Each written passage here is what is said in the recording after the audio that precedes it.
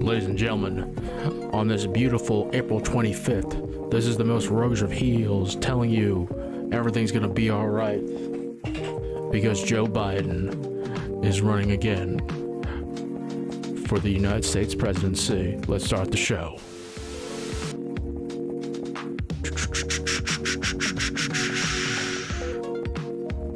First things first, boys and girls, children of all ages, it's time for Joe Biden.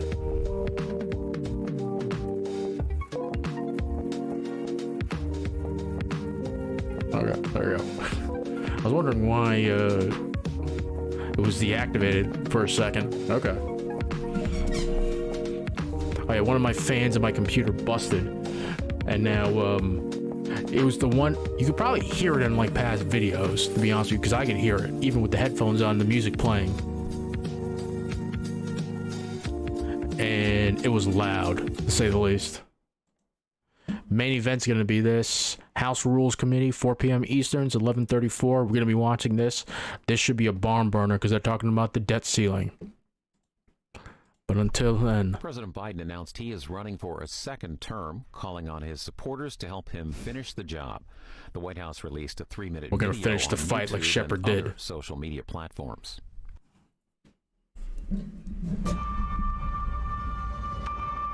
Look at this. This is the Republicans trying to take away your freedoms, folks. There you go, Joe. Personal freedom is That's right, Joe. fundamental to us Americans. There's nothing more important, nothing more sacred. That's been the work of my first term, to fight for our democracy, This shouldn't be a red or blue issue. to protect our rights, to make sure that everyone in this country is treated equally and that everyone is given a fair shot at making it. But you know, around the country, MAGA extremists are lining up to take on those bedrock freedoms, cutting Social Security that you paid for your entire life while cutting taxes for the very wealthy, dictating what health care decisions women can make, banning books, and telling people who they can love, all while making it more difficult for you to be able to vote. That's right.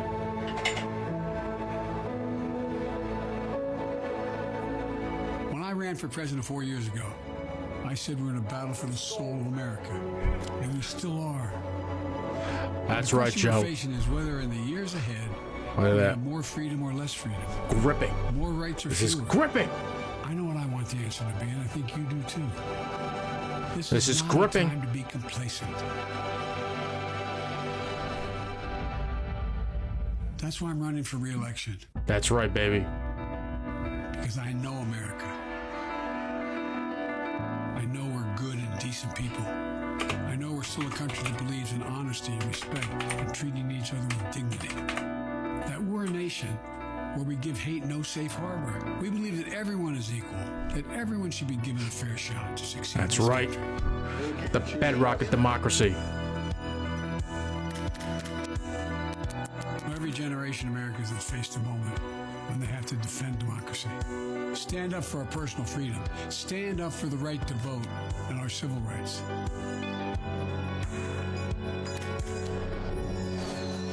And this is our moment. Oh, god damn. Beat just dropped. I did not expect that. Bro, this is a trailer for like a movie right now. Finish the fight, folks. Let's finish the job. 4 more years. Let's go, Joe. So if you're with me, go to joebiden.com and sign up. Let's finish this job. I know we can. Because this is the United States of America. There's nothing, simply nothing we cannot do if we do it together. That's my president right there, folks. That's my guy. Yes. Stand and deliver, Joe. Stand and deliver. God damn. Congress returns later. God damn. That is fucking powerful. Good shit, man. So let's see. So Rules Committee's up at 4 o'clock. T. Cram for the exam. What is that? You get the White House Correspondents' Dinner. You got campaign coverage. 14th, 2023. Marianne Williamson. Recent videos too. He still hasn't announced yet, which I don't understand why he hasn't announced. Like, the field is getting like bigger and bigger now. She's got no shot. She's trying to end up being the VP for somebody. I don't know if with Tucker, this is like my conspiracy theory right now, so let me put my conspiracy theory hat on. I think Tucker's going to be Donald Trump's running mate. Tucker has the media experience, and he has a lot of credibility with the MAGA crowd, but I don't know if that's going to help him bring in like moderates though. That's the only thing. Like, he would just be amplifying what Donald Trump is already saying, but Donald Trump has like really moderated a lot of what he says, especially on abortion, which is a smart political move on his part. I'm not that interested. We could probably watch this like later too, but she's gonna be okay with an abortion ban. Biden meets the Tennessee state representatives. They were kicked out. 2 of them were kicked out. The white woman was saved. Listen, she was with them too. So let's see. See if anybody. I think I got. I would love to play this, but I'm afraid like Disney's gonna clap me. Same thing with this. I don't know, like NBC and like Disney that would clap my video. But yes, Aaron Rodgers did case. Ooh, okay. Do this. His Tesla home? Bro. I've seen like those like shipping container homes. My guys, please don't buy that stuff, okay? You can spend your money in a better way. As you can see here, we got some stuff. I actually do want to watch this. I was watching a little bit of this too, but we'll start from the beginning again. So I'm gonna try to fill up on videos here real quick. You watch the Papa Gut. I feel like this is like the Papa Gut like waiting room now with all the Papa Gut videos like that we're watching too. Listen, he does good content. I'm gonna leech off that content. What is this? Okay, I saw this. See what Star Wars Theory says. Good Star Wars channel. What's going on? Well, essentially, Tamora Morrison, who played, of course, Jango Fett and Boba Fett, yep, was at a convention in Australia, and he was asked something about Boba Fett, to which he said this.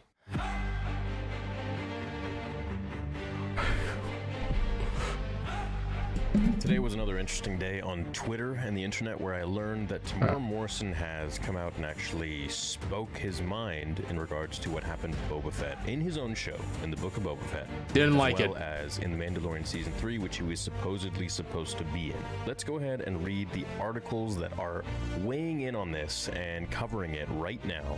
And I want to cover it myself too. So across the board, we got a million different articles covering this. People on Twitter, YouTube, the internet, Instagram, TikTok. It's just going nuts right now. And I want to give my view on it too, because I think this is something really important as it ties into a lot of the things that we've been discussing over the years with the rather mismanagement, I would say, of Star Wars. Back in 2019, the Mandalorian saved Star Wars. It was a dark time. The sequel trilogy was coming to a close with J.J. Abrams' Star Wars Episode 9, The Rise of Skywalker, and fans were very divisive. Still are. I think toxic positivity is one of the biggest problems in today's fandom, but we can get to that in another video on its own. Being a Star Wars fan back then was rough, but my thoughts on the sequel trilogy. There was no plan for the sequel trilogy whatsoever. It was so strange because The Rise of Skywalker did like this about face and changed a lot of people's perceptions about what the sequel trilogy was going to become. And then it's just like, what if you were setting up that anyone could be a Jedi and the Force wasn't discriminate as to who would become a Jedi and you didn't have to be part of these lineages, I think that would be a better message, because it was setting that up in the Last Jedi, the second of the trilogy movies, which I actually enjoyed. It was flawed, but I enjoyed it because I liked the direction it was going, and it could have ended on a good note, but it didn't, and it was fucking stupid. It wasn't Rian Johnson. It was another director, and he wrote and what he wrote made sense and tied everything together. So they're trying to make everything else fit, which is just like, okay. So now I'm kind of waiting. I think Ahsoka's gonna be good. I thought the first 2 seasons of Mandalorian were excellent. The 3rd season was okay, but it wasn't great. But I liked the ending, and it kind of like wrapped up like the Mandalorians. And honestly, if it ended right then and there, I would be happy, because it gave everybody a happy ending. But like, it leaves up like, what the hell were the Mandalorians doing during like the sequel trilogy though? Did they get wiped out? Were they a part of the fight? Like, we don't know. But I don't know. Jon Favreau's new Star Wars series managed to be developed secretly with Disney Plus and was the flagship series for the streaming platform. The rest is history, as The Mandalorian remains one of the most popular Star Wars projects ever made, with fans loving Grogu and Din Djarin. Their story has evolved from being a bounty hunter collecting their bounty to a father and son dynamic that very few can achieve on the big screen. You know, unless you're playing God of War or The Last of Us or, anything like that. Unfortunately, not everything about the Mando is amazing. For instance, the Book of Boba Fett had one major problem near the end of Season 1. Boba Fett wasn't in the show. And not to mention that, he was also sidelined the whole time by other characters, and he really wasn't showing us exactly the Boba Fett that we got to see in the original trilogy. And many might say, we barely got to see Boba. But what about the extensive amounts of legends, lore comics, books, and other media, like in the games that we got to see with Boba, drawing a very descriptive image of how badass, cold, and ruthless he was? Of course, characters change over time. Of course, people evolve. Of course, people change their ways and their opinions and their thoughts. But with Boba Fett, I think it would have been more interesting to have him a little more akin to the Boba that we knew than completely changing 180, much like Luke did, much like Obi-Wan did, and then having to find themselves. It's like this common theme and this formula that Disney likes to interject that's into true. George Lucas's already established characters, which I have a problem with. Boba Fett wasn't in the show. For some reason, Din Djarin had to come into the series and take over the spotlight for over 2 episodes for 1 season. To explain why Grogu was suddenly with Din Djarin in season 3, which I've made a video on by itself, and I think that was one of the biggest mistakes that Disney has done. Forget the sequel trilogy, this is definitely up there with them. I think what they set up in season 2, what Jon Favreau set up at the end of season 2 with Luke taking Grogu, was a beautiful move, and it kept you hungry, wondering what's going to happen with Grogu now. The fact that they retconned that and changed it, probably for some board executive piping in and saying, I think we should put Grogu back in there, it'll probably rise up the analytics. Big mistake in my opinion, and that's only my speculation. While fans thought the series would continue without Grogu for a small amount of time, I think that would have been best too. I don't think that it made no sense. Like he just kind of, it just didn't make any sense, and it just adds like more to like the lore nerds too. And to me, where the fuck was Grogu then during like the sequel trilogy? Where was the Mandalorians? Like you have to like retcon all this stuff then. Like where were they? Because they couldn't have been just like staying. So something happened to them then. Something happened to them. It sounds like they got like wiped out again. Like Bo-Katan like failed as like the leader, and I just don't like that. Like you made her, she's such a badass too, and I just don't know. But we'll watch the Mike Zero video after this too, because I'm really interested in what's going on. And yes, we're gonna be talking politics, I promise. But I'm a Star Wars nerd. I'm sorry. Disney wanted Din Djarin to find a way to include the bounty hunter and his little green my little green friend in Boba Fett's show. Unfortunately, Temuera Morrison never got the call to join the cast for the Mando 3, and he shared his feelings at a recent convention. And this recent convention, for those who want to know, was at the Supernova Comic-Con and Gaming Convention. Kind of fits his character though. He never really considered himself a Mandalorian. Morrison was asked if he was supposed to have a cameo appearance in The Mandalorian Season 3. The actor gave an entertaining response on stage, which means that he was probably lighthearted about it, most likely, and claimed that he was supposed to be in it, but his phone never rang. So let's go ahead and read the actual message. Well, that Mando guy stole a few chapters of my book. It was painful watching him turn up with some black new lethal sword, the Darksaber. And the way he turned up in my book of Boba, he just destroyed everybody. I'm sure this guy is ruining my show, but I couldn't say anything. I'm not the writer, so I have to bear it, I guess. And for me, there's a lot more he said. For me, first of all, he probably approached this with a smile. Of course, I wasn't there. He probably approached this with a smile. He's clearly like joking around. Lighthearted. Temuera's like not like it. This is what he said. Not that type of guy. On a public stage.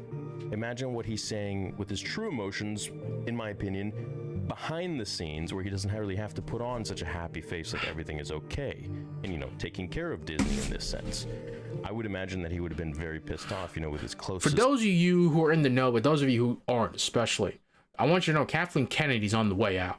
She's legitimately on the way out. Like she's leaving. It's not finalized, but they're not renewing her contract, from what I understand too. So they, instead of like giving her a golden parachute and leaving, they're probably gonna let her ride out her contract and then maybe buy out her last year on her contract, if not just let her do it. So the move for like bringing back Daisy, I wonder if it's like a big FU to like everybody else at Disney too. But maybe they're taking this as an opportunity. Hey, we actually initially liked this character. We want like another female face to the franchise because there's so many male Jedi. Let's see what she does here too, and hopefully it does, because Daisy really is good in that role. She just had to work with shit. By the way, she's actually a good actor. She really is a good actor. Watch a lot of her earlier stuff too. Don't watch like Chaos Walking, whatever that movie is with like Tom Holland. That's a horrible movie. Even though she was okay with that too, and Tom Holland was okay with that too, but the lore and the story was fucking stupid. I want Daisy really to have a second chance. So let's see what she does with the next movie. If it even gets made. It depends. It really depends, to be honest with you. Because they could just say, you know what, we'll just like redo everything, and then we'll kind of secretly reboot the franchise. Because you got the other world there that was introduced in Rebels that brought back Ahsoka. So you can always do something like timey-wimey like that too.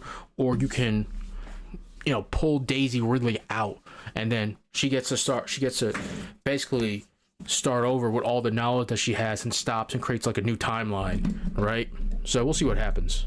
Friends being like, what the going on here? And that's one of the things that angers me the most, and we saw this with Mark Hamill when he was discussing the role and character of Luke Skywalker in the sequel trilogy in The Last Jedi, and he did this with Rian Johnson. They had many meetings regarding how Mark fundamentally disagreed with everything that Rian was doing with his character, but at the end of the day, it's not his story, it's not his character anymore. Yeah. So he just has to go along with the script that they give him because he's a I think if Luke died at the end of season 3, at the end of Rise of Skywalker, or whatever the third movie was going to be called, I think that would have been a good payoff. Like, he sacrifices his life to protect the new Jedi Order. I think that would have been good. Like, it would have been a good ending for him too. That he got to see like the rise of these new Jedi, where like the new Jedi Order comes up and they're better than what they were before. So it's a deconstruction of who they are, and they're not like this bureaucratic mass that's so blinded by the light that they can't see the encroaching dark. They're people who accept that they have emotions, and that they love, they have friendships, and that being a Jedi is not just being this monk, but they become this monastic order, but the code is not rigid. I think ultimately that's what the Jedi should become. paid actor. That's it. Basically, they're just fulfilling the dreams of the writers, almost like really talented puppets. And in some cases, some really aren't that talented. Right here, Tamora Morrison agrees that Mandalorian coming into a show like that, stealing the thunder, did indeed ruin his show and take the spotlight away from him, which a lot of us have been thinking and saying. Sure, the episodes were amazing. They were awesome. I loved them. I think they were some of the best Mandalorian episodes to date. However, should they have been in the Book of Boba Fett show? I don't think so. And I think a lot of us would be a lot that really more took away from Boba Fett. hearted about this and relaxed about it. To be honest with you, Boba Fett was a lot more Boba Fetty than yes, that's true in the show. I think a lot of us can discern the major difference between Boba Fett in season 2 of The Mandalorian when he showed up for his armor compared to the Boba Fett we got in the Boba Fett show. Then the actor shared that he believed that Disney was dealing with some cutbacks on Star Wars content, which is why certain shows like the Book of Boba Fett and Obi-Wan Kenobi might not have a second season in development. I think there was a few changes going on. We also come under the big umbrella known as Disney now too. So it's one of the last few conversations we had in LA. The conversation started like, oh look, we're having a few changes, we're having a few cutbacks. And when you hear that at the other end of the line, it's no good trying to negotiate any more money, that's for sure. But we'll see what happens. Now, something else the other article didn't include, which this one does, which is we got this covered.com. Money. In season 3, but nobody rang me. I was waiting for the phone call in New Zealand, waiting and wanting to give up. So I believe that there must have been some different scripts for The Mandalorian Season 3, as the one that we got was probably the most safe, basic, in my opinion, boring season that we could have gotten for the Mando. I mean, it's hard even to say safe, because really, nothing happened. And Moff Gideon coming back and trying to clone himself using the Force, I mean, why didn't Palpatine just do that? He had the Kaminoans at his disposal. Game is breaking. That game being Destiny. I just like peeked over Zed across his screen. He's got an error code. John Wick 4 was 10 out of 10 for sure. It just seems it's code like, Weasel. Disney is really meddling. I agree with that and last changing a lot of comment. the scripts and things going around with the story that Jon Favreau has. But hey, that's just my theory. I don't want to start any rumors. That is not, of course, factual. That's just what I think is going on. Too many cooks in the kitchen telling Jon how to play with his toys. And you know, so this is, I think, one of the major problems with Star Wars today under Disney's control is that it's just seeming like time and time again. And you know, let me give you a bit of a history.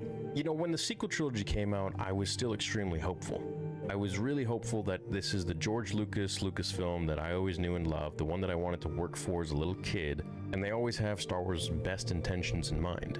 I didn't understand until later when Daisy Ridley and John Boyega and other intellectuals came out with the actual facts and truth of behind-the-scenes stuff that us normies just watching on the other side of the screen wouldn't know. That I started to realize that maybe things aren't the way they used to be with George. And then I started to hear things from mutual friends of George Lucas. And that's when I started to really realize, Oh, where's he going with this? I am holding out hope for something that doesn't exist. And so with this pattern of different information that we've been getting over the years, So I now see St. George Disney really changed does like to fundamentally? put their finger into the minds and scripts of the creatives that they hire to make these projects.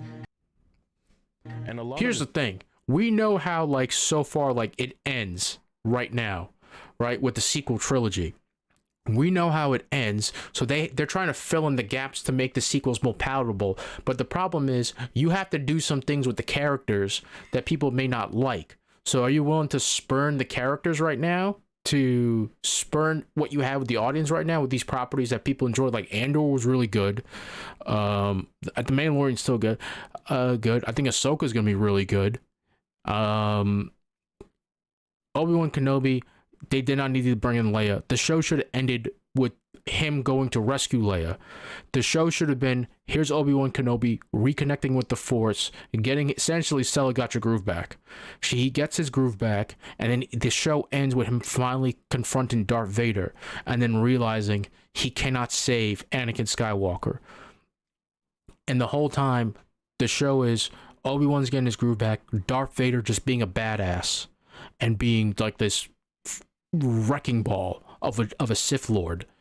And then finally, in that final fight, he chooses not to kill Anakin because he realizes this is he can't stop him, and he just leaves him there in his anger and his misery as like a punishment. And then he goes off. He joins up with Qui-Gon Jinn again. He learns what he needs to learn to become more powerful in the Force. And then when he returns from that, he gets the message from Organa saying, "Hey, Obi-Wan, I need your help. My daughter's in trouble." And then he leaves to save Leia. And then you don't need to see that. You just need to know that he did it. And that's cool. And maybe we want to do a season 2 of like how like he got that back. But like the story really should have been centered around Anakin Skywalker, or Darth Vader rather, and Obi-Wan Kenobi. That's all the story should have been centered around, and how all these different characters interact with them. the time, the people that they're bouncing back and forth with and firing this dude, hiring that guy, firing this girl, it just seems like they got too much say in what's going on. And I really don't think that they have the Star Wars homework under their belt to really be making these kinds of decisions and altering stories that otherwise would have probably been much better had they not meddled and stepped in. I wonder when they're going to learn.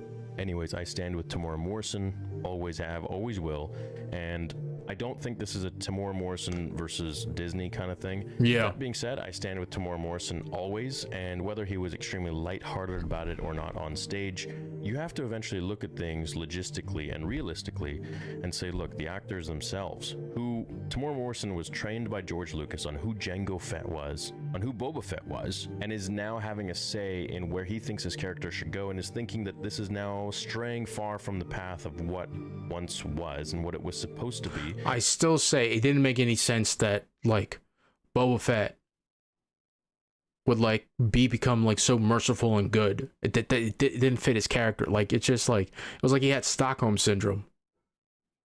It didn't make any sense to me. I went with it. I still enjoyed the show. It wasn't, like, I'll watch it again, like, down the road, but, like, overall, it wasn't that great. It was enjoyable because there were moments in there that I found enjoyable. Overall, it's mediocre. And what it originated as with George Lucas's character. And so it would be wise to think, maybe this dude who was trained by the guy who created all of these characters and this whole story and the reason we're all here to begin with might have a point as to what he's talking about. Maybe he knows a little something that we don't. And on top of that, I think it's pretty weird they didn't have Boba Fett in these pins here, these badges for Star Wars Celebration. If indeed they weren't there, maybe there are more badges that we're not aware of or aren't in this post. But if that's the case, it's a little weird. Whatever. I hope you guys enjoyed this vid. Let me know what you think about it. As always, keep your discourse polite and respectful. Find me on Twitter. I love making a wave on there and having some fun just by voicing my own opinions, because in today's day and age, that's really frowned upon. Unless you consume and accept everything with a smile on your face, regardless of the taste or smell. Have a great day. May the Force be with you. I'll see you all in the next video. Oh, is he using that, like, cutout feature? I think I know the widget that he's using too. He just needs to get a good green screen. Or if you don't know who Mike Zero is, I think he has connections in Hollywood. Some of his predictions have been right. Like he's been, when I say predictions, I think he's been right more than he's been wrong. To be honest with you, I think he knows people like behind the scenes, and they're feeding him information. Okay, I'll go ahead and share his video. Alrighty everyone, welcome back. We are now getting closer to the end of April of 2023, and with The Mandalorian Season 3's finale officially out on Disney Plus, and a thing of the past, a lot of fans are now looking forward to the Ahsoka Tano series, which by the way, it is going to be an entirely different feel as a Star Wars show because Dave Filoni wrote every single episode consistently. This is Mike Zero. Subscribe if you're new, and like this video to see future Star Wars updates. I'm also on Twitter at Mike01. I thank you also very much for the great and kind support. Now, there's been a lot of things happening between John, George, and Dave working together as a trio, trying to find the right avenues to really turn Star Wars around in order to really kind of course correct the franchise. And we all know that given that Kathleen Kennedy had a pretty big role during the scripting phase of Mando Season 3, but not a role at all during principal photography, aka filming. So that was a common misconception about Kathleen Kennedy's involvement or not in Mando Season 3. She technically was, but she technically wasn't. It was a very odd scenario. Now, going into Mando Season 4 and what has been happening with Ahsoka and Ahsoka Season 2 and everything moving onwards, Kathleen Kennedy is not involved with any of those projects except for Acolyte and Skeleton Crew. But that brings us to what Jon Favreau recently had to say That's interesting. what's coming from Mando Season 4, what it means for Star Wars entirely and the Skywalker saga, and how a lot of things are indeed going to be reset. Let's tap right into this. Now, we know that Jon Favreau is a fan guy, and what I mean by that is he loves the fans. He likes communicating with them, keeping them in the loop, and just really hyping up the fan base about what's to come next for the franchise. And I think that's one thing that's really grateful about Jon Favreau and what makes him such a gem. So the thing about this is that on top of that, with Disney and Lucasfilm gearing up to market the Ahsoka series for this August release, John and Dave are also preparing to make multiple announcements related to the roadmap. However, in a recent interview with Jon Favreau, he went on to officially unveil to fans that he is changing many things with his approach to Star Wars. Favreau went on to state the following. So after Mando Season 3, we had this idea to essentially reset the series to kind of start fresh and give it a brand new approach. Our first 3 seasons, I wanted to evolve a story about saving Mandalore. But now, both before and after the fan criticism related to Season 3, I have decided that we are going to be engaging a full-on reset for the 4th season. I am already making heavy revisions to the script right now, and myself and Dave are bouncing around wild ideas with each other that we think fans are going to truly enjoy. It's all about theming and the canon versus, well, as the lore. That I will be resetting with this new approach to the show as well as the style. It's something that is going to be a very tough task on my end, as well as who is of course going to be helping me, such as writing the script, such as Dave Filoni. We learned from some of our mistakes, and we are going to continue to do eye-opening things with this show, such as how do we throw in legend stories related to Star Wars, and how that interferes with the sequel trilogy movies and such. So let me stop right here for 1 second. Now, we know that Mando Season 4 is going to take a lot of key aspects from Star Wars Legends. We've talked about this, about that's a good all thing. The endless storyboards that were being created to bring in characters like Mara Jade, and how that's going to be portrayed by actress Karen Gillan, since Jon Favreau knows her very well from the MCU, the Marvel Cinematic Universe. And given that there's also a lot of other characters coming into the equation, like, of course, Kyle Katarn as one of Luke Skywalker's Jedi students, they're also going to be resetting that aspect about who Luke's students really are during, of course, Disney Star Wars and their canon. Currently in the Disney canon, Luke has no Jedi students, or never had any Jedi students that were anywhere near to the ones that we had in Legends. That's all being reversed and changed by John and Dave, and it all begins in Mando Season 4 and Ahsoka Season 2, which, by by the way, has been greenlit into becoming a multi-season show. Doesn't necessarily mean that's going to happen. Jon Favreau is that he is really opening up that both The Mandalorian is being reset and how Star Wars is being reset, generally speaking, because of what's happening with Mando and the overall Mandoverse, so to speak. So Jon Favreau really is trying to get on his A game. We know that there's been a lot of creators like John, Dave, etc. admitting the fact that, yeah, they did not have 100% control over Mando Season 3 because Kennedy, yes, did have a hand when they were writing the script, and that was a very long time ago. In fact, also, Gina Carano's firing led to a lot of rewrites for the series because even though they didn't have the rough script at that point in time when Gina was let go, they had a full mapped out plan in the notes phase, so to speak, about where the story was going to go, and that all had to be reset and shifted around and changed up. So that also kind of, delayed their process of getting this out on time, which was supposed to be, the fall of 2022. Now, on to the next thing. He goes on to elaborate. I will admit that some of the choices that I will be making for Season 4 are going to hold a big impact on the ending of Season 3 that will alter some things that fans watch in that episode or finale, the ending. I don't care how much time I have to spend on this one. I just want to get it out there as a quality product for the fandom and newcomers to the franchise. We also have George looking over everything. This season will deeply impact the Skywalker saga, I can say that much. So once again, Favreau confirming here that there are going to be a lot of resets both within The Mandalorian itself and how the series is going to flow and what it really stands for, as well as how Mando Season 4 is essentially going to impact the entirety of Star Wars and the Skywalker saga itself specifically. So let's just be aware about that. So that's another thing that's going to be changed drastically. And we've known that for a long time behind closed doors, and Jon Favreau here is just putting it out there officially now. But the thing about this that I think a lot of fans need to be very well aware of is the fact that we know that John and Dave are aware about the fan criticism about Mando Season 3. Whether you love or hate this season, alright, everyone's entitled to their opinion. And by the way, feel comfortable commenting your opinion below in the comments. We welcome any kind of opinion below. There's no, reason to hold back on your opinions on things. I think that at the end of the Okay, so this sounds like a good thing. They're trying to so it sounds like they're gonna retcon a couple of things that they know the fans didn't like. But I wonder what their limits are with this stuff, unless they have no limits on it. We'll see. Everybody should respect other people's opinions, and Mando Season 3 for me, it was just a very inconsistent installment. It had a great last 2 episodes in my book, and the 6 previous episodes were just okay. Okay, so there's a hot fix going on with the Destiny. Let's see what they fix. I felt the episode that was dedicated to basically, kind of shifting the theming to an Andor style was a little, odd of a choice to me. It almost felt like that should have been an episode where a major cameo would have been placed in there instead of just some random characters that we really don't know much about.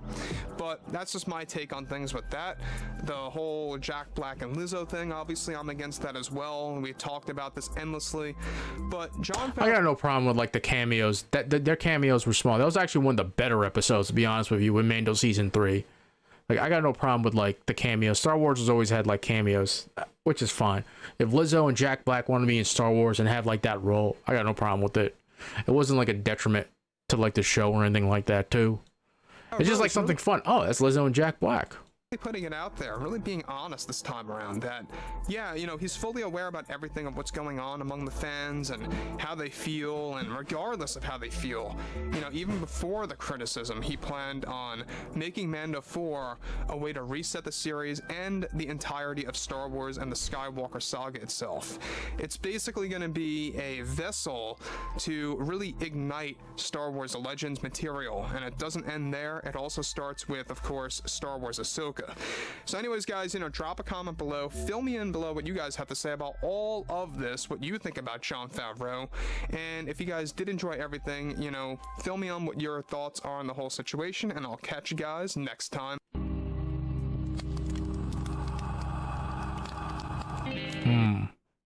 There's go Mike Zero. Let's see here. Jesus, man, he is pumping out content. To protect DeSantis. Ben needs to be careful. He's gonna burn those bridges. Okay.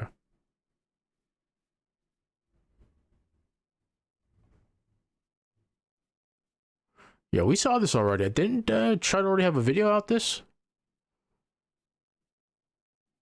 Huh. What's At least this? Bungie fixed it so Warlocks did actually win last year.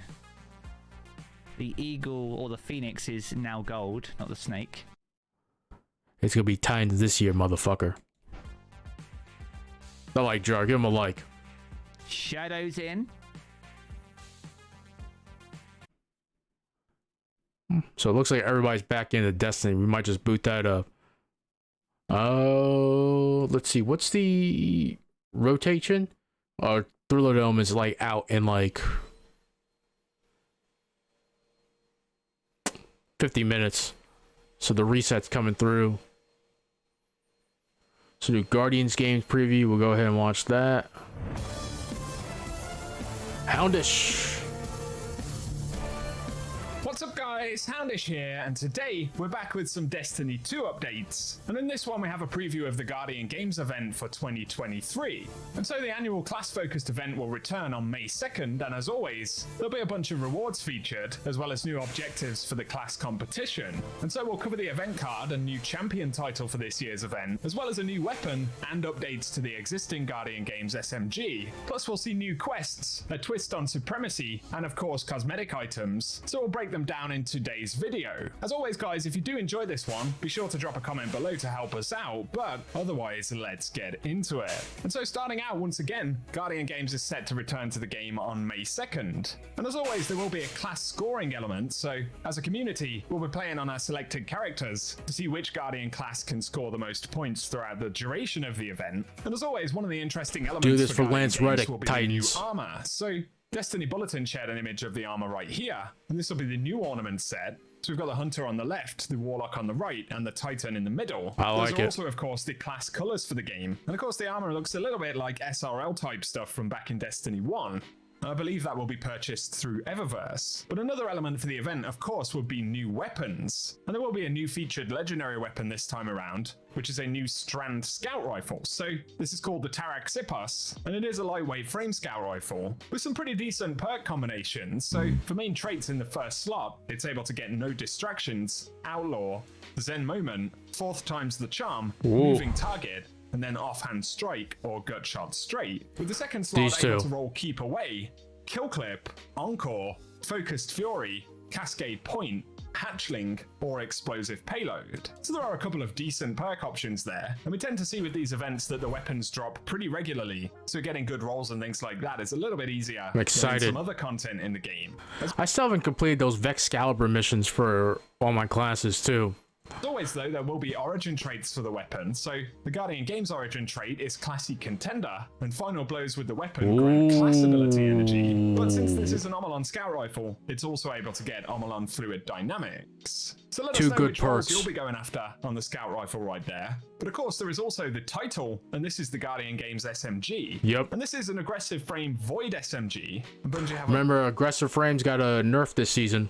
updated some of the perk options. So in the first trade slot, it can now roll Perpetual Motion, Threat Detector, Dynamic Sway Reduction, Pugilist, Offhand Strike, Shot Swap, or Envious Assassin. And in the second slot, that can be paired with Swashbuckler, Focused Fury, Gutshot Straight, Surrounded, Vorpal Weapon, Rangefinder, or Repulsor Brace. On top of that, it still gets the Classy Contender origin trait, as well as Hakke Breach armaments as an option since it is a Hakke weapon. So let us know down below if there are any new roles that you'll be going for on the Title SMG. But other new things included for the event this year would firstly be a new title, and this is called Champ. And as we've seen in other events in the past year, Bungie have updated them with the event card and the title, so it's the first time Guardian Games gets that treatment. And to earn the Champ title, we need to unlock 16 of the available triumphs for it. So Looking at some of them here, there's ones to defeat targets or assist teammates with strand damage and abilities, and each of these triumphs also includes things like event tickets, all very medallions, doable, or enhancement cores as potential rewards. Other triumphs include completing contender or platinum cards from EVA. We need 15 of those. There's one to defeat targets in Supremacy matches or the Guardian Games playlist, and Supremacy will feature as part of Guardian Games this year. We'll mention that in a moment. Then there's one to complete Guardian Games Ops Nightfalls, so there's going to be a variation on the Nightfall mode for the event. Others requiring us to defeat targets with Guardian Games weapons, or complete Supremacy and Guardian Games playlist activities with special matchmaking. Not sure what the special matchmaking refers to, but there are other triumphs in there with additional rewards, some which unlock Bungie Store reward access. Okay. Others like the Platinum Triumph, which will reward the Luminous Paragon, a new exotic I want sparrow. that. So a handful Ooh, of new that's clean. objectives for the event this time around. Plus, for defeating targets with scout rifles, or separately getting medallions from activity completions, we'll get additional drops of things like the title and the new scout rifle. So let us know down below, are you going to be going after the new title seal for the event? Also, Yes. this time around though, Guardian Games will get an event card, so we can see from the screen here it's been updated with event challenges, and some of the upgrade rewards for the event card include a new exotic emote, an instantly unlocked exotic sparrow, and an exotic ghost shell that could be earned. But as always, the event card upgrade is something that we have to purchase. And then, like in previous events, there will be a series of different contender cards, and these are bounties we can pick up off EVA that reward medallions that we can turn in as points for the Guardian Games event. And there are different objectives, including things on different destinations, Neomuna specific ones, those which pertain to Season of Defiance content, and then more endgame focus ones like trials, nightfalls, raids, and even harder difficulty lost sectors. So there'll be a bunch of different ways to earn medallions and score points for our class. Additionally though, there will be some quests which have new steps on a weekly basis for the event. So there's a quest called Shoot to Score, and this will also track community ranks, and we'll be able to achieve a bronze, silver, gold, and then ultimately a platinum score for the week's activity in Guardian Games, and these will be different steps of that quest. And as we achieve those different scores, all the way up to platinum, we'll be able to light scoring torches in the tower, which unlock glows for our characters and additional rewards. And then, as we mentioned, there will be an element tied to PvP, and specifically for Supremacy matches. And inside of Supremacy, we'll be able to go after bronze, silver, gold, and platinum scores once again.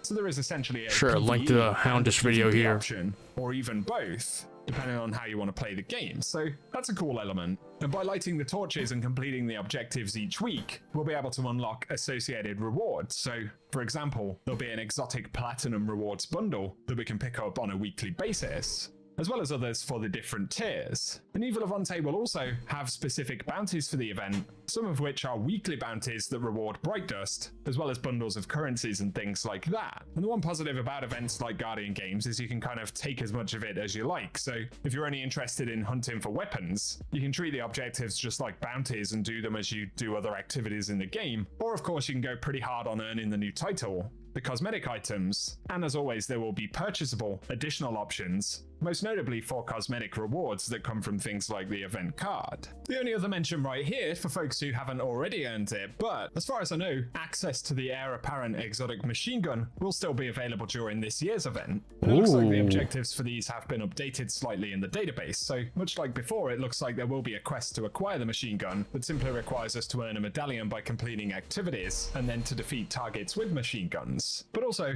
access to the catalyst should still be associated with the event as far as we can tell. And there's still the quest to earn points by obtaining medallions. The next step is to complete 3 contender cards, and then to defeat combatants with machine guns to collect competitive spirit, which will ultimately unlock that upgrade for the weapon. So it's something that can still be gone after if you haven't picked it up in previous years. And so there we go guys, that's a bit of a preview of the Guardian Games event for this year. Let us know down below if you plan on jumping in, and which rewards you'll be going after. But for today, I hope the video has been useful and interesting, and if it has, a rating below really does help us out on the channel. Plus be sure to get subscribed and I'll keep you posted with all the Destiny 2 news right here. But otherwise, as always, thank you for watching, and I hope you guys have an awesome day. There you go. Houndish giving you the news. All right, let's see. Recommended.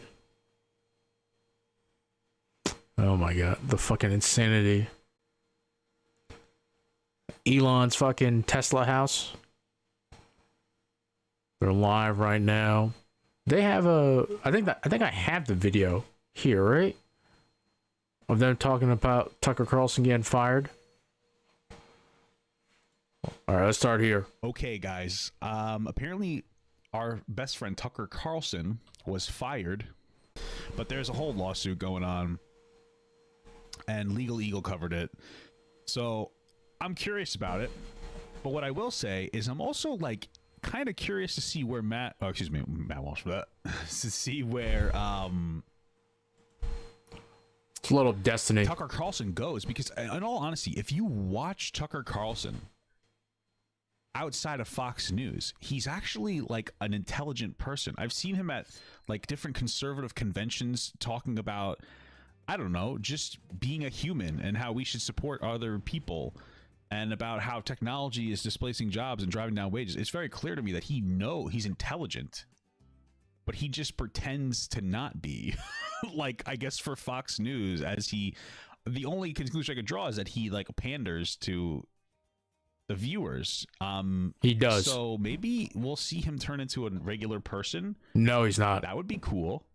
Because you think he's a smart guy. He's just kind of manipulative because he's dishonest. So let's see. I guess we'll see where it goes, but let's get this video going. Fox News pays almost $800 million to Dominion Voting Systems because it was going to get screwed at What is trial. that? And while this is going to sting. Yes, the 2020 election is over, and the winner is, well, no one. 3 years and one attempted overthrow of the government later, half the country still believes that there was major election fraud. That's because conservative media outlets like Fox assured them that it was true. Over and over and over again, Trump supporters were told that the election was rigged by Chinese Bluetooth thermostats, or Italian space lasers, or in the case of Dominion Voting Systems, a Venezuelan algorithm developed by Hugo Chavez to steal elections. Thanks in part to Fox, the election tech company. That's wild.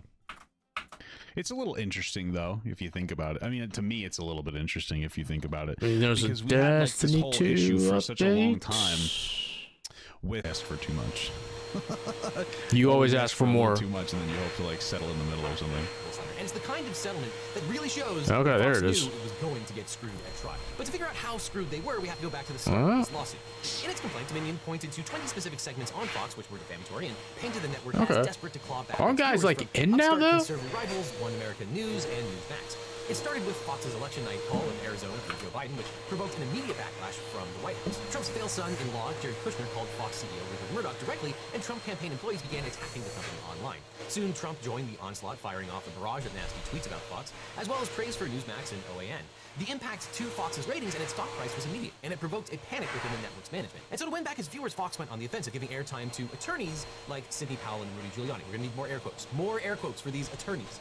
To tell lies about vote fraud in general and Dominion in particular. They're not lies. They're just alternative truths, okay? You don't have to be such a toxic person. Right. Fox host Maria Bartiromo led the charge on November. The video's quiet. The network's own I'll turn researchers myself have down been more. predicting for weeks that Trump would lead in early counts of in-person election day voters, but lose ground as absentee and mail-in ballots were counted late at night. The so-called Red Mirage. But after the election, Fox allowed Powell on the air to claim that Dominion software was corrupted by a vote-flipping algorithm, and the so-called Kraken lawyer claimed that Trump's landslide victory overwhelmed the servers. All right, forcing so we officials still to got. shut down the machines. So they're still doing the overnight hot fix. for dumps of votes for Biden. She even went so far as to accuse Dominion of bribing election officials in Georgia. The company's complaint accused Fox of publishing 20 false and defamatory statements, quote, to make profit at Dominion's expense and at the expense of the truth. Okay, so we'll just go ahead and just go back to just watch the video. They went further, saying, quote, facing a threat to its most profitable line of business from other conservative media outlets competing for President Trump's and his support. It's so sad that this all started because Fox News reported things correctly, and then the correct reporting of it hurt their bottom line so bad that they had to go back and lie. I mean, that's just sad.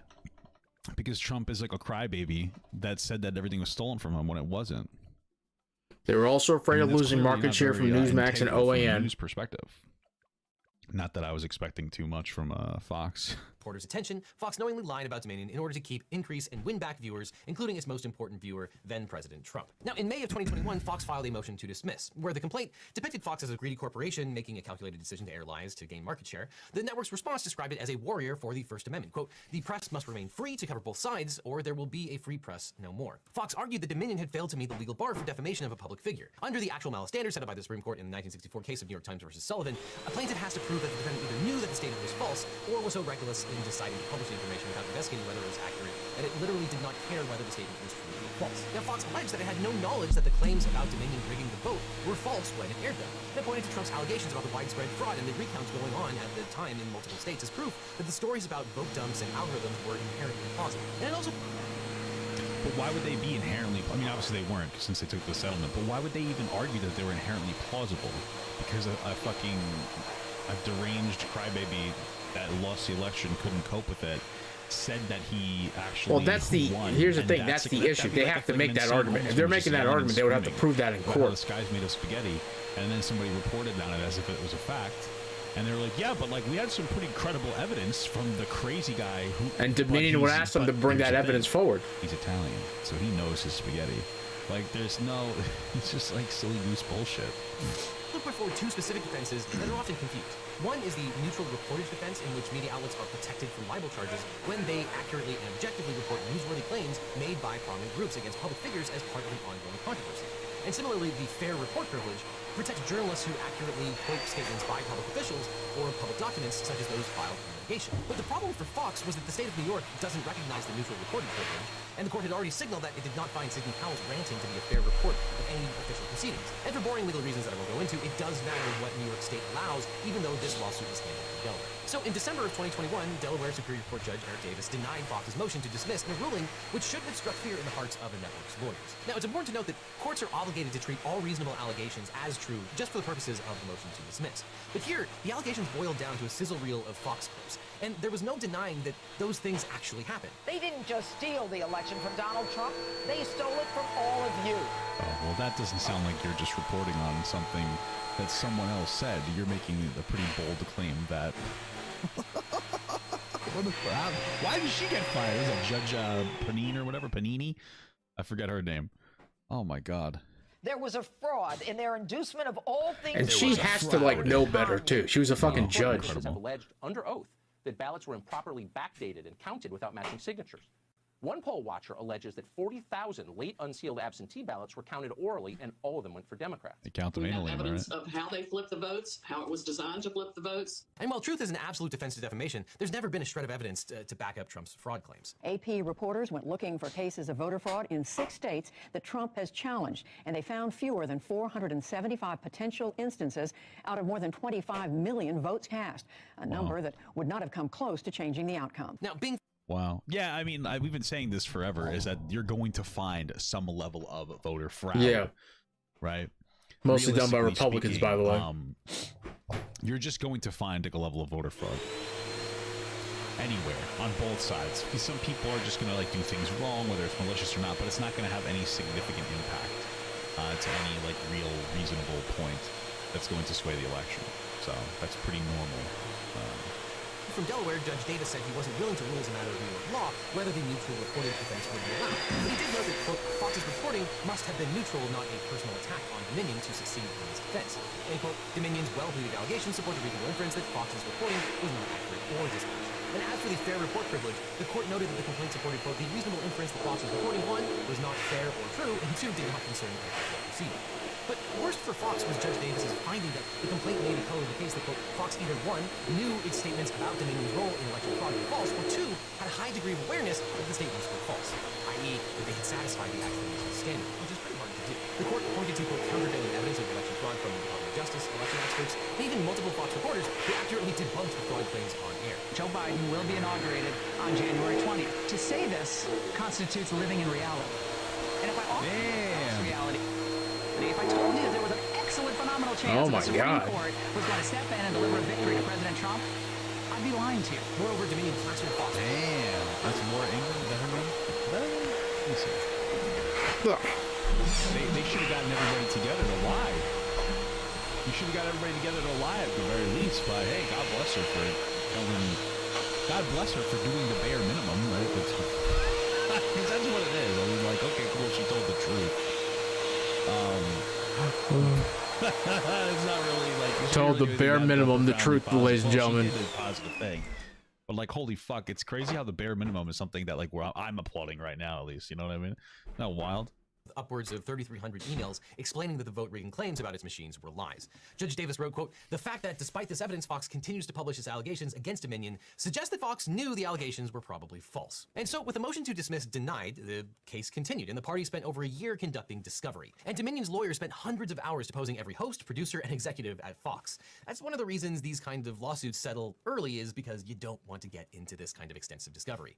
And here, they poured over thousands of pages of texts and emails. They watched a whole lot of Fox clips, and at the end of the year, they came back and filed a motion for summary judgment in January of 2023. Essentially, Dominion argued that there were no issues of fact. Everyone agreed what the factual issues were, and it was just up to the judge to decide the legal implication of those facts, or at least the outcome of several of the main issues, and that Judge Davis should rule on those issues or the entirety of the case without a trial. Now, this is an extremely normal thing to do. It's basically a trial on paper, but it's also one of the most labor-intensive motions that you can file in front of the court. And honestly, most of the time, these things don't work. But remember, Dominion had been collecting evidence for a year. So while it was trying to persuade the court to rule in its favor, it was also hoping to show Fox how unpleasant it would be to actually take this case to trial. The hope was to inflict enough pain by putting embarrassing stuff out in the public that it would convince Fox to settle the case. And most people don't know this, but basically everything in litigation is public unless the judge seals that evidence, which is very, very rare. So all of this stuff could enter into the public domain. And Dominion's motion presented evidence confirming what it had alleged a year before about Fox executives flipping out over the backlash to their accurate report that Biden had won Arizona. For example, from Executive Rod Shaw to CEO Suzanne Smith, quote, lots of conservative criticism of the AZ call. The next day, Fox's chief White House correspondent confirmed, quote, "We are taking major heat over the AZ call. Our viewers are also chanting Fox News sucks, something I have never heard before." Chanting Fox News sucks. So they're chanting Fox News sucks because Fox News isn't doubling down on the conspiracy theory that the election was stolen by Donald Trump. It's sort of embarrassing. You know, it's crazy because it really shows who like the insane Trumpers are that are like still supporting Trump after he couldn't take like a graceful L. Because I know a lot of conservatives that are just like, yeah, I wish Trump had won, but also he's being a baby. He lost. Like, get over it and just try again in, you know, whatever, 2020.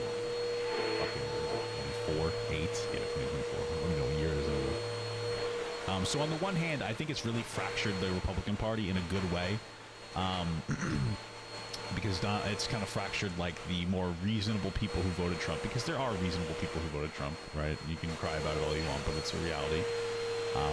You know, they were more into like somebody that was anti-establishment, blah, blah, blah, blah, instead of somebody who is a real piece of shit. But it kind of fractured it in that sense, and like maybe the Republican Party will get their shit together. Maybe they'll get another rebrand. I doubt it, and I hope not. Fuck them. Decide to rebrand as the KKK supporting party that supports the Confederacy and waves the Confederate flag that represents the old slavery state. So yeah. But on the other hand, then the fucking psychopaths are really out in full force now. You know, you really see those crazies. They're out in full force. There's actually a MAGA store somewhere, like somewhat around me, not that close to me, but I might go there for my blog, for like the little podcast vlog channel. My wife buy some cool stuff, you know. Another internal message read, "Holy cow, our audience is mad at the network. They're furious." On November 6th, Fox executives made the decision to cancel Janine Pirro's show to prevent her from spreading conspiracy theories about... Oh, they did cancel her show. Wow, that's crazy. They actually did basically fire her. That's nuts. God bless. Election fraud. That's funny. Her guests are all going to say the election is being stolen, and if she pushes back at all, it will just be token. Producer Justin Wells confirmed, quote, "They took her off because she was being crazy. Optics are bad, but she is crazy." By November 9th, after the election had been called, management at Fox were in panic over the backlash to Fox's Arizona call. Tucker Carlson told CEO Suzanne Scott, quote, "I've never seen a reaction like this to any media company. Kills me to watch it." Scott complained to her team about, quote, the impacts to the brand and the arrogance in calling Arizona. She texted Lachlan Murdoch, quote, "Viewers are going through the 5 stages of grief. It's a question of trust. The AZ call was damaging, but we will highlight our stars and plant flags, letting the viewers know we hear them and respect them." To which he agreed to the plan, quote, "Yes, but needs constant rebuilding without any missteps." Let me tell you something. I love her, but my mother-in-law and her husband watch Fox News as if it's like news. You know what I mean? Like, it's one thing to watch Fox News just to get like a, wow, what is happening with this world? Because like just the amount of crazy shit they say on there. But they watch it as if it's a credible source of information. And I'm just like, wow. What the hell's the matter with you? What are you doing? That's such a silly thing to do. You're being so silly right now. Why would you do that? You know, it's wild. Quote, yes, today is day one and it's a process. But that process did not include telling the truth to Fox viewers. That same day, Fox rebuked Neil Cavuto for fact-checking false claims about election fraud made by Press Secretary Kayleigh McEnany. The next day, Scott and Fox News President Jay Wallace tweeted messages acknowledging that Newsmax's embrace of lies about election fraud were eating into Fox's market share. Quote, the Newsmax surge is a bit troubling. Truly is an alternative universe when you watch, but it can't be ignored. Trying to get everyone to comprehend, we are on war footing. Yeah, sometimes even the best lawyers have trouble representing bad. Just let Legal Eagle talk, because the man knows what he's talking about. He's an actual attorney too. Clients. And as you probably know, finding a great lawyer can be really hard. Until now. My firm, the Eagle team, is now accepting new... Yeah, I got a lawyer for something once. They did such a bad job that they ended up refunding my money. It's pretty bad. Clients. If you've ever been injured or just need a lawyer, we can represent you or help you find the right attorney. Because you don't need a legal team, you need the Eagle team. So just check out the link in the description. That was kind of sexy. But back to the Dominion saga. Dominion went out of its way to prove that it could inflict a lot of pain on everyone at the network. It revealed private chats between Fox stars Tucker Carlson, Sean Hannity, and Laura Ingraham, in which they railed against the straight news side for alienating the audience with fact checks. Hey. Laura Ingraham can rail me, you know what I'm saying? I'm fucking goblin, baby. You know what I mean? In 1 week and one debate, they destroyed a brand that took 25 years to build. I can't deny that. The damage is incalculable. He's an attractive woman. It's vandalism. After Fox White House reporter Jackie Henrich put out a tweet fact-checking election fraud claims, Tucker Carlson complained to the group chat, quote, please get her fired, seriously. It needs to stop immediately, like tonight. It's measurably hurting the company. The stock price is down. Not a joke. But while the text disclosures were embarrassing, that Fox knew that the fraud claims were false was worse. Because to prove defamation of a public figure, like Dominion in this case, you have to prove that the speaker was at least indifferent as to the truth of the statement. And in addition to the internal communications, there was also the evidence that they used in support. For example, Fox host Maria Bartiromo put Sidney Powell on the air on November 7th, and Powell sent her email from the source of her claims about election fraud and false allegations about Speaker Nancy Pelosi and Senator Dianne Feinstein. The source wrote, quote, I've had the strangest dreams since I was a little girl. Most were just odd. Others were clearly predictions. I see what others don't see and hear what others don't hear. And taking a tip from a source who claims Antonin Scalia was killed as part of a human hunting party seems pretty indifferent at best. Between that and the 3,600 plus emails from Dominion fact-checking Fox's false claims and begging the network to stop airing them, Dominion made a convincing case that Fox had defamed it under the Sullivan Standard. So on March 22nd, Judge Davis issued a partial summary judgment in favor of Dominion. While he wasn't prepared to rule on the issue of actual malice, he held that each and every one of the 20 statements pointed out by Dominion was in fact defamatory, which is a large part of the ballgame. He said, quote, the evidence developed in this civil proceeding demonstrates that it is crystal clear that none of the statements relating to Dominion about the 2020 election are true. You know, when a judge writes in all caps that it's crystal clear, that's a bad sign. Or, as he put it elsewhere in the order, quote, Fox takes a nuanced approach to falsity. Honestly, I think I want that on a t-shirt. And so after this partial summary judgment in Dominion's favor, the only live issues to be taken care of at trial were actual malice, the extent of Dominion's damages, and whether the Fox Corporation, the parent company of Fox News, would also be liable for those damages. And the court also released a mountain of exhibits prepared by Dominion that showed Fox executives appearing to acknowledge that they had aired false claims about Dominion. In one hilarious email on December 11th, it appears to have dawned on Fox's legal team that they were about to get sued. Quote, we need to look at all the times Rudy Giuliani, Sidney Powell, Alan Dershowitz, and Ronna McDaniel came on FNC/FBN and addressed the questions that were raised about Dominion voting and Smartmatic machines. The potential legal dispute is claiming that we did challenge the narrative being put out by Giuliani, Powell, et al., that the Dominion vote machines/Smartmatic were responsible for switching votes and or producing inaccurate results. Sometimes we didn't, but we're looking for the times we did challenge this narrative. In a moment of lucidity. But doesn't it make it almost worse that you did sometimes challenge the narrative and then sometimes you didn't? Because isn't that, I mean, maybe I'm misinterpreting this, but it seems like one of the biggest arguments is that the network ran both stories that said that they knew that it was false, or that they thought that it was, it was election was rigged, and then some people were saying that they knew that it wasn't rigged. And that's part of the issue, is that the network itself, maybe I'm misinterpreting this, but it seemed like the network itself knew that it wasn't true. Like they had conflicting information, and then plus on the fact that they had absolutely no evidence to support election fraud.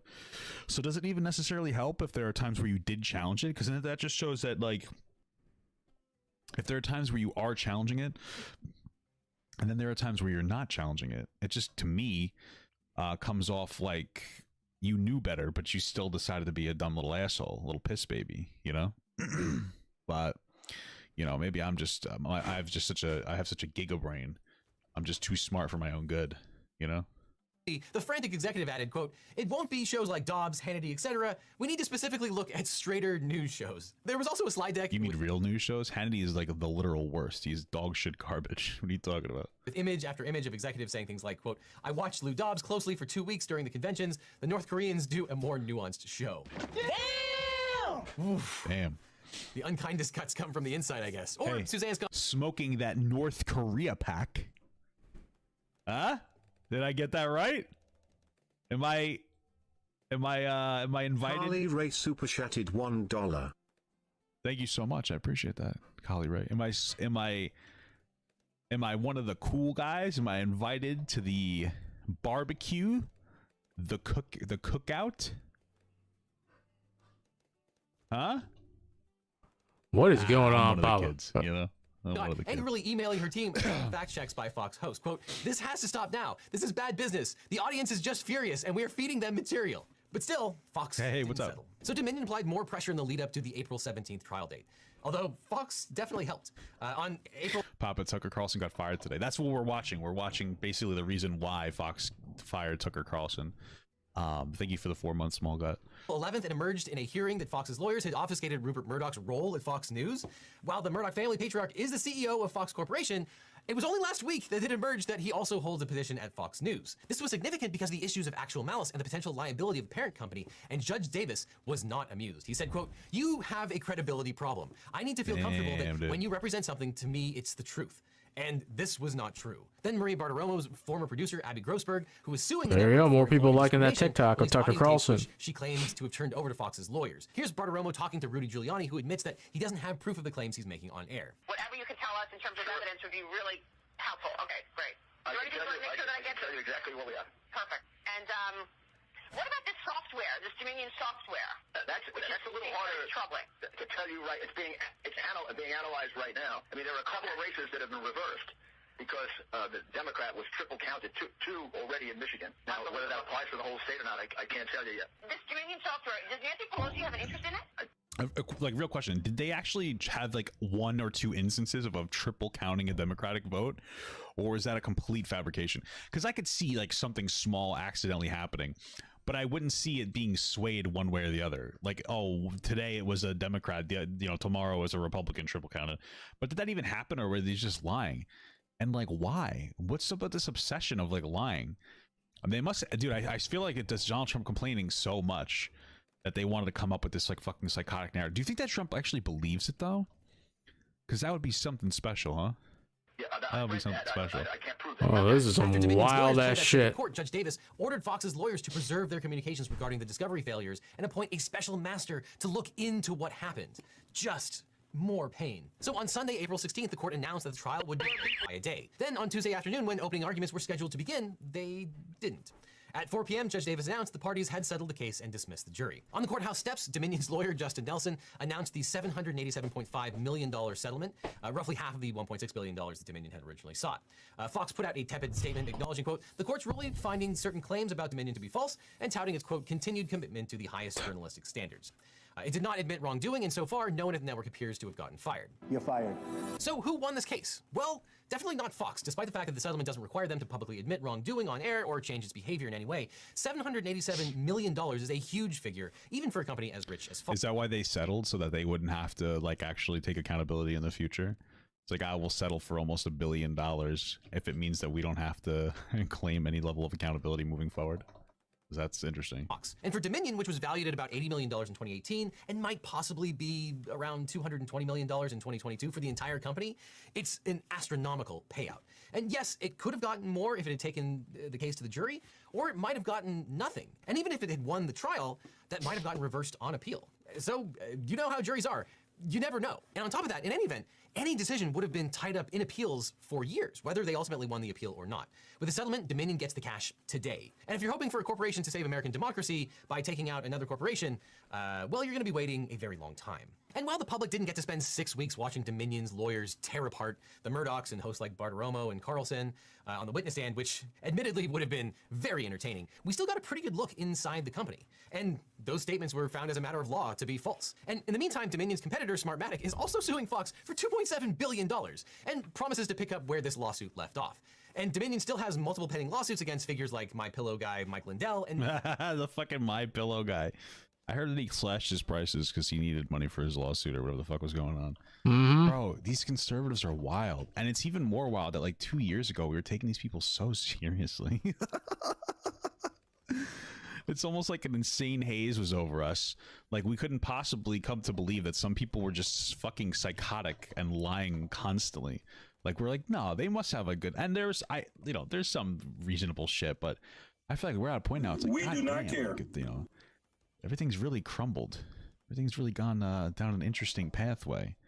Just fucking pure psychotic behavior.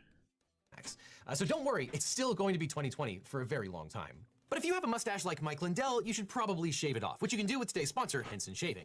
Now, all of you know me as a beard-wearing Eagle lawyer, but there's nothing that'll get a jury more suspicious of you than looking unkempt and sloppy. That's a beard? You got soft hands, brother. So keeping my neck and cheekbones clean is of utmost importance, or in the summer when I just shave it all off, which is where Henson comes in. For the longest time, I was using razors that have 5 blades and a disposable head, which work. I think this is just an ad. Okay, you guys, buy some razors, trim your balls. That's interesting. Let me see. So we're at the end of the video. So he just goes over the lawsuit and how it might have led to Tucker Carlson's. In the New York Times, which is going to make me buy it. Is it? Okay, so the announcement came less than a week after the network agreed to pay $787.5 million in defamation lawsuit in which Mr. Carlson's show, one of the highest rated on Fox, figured prominently. He was said to be surprised by the move. I imagine he Fox was. When they dismissed Tucker Carlson, its most important primetime host and one of the most influential voices on America Right. The network made the announcement that they paid a bunch of money in a defamation lawsuit, which Mr. Carlson's show, one of the highest rated on Fox, figured, okay, is this like actually a thing? Here we go. With his abrupt departure from Fox News on Monday, Tucker Carlson lost the megaphone that many have accused him of using to spread conspiracy theories about COVID-19 vaccines, gender identity, and election integrity. So they didn't actually have to fire Carlson, but I guess this isn't the first lawsuit they got, right? Didn't they get like another lawsuit and he had to argue that You can like, watch this later. I'm more interested in the rules committee here. This is going to be interesting. This is going to be much watched TV. Thinking that it's more worth it to have Tucker take a step away in an amicable way rather than continue him on the show. Like he must be they have to know that he is just so toxic for them because like people listen to him and he says some of the same conspiracy-esque bullshit, but people believe it. I don't think I could do that. Civil rights activists and media experts express hope that a major force in the misinformation ecosystem had been muzzled. The television host was one of the nation's most prolific mouthpieces for white supremacy, misinformation, and misogyny, said Bridget Todd, director of communications at the gender equality advocacy group Ultraviolet. We are not sad to see him go, said Sarah Kate Ellis, the president and chief executive LGBTQ advocacy organization GLAAD. I don't really care, GLAAD. What are that, fucking plastic bags? You know what? Okay. Put these boys on. Show, Tucker it's always a good time. The most watched show in primetime cable news, averaging 3.25 million viewers in the first quarter of the year. He was also a prominent figure in the defamation lawsuit filed against Fox News by Dominion Voting Systems before the election technology company settled with the networks last week for a bunch of money. It blamed stars like Carlson for giving credibility to false voter fraud narratives while privately mocking them. What does it mean privately? Was Tucker mocking them privately? Did they know that? Oh, great. Oh, I'm going to come. You can't even click on it. I fucking hate this shit. But apparently they have screenshots of them mocking them privately.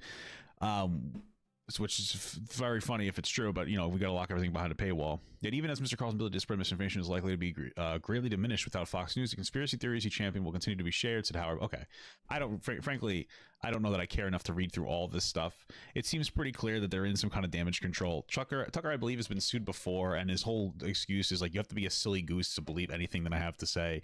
And like I said earlier, like, see, Lonerbox is covering the Tucker Carlson fallout. Like, maybe Tucker will actually make his own, I don't know, show, and it won't be full of so much bullshit. misinformation bullshit. Because that's the problem. He is. That's smart. not going to He's happen. a smart guy when he's not lying like a dickheaded asshole. He's not All bad. right. Azetta Cross is in the queue. You know, we've seen those clips of Tucker Carlson. Let's see if there's.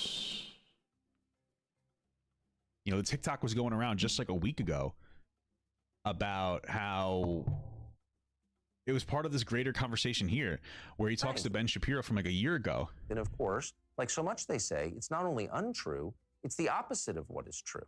I would recommend watching this. Maybe we'll react to this at one point if people tell me they like, oh, yeah, react to this. Maybe we'll react to it. But it's a great conversation from 4 years ago, Ben Shapiro, where he pushes Ben Shapiro on like a lot of stuff and like really talks about real issues. But he's become like a propagandist, for Trump. So I'm Ben Meiselas from the Midas Touch Network. We wanted these boys here. There's some things I'm gonna miss about old Tucker, man, being over at Fox. There's some things, sometimes you thrive off of disliking somebody, or somebody just puts the wildest shit out there that when you see them, you're just kind of like, you know what, I don't like you, but there's some things I'm gonna miss about you.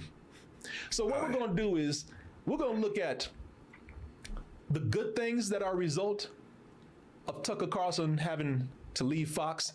We're gonna look at the bad things that are a result of that, and we're going to discuss why I will miss. I'm going to call him a frenemy right now. My frenemy, Tucker Carlson over here.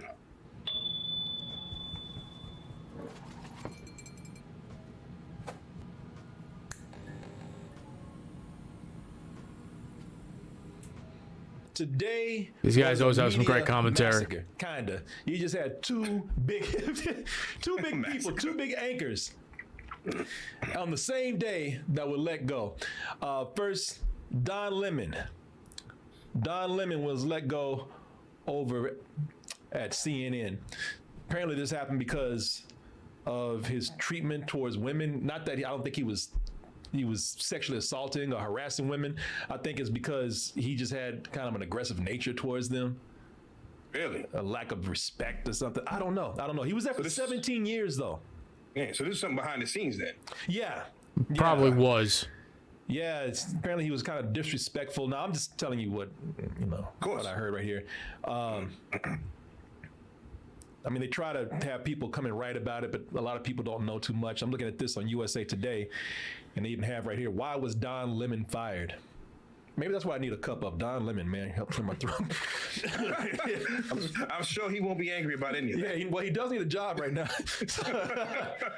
But it says here, neither Lemon nor CNN offered a reason for the exit on Monday. Lemon expressed frustration with the manner in which he says the news was delivered to him. There's a quote, after 17 years at CNN, I would have thought that someone in management would have had the decency to tell me directly to my face, Lemon added in his tweet. At no time was I ever given any indication that I would be able to continue to do the work that I have loved at the network. It is clear there are some larger issues at play. With that said, I want to thank my colleagues and the many teams I have worked with for an incredible run. They are the most talented journalists in the business, and I wish them all well. So he's going out with some dignity right there. But that's why I say allegedly or apparently, there's just kind of small bits of information coming out about why he was let go. And that was the thing that I had read. I'm not saying that is what happened, but I had read that he just had some conflict with women there, and there were some other things happening. But of course, as you read right there, no one knows what's happening. So he was let go. Now, on the contrary, everybody thinks they know what's happening with your boy Tucker Carlson over here, man. Tucker. Yeah, Tucker Carlson over here. Old Tucker Carlson. I have to say I did have some I had some good times with this man growing up. Mm-hmm. He fed me well. All the most Hungry Man Swanson dinners, man. Yeah. Hey, listen. He's talked a lot of bullshit, but that was some good bullshit right there. That was too. I've had a couple of those. That was some delicious bullshit. He's put a lot of bullshit out there. His family's put a lot of bullshit out there, but that bullshit had flavor right there. People, I grew up on Hungry Man, which that's a good looking picture right there. That's mostly what it looked like when you got it. Put that shit in the microwave, crust coming all off and everything. But that is a rumor, by the way. That's an urban myth that they own the Swanson line of TV dinners. Tucker Carlson's mother actually was an heiress of the Swanson fortune. Oh, so yep. I think she had all her money probably before Tucker Carlson was born, which has a lot to, it sheds a lot of light on what kind of person Tucker Carlson is. You know, this is a guy that will go out there and almost make it seem like he made it up by him. He made it by himself, pulled himself up by his bootstrings. Hey, you know, there's no reason why people shouldn't be able to make it here in America. This guy came from a legacy. This guy came from money. This guy came from, you know, a woman who had an inheritance. So that's, you know, this just a little bit of the bullshit that he'll spew. But everybody thinks that they know what happened with Tucker Carlson. A lot of people didn't imagine that this day would ever come, especially since Tucker Carlson was the golden boy over at Fox News, quote unquote news. Quote unquote. But the day came to this day right here, April 24th, 2023. Bloody Monday, ladies and gentlemen. As the Bloody day Monday. that Fox News had to let their most popular personality go over there. Big business story, big media story, big political story. Fox News announcing in the last hour, Tucker Carlson is out. Tucker Carlson parts ways with Fox News. Parting ways means that was agreeable. Parting ways mean you put your notice in and you said you're moving on to bigger and better things. No, this bitch was fired. All right, that's what it comes down to. This bitch was fired. Apparently, it's being reported that came down from Murdoch. So he had an episode on Friday. Today's Monday. He had an episode on Friday and ended that episode saying, "See you Monday, everybody." He came back and his keys did not work at the door anymore. This man was fired. You do not have, if you're not given a farewell episode, if you're not allowed to tell all your listeners goodbye, if you're not allowed to tell all your listeners where they can find you next, if you're not allowed to tell them how much you appreciated them supporting what you've done all these years, then your ass was fired, okay? You did not part ways. This was not agreeable. This is not something where the feeling was mutual. No. He went home Friday night thinking that he had a job and found out today, just like everybody else, you ain't coming back here. Now, with this, because everybody's been asking me about this all day. Oh my God. Pod Save America boys are talking about this too. Tucker Carlson's the one guy I think I'd have to restrain myself from choking the shit out of him by song. Because he not only just spreads a lot of misinformation, but he's just very smug about it. And says it with such confidence. And because he knows that his audience, whether it's a lie or not, it's the thing that keeps them coming back. It's the thing that keeps them paid, and it's the thing that these dumb sons of bitches that listen to him that's what they want to hear. They don't care about truth. But anyway, you know, I'm talking pretty bad about him right now. But I have to say, there's some things I'm gonna miss about old Tucker, man, being over at Fox. There's some things, you know, you know, sometimes you thrive off of disliking somebody, or somebody just puts the wildest shit out there that, you know, when you see them, you're just kind of like, you know what, I don't like you, but there's some things I'm gonna miss about you.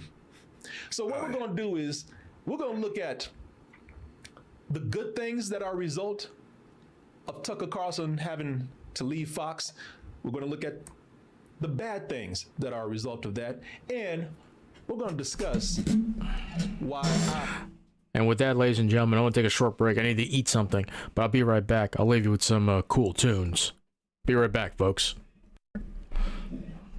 I also need to get some coffee.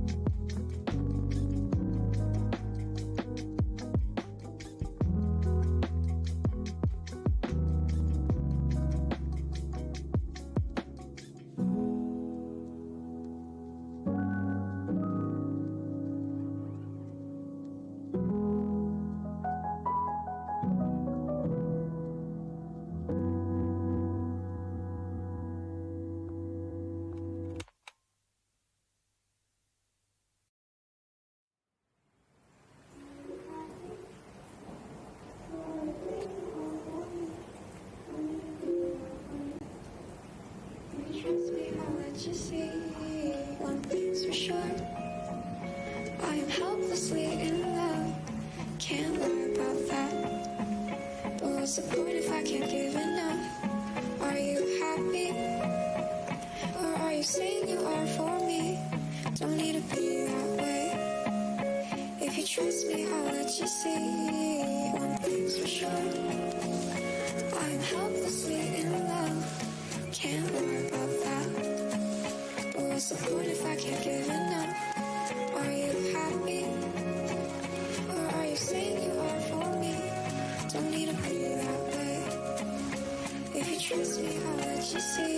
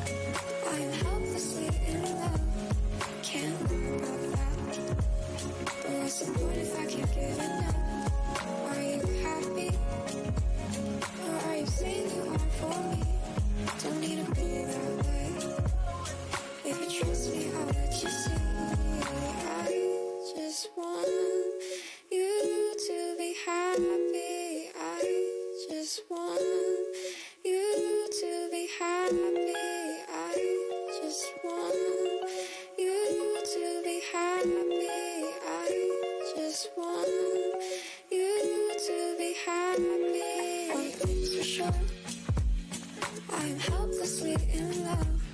Can't lie about that. But what's the point if I can't give enough? Are you happy? Or are you saying you are for me?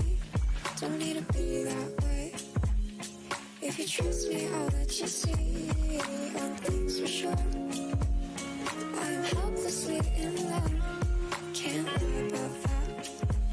But what's the point if I can't give enough? Are you happy? Or are you saying you are for me? Don't need to be that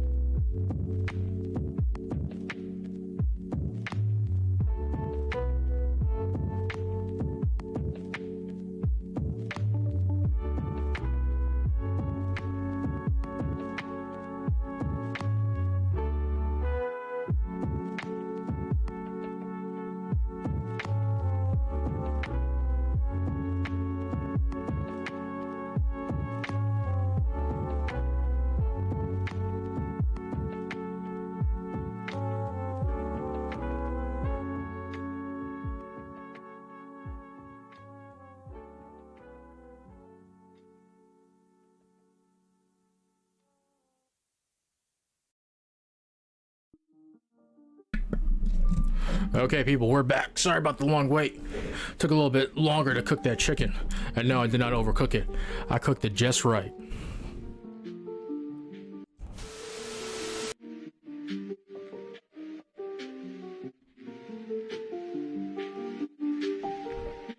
Ooh.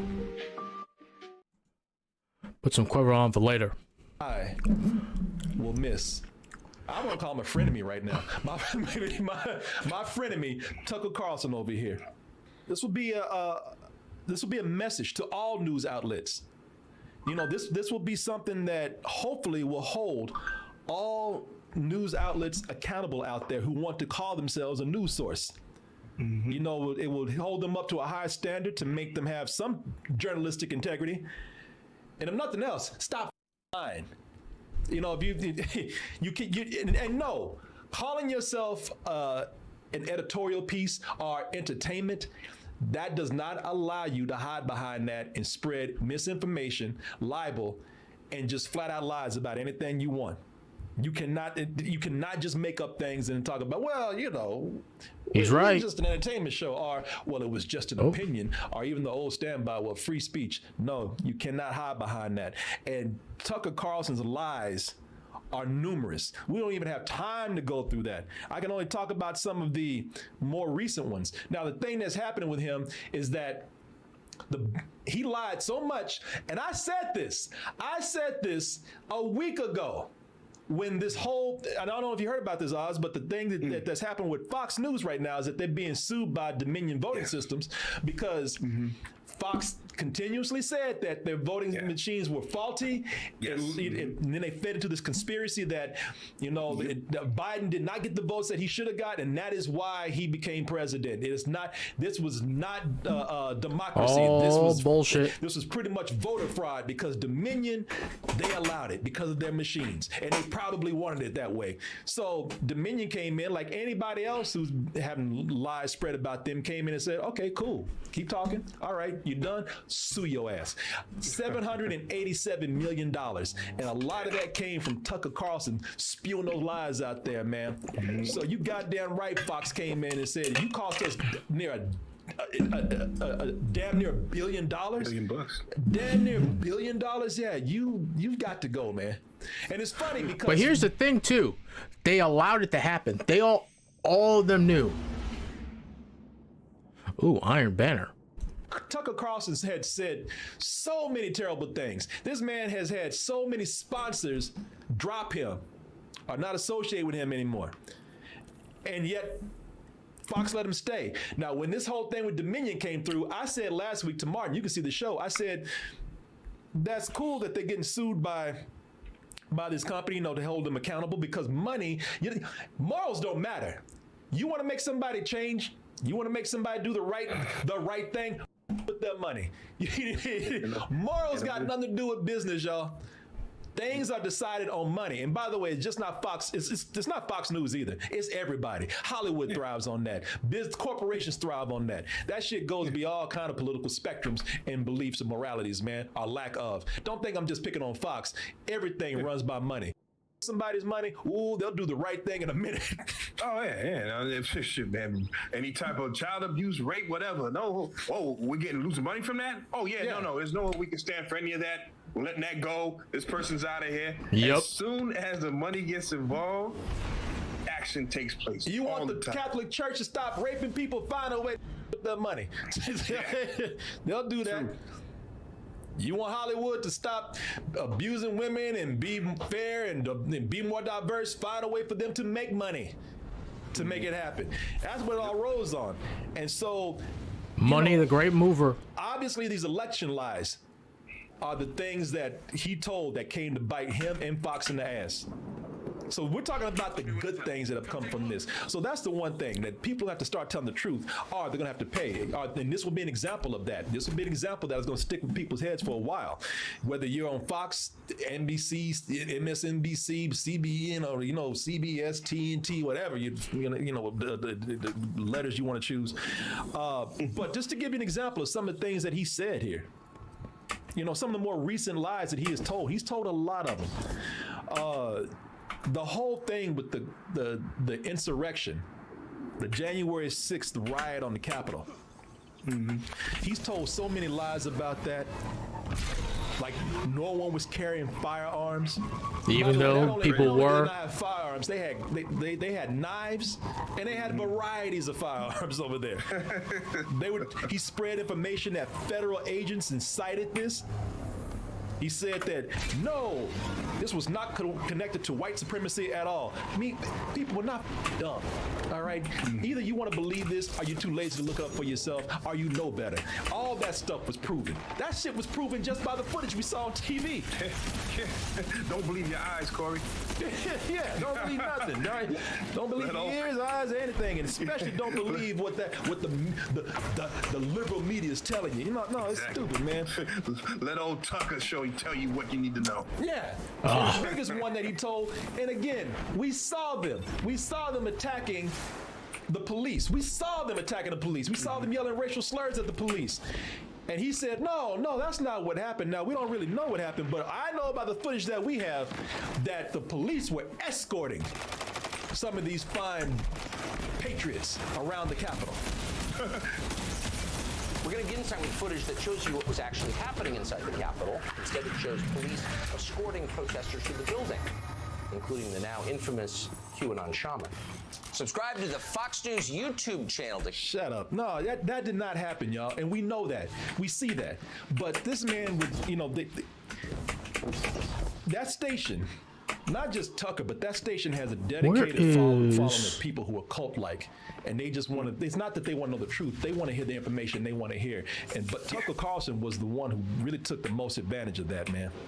Mm-hmm. Where is hydroponics? Also, we get a break from the thing that really made me mad about Tucker Carlson: the fear mongering. This guy would just rile people up, and he knew what he was doing, and he would do it with their deepest fears of not only the opposing political party, but he was dog whistling, man. He would put that, not even just dog whistling, he would just put it right out there, that these minorities out here, these browns and blacks and maybe even some in between, they are coming for you. Those were his words at one time. First of all, he pushed that whole big the great replacement theory. He pushed the shit out of that, which basically, you can read this tweet by him. This is too much change. Throwing millions of new people who have no connection to America, who broke our laws to get here, who don't speak our language, and have no idea what the Constitution says and don't care, and you have a recipe for social collapse. Meanwhile, these ultra conservatives, these Republicans, they don't give a the Constitution. Right here, right now in Texas, they are trying to somebody passed a bill. The Senate passed a bill saying that they want to actually. It is required to have the 10 Commandments in all schools. Wow. And you should be, and when, we have prayer time. Now, some of y'all can really pray, but don't you forget that Christian prayer is what really matters here. That's got priority. Meanwhile, these people don't believe in the Constitution when it comes to them. There's even been people who said, you know what, we win by any means necessary, and we don't really give a shit about democracy. There's people right now, that Boebert girl, she was talking about this is not a democracy. We need people to be told what to do. So don't sit up here and tell me about the Constitution and, you know, and all these immigrants coming over. You got people right now, white Americans who are trying to break the Constitution, and they try to make, you know, they try to villainize these immigrants that come over here. And that's what the Great Replacement theory is that you're going to let enough of these immigrants over to where they're going to break whatever institution that we have, and they're going to have so many babies, and they're going to start breeding with each other, and they're going to breed us out of existence. And that's why you people should be scared, because that's what they're going to do when they get here. They're going to be like rats and roaches. That's what the Great Replacement theory really is. And the conspiracy theory is that the Democrats are actually trying to ease immigration so that they can come over and start voting. Where am I? Because they're going to vote Democrat. Oh shit! But the side effects of that, the big damaging part of that, is that they'll breed these people out of existence, man. You know, good Americans, and you know that just means it's racist as hell. It means white Americans. So I'm googling how to get into Hydrobox.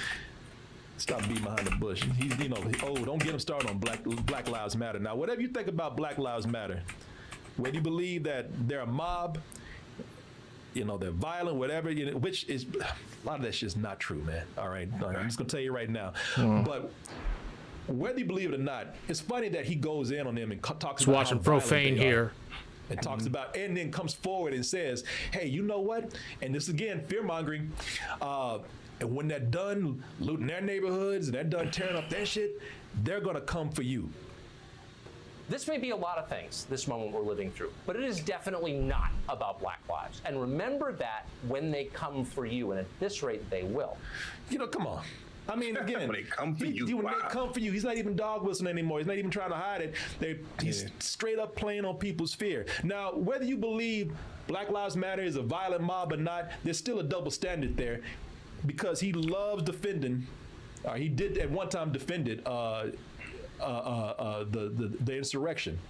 You know, it's funny how you will have a violent mob attacking our democracy, attacking a federal building, and yet he'll come in and try to justify that any way he can.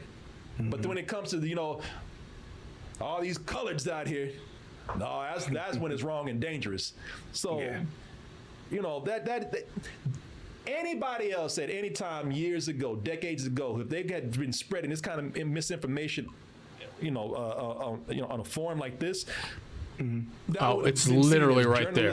Wow. Okay. And they would be removed. I am silly. But today, it's all about ratings, money, sensationalism. Yeah. And so, you know, this is the times that we're living in, man. You know, the information age, where information travels so quickly that we got to make things so wild and crazy and get people rabid and believing into it, that, you know, we just start spreading lies now. You know. You're right. That's a lot of it, man. The information is just so quick and so fast. The microwave era that we're living in, you know, you spit stuff out so quickly, you don't know what's going to stick and what's not. So this way, you know, you say a bunch of shit, right? Yep.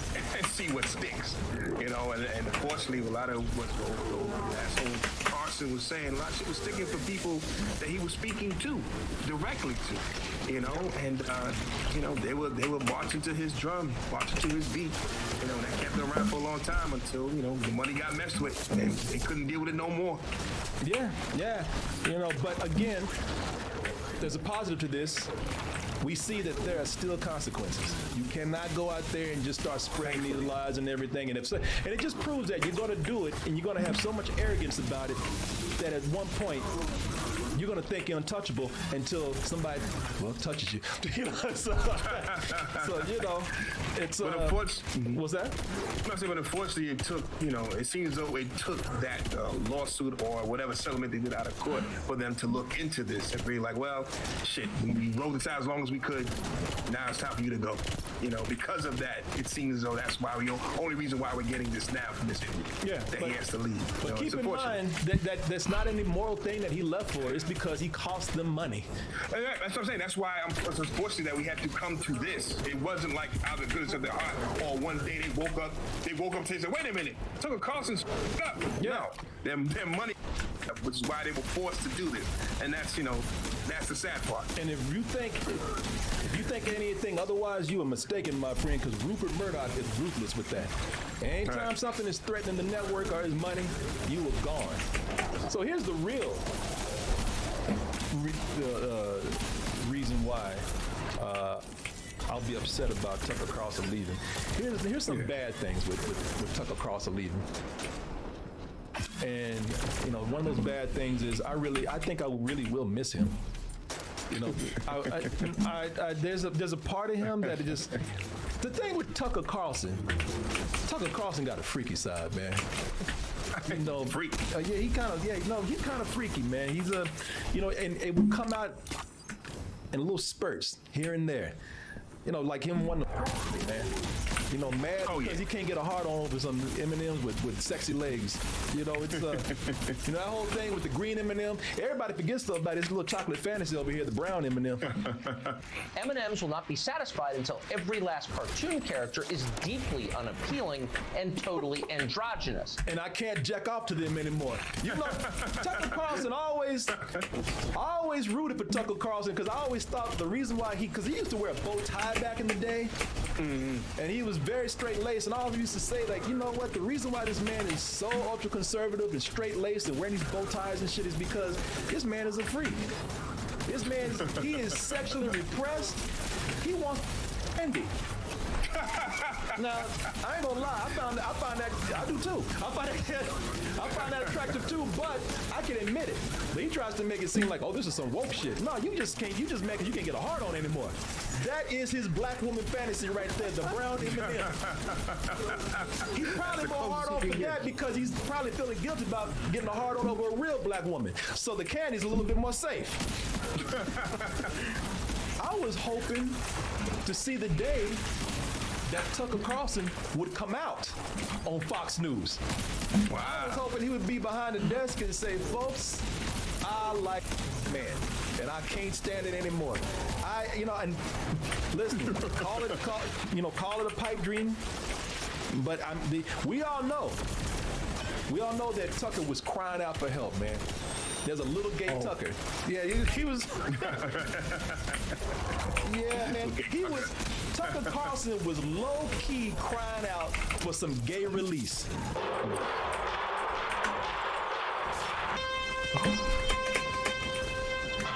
No straight dude puts this shit out and not have just a little gay in them. Just a little bit. I was hoping I would see the day that he would tell everybody, yeah, I did this for a reason because I'm Be like Eminem and what's that movie? Like Seth Green and what's his face and James Franco, where they go visit like North Korea, like how I'm making fun of the dictator of North Korea. Look at the way he's guzzling balls, man. Look at this. Did he direct this? Yeah, I bet he did. Passionately. Yeah, man. This is a video for the gay clubs, man. Yeah, well, listen, this was his coming out, video, and nobody knew. This was definitely letting us know. I mean, grabbing phallic symbols, dudes wrestling and tickling each other and shit, and tickling and giggling, and this man got his dick in an ATM machine. This dude's gonna be a martyr. And that's what's terrible about this. I said last week when this Dominion thing came out, I said Tucker Carlson, what are they gonna do about him? He has to go. And I thought about this. I said, but if he goes, and it happened, you can look at the video where I said if they're gonna sue Fox News, then they got to do something about their biggest liability, and that is Tucker Carlson, man. Mm-hmm. And I thought, like, At first, I said, well, that'd be great if that happens. And it did. And I celebrated for like a second because I realized that now that he's out, he's going to be treated like a martyr, man. And I said, I was joking today. I said that. That is true. There's going to be probably some conspiracy theories going around about Fox. I didn't think that would be too far-fetched, but then I did joke around and I said, you know what? They're going to find some kind of way to tie this to wokeness. I said that jokingly because there's no woke thing to do here. No, Fox is the one that fired him. Fox, the one, the station they all love. But sure enough, and I was kidding, but it happened. Representative Marjorie Taylor Greene, she put out something today. Cable news is about to be taught a powerful lesson after Fox News caved to the woke mob and fired Tucker Carlson. It's obvious that they didn't cave to the woke mob. They lost money. I mean, whether you like it or not, he was at business and they didn't like it for whatever reason. I don't know, maybe because it's a near goddamn $1 billion. I think that would piss anybody off. What? Yeah, a little bit. That just goes to show you that they just throw that word woke down no matter what. They have no idea what it means. Again, man, it's noise now. I don't know what it. I don't hear the word anymore. It's just noise. But they will see him as a victim now. And the thing about seeing him as a victim is that they. And there's a lot of people who are seeing this right now. The thing about seeing him as a victim is that people will support him even more. And that's what's happening right now. You have Don Jr., Donald Trump Jr. coming out, giving his support. J.D. Vance, who's a big ultra-conservative. He said Tucker is the most courageous person in American media. You know, you got other people here talking about it's the end of Fox News, and that's what's happening, man. You know, when this happens, keep in mind these people would turn they turn each other quick. I mean, they turn each other in, you know, when they're at hearings. You know, we see it all the time with them. You know, when things don't go their way, their allegiances just switch quickly. So. I look at this and it kind of freaks me out and kind of scares me because okay, I need my Dodge back. If Tucker Carlson has any political aspirations, things are so crazy today. If he has any political aspirations at all, he probably will.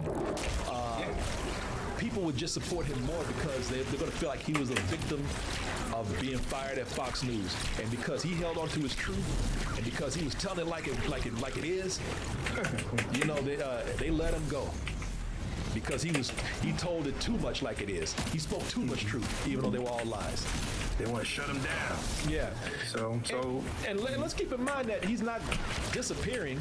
You know, this is not like he's because people just see him like you think he's gonna be broke and hanging out in the middle of the street begging for money and shit. No, he's got probably $1 billion. I don't know. He's definitely a multi-millionaire, and he'll just go to some other news source. Now that people are finding Fox and going a little bit too soft, they were doing this before.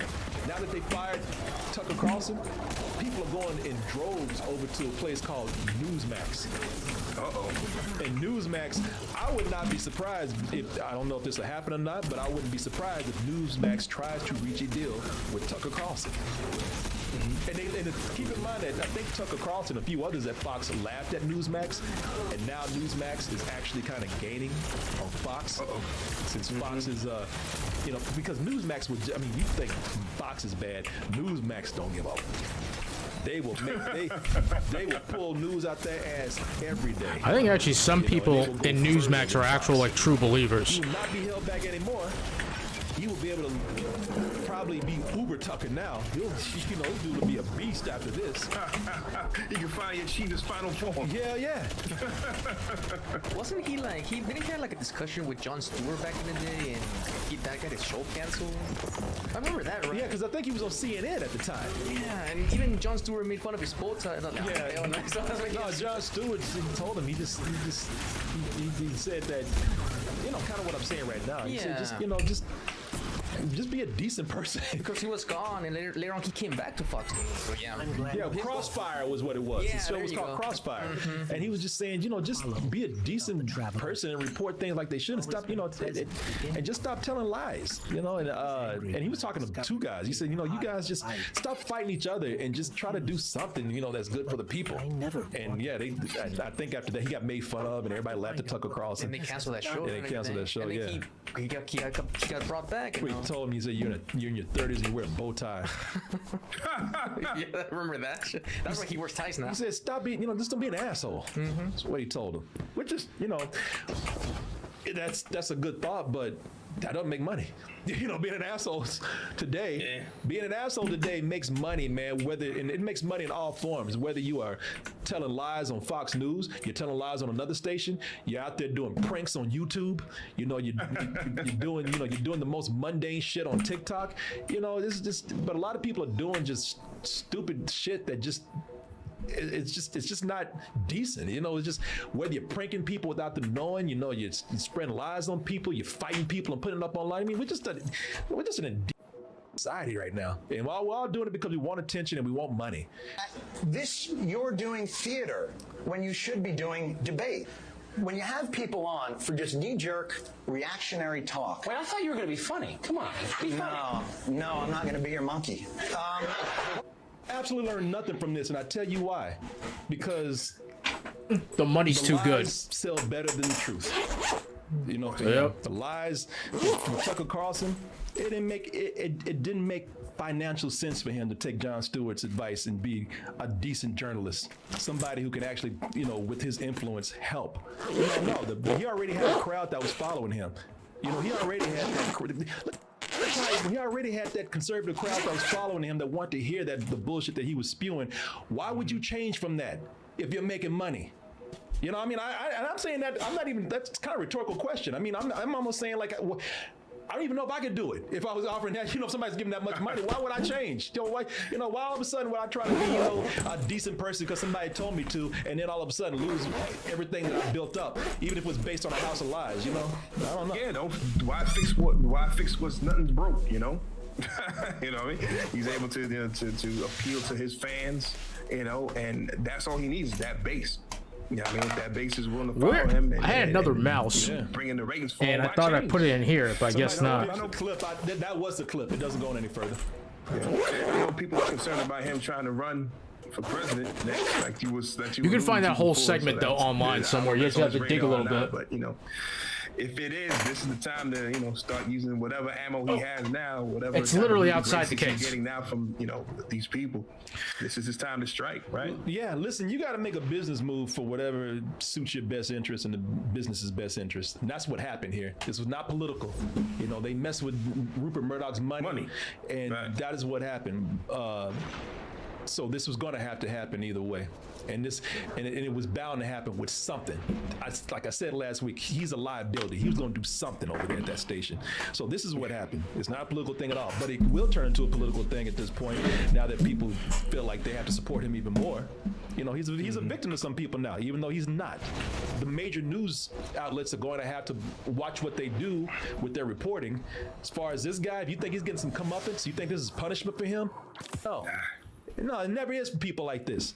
It's an embarrassment for like a day, and then he'll take it personal, and then he'll find a way to come back and say, I'm bigger and better than ever, and I did it without you, Fox. You should have never let me go. So, hey, you know, what are you going to do?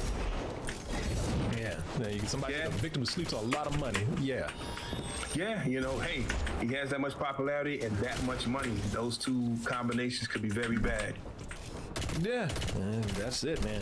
That's what we got. It's the world we live in. So be it. Hey,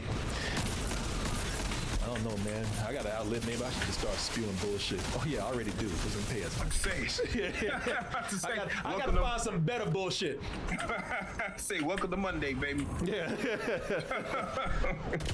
Anyway, y'all, there you go. There you go. Hey, you know what? At least we'll always have those memories of that fried chicken Swanson dinner. Oh, hungry man. At least we'll always have that. Hungry man Carlson over here. At least we'll always have M&Ms and chicken dinners, man. Well balanced meal. We'll always have M&M's, fried chicken TV dinners, and dick. Lots of dick. That thing was wild. I didn't see that on the menu, but I guess it's there. That's on the menu, man. Hungry man. I didn't see that in mine, but Yeah. I guess it's there. Hey, you get that drumstick and those two M&Ms, man. Peanut M&Ms. Okay, I need to.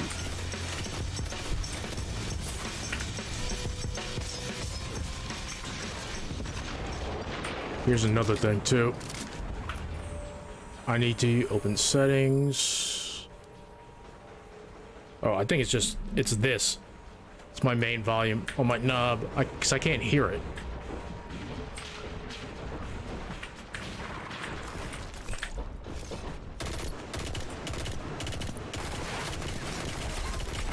Dude, I need like insane ad clear right now.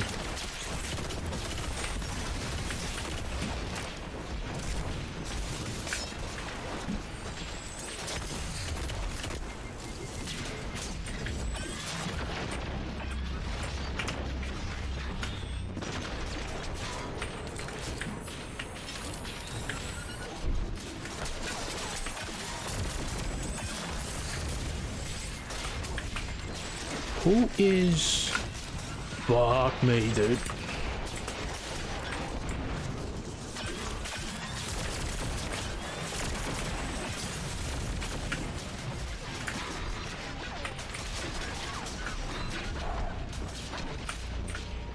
This is gonna take like 5 minutes just to clear like this first sector.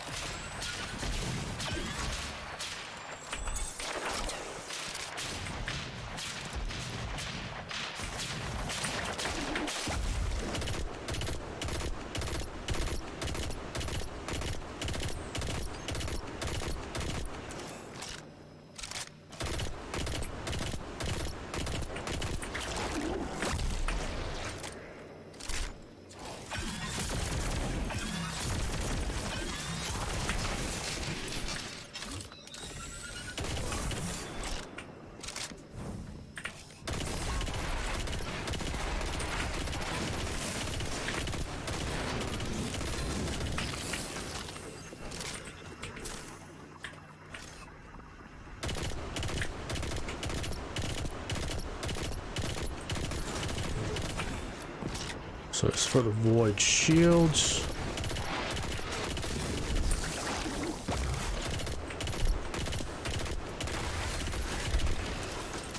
Okay, so they don't respawn. All right, that's good.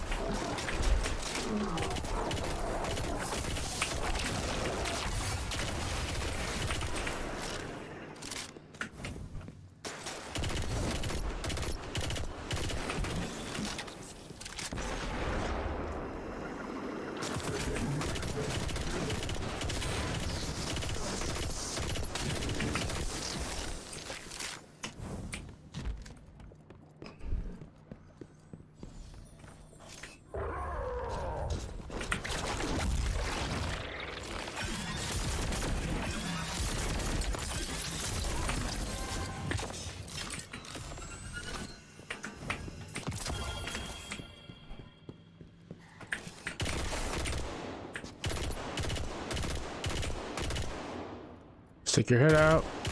Thank you. Alright, I gotta take this room slow.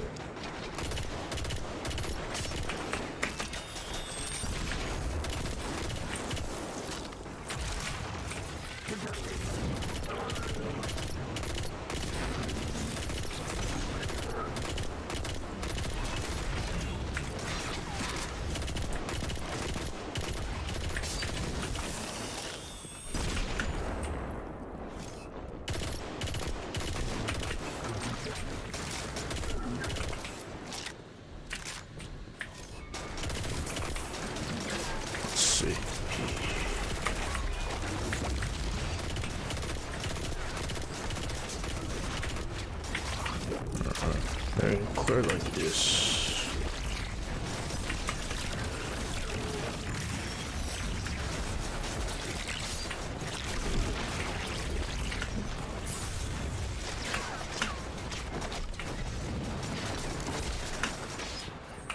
Dude, why am I not running? I didn't do anything with that super.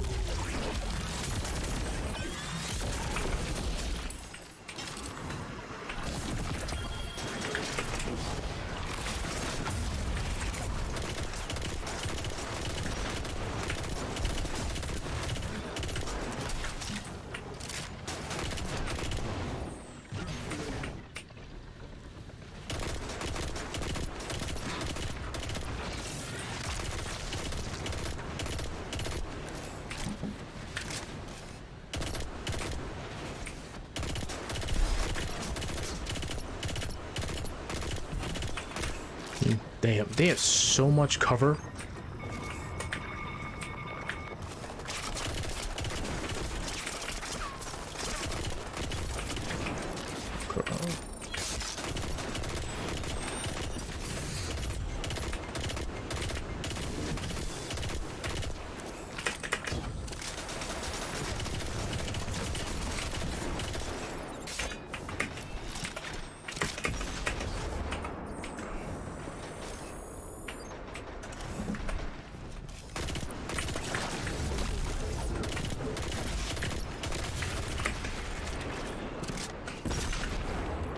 So darkness is going to encroach in like 10 minutes. I think I can do this in under 15 minutes.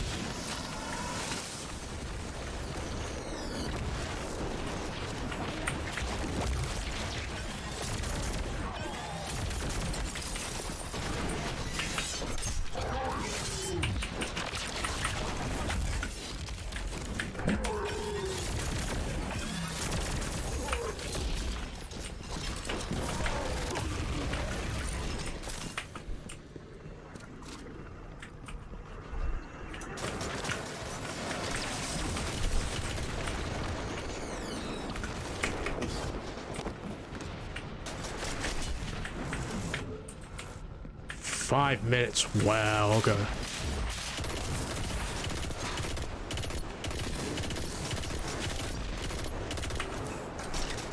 I need something to help out with ad clear.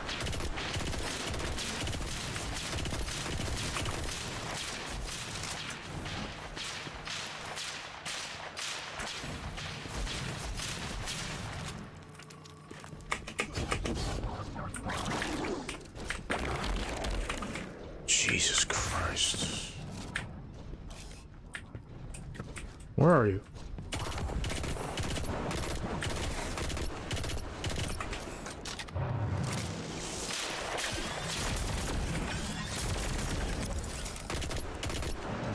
Come on, put your shield up. Put your shield up.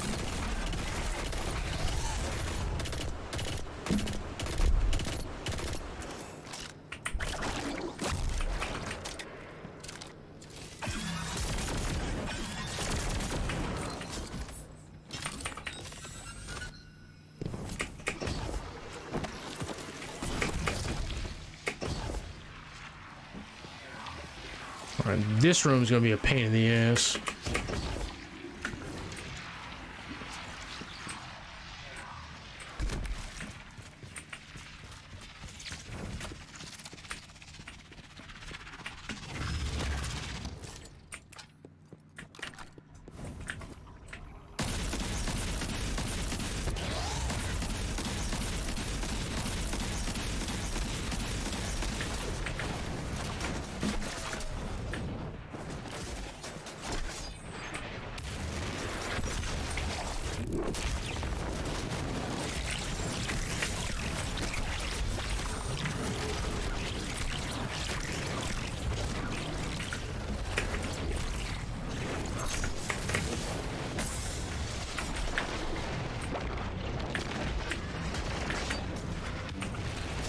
Fuck me.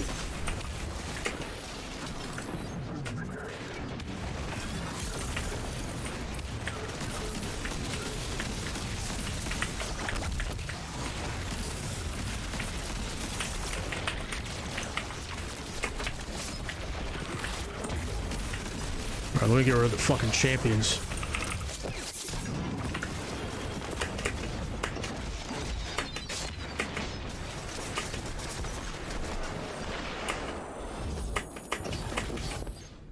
Is there like a spot I can go to? There's like 3 ways.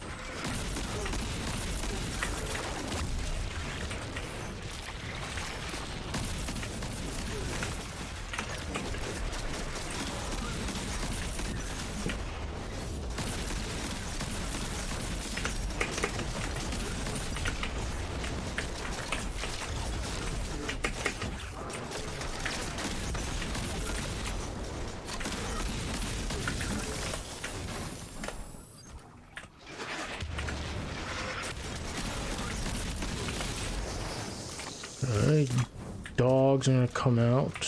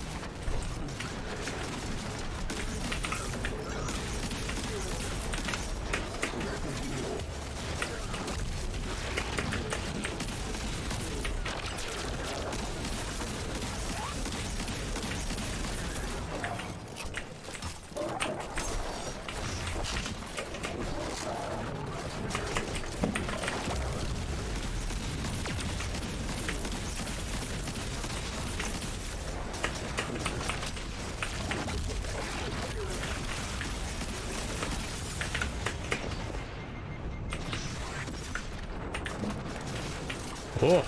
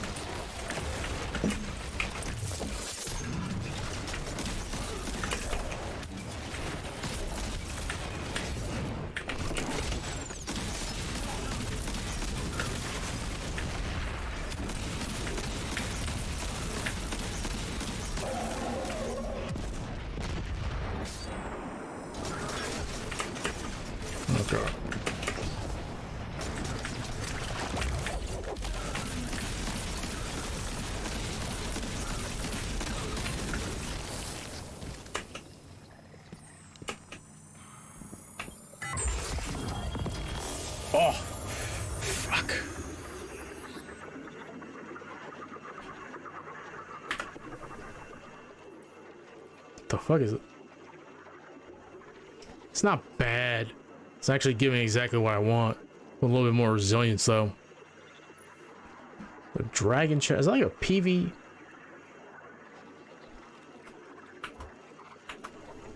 How long did this take? 17 minutes, so under 20-minute run. That's not bad. Shit, I gotta do this again. God damn.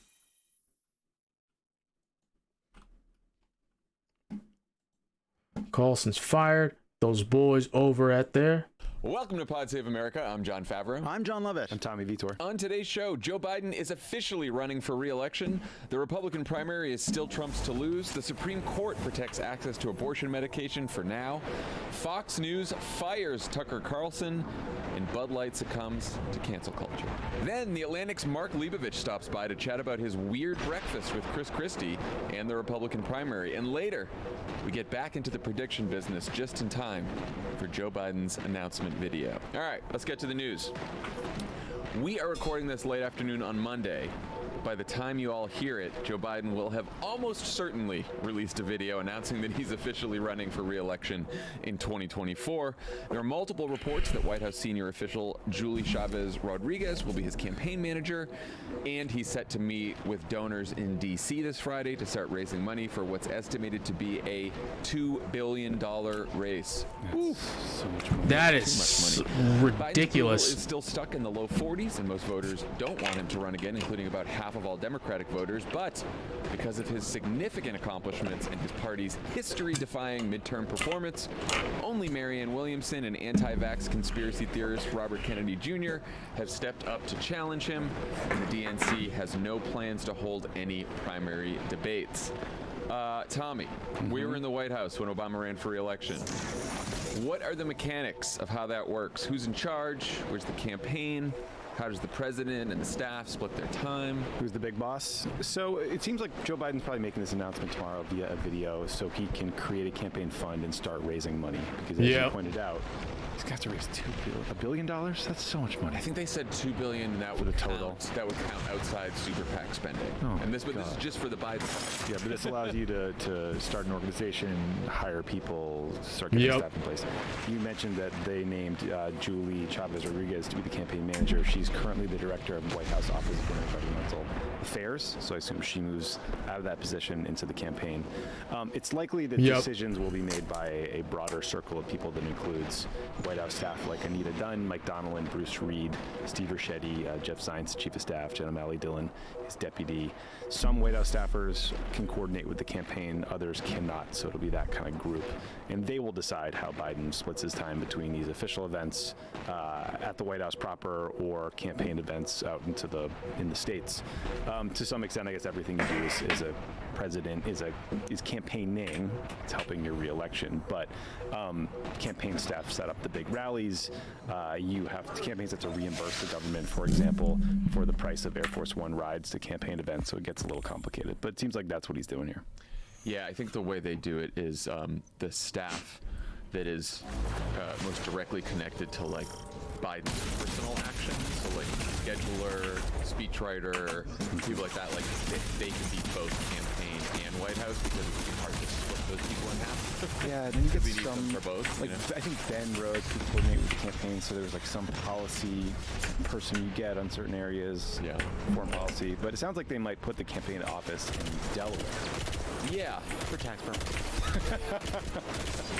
It's interesting to do that. I mean, I guess we had our re-elect in Chicago while we were all in D.C., but yeah, Wilmington. The argument was that it was good to get a campaign out of Washington because then everyone comes together as a team and you can avoid the D.C. chattering class and bullshit. I wonder if that's avoidable anymore with Twitter and social media. I highly doubt that. Not being in Boston. Yeah, I mean, before you're in the White House, I think definitely go. The re-elect, I think, it's a little different. I mean, but as you said, Tommy, like for our campaign, it was Jim Messina was running the campaign in Chicago, but David Plouffe was in the White House and essentially running the campaign. David was really running the campaign. Axelrod had left the White House at that point, but was still a very important advisor on the campaign. So it's very sort of amorphous where the lines are. It seems like making everybody drive 2 to 3 hours to have an in-person meeting seems like a pain in the ass. Yeah. A good reason if you put it in Wilmington. A lot of Zoom. A lot of Zoom. No offense, Dan. Delaware's great. Yeah, Delaware's great. We love Delaware. Dan's gonna run. So I think, as you said, the most important reason to announce now, or two reasons really. The money thing is the big one. There was some fundraiser voters coming stories today saying like you just can't get the extra month or weeks or whatever back at the end of the campaign, like especially when it's going to be this much money that you have to raise. You have to start now.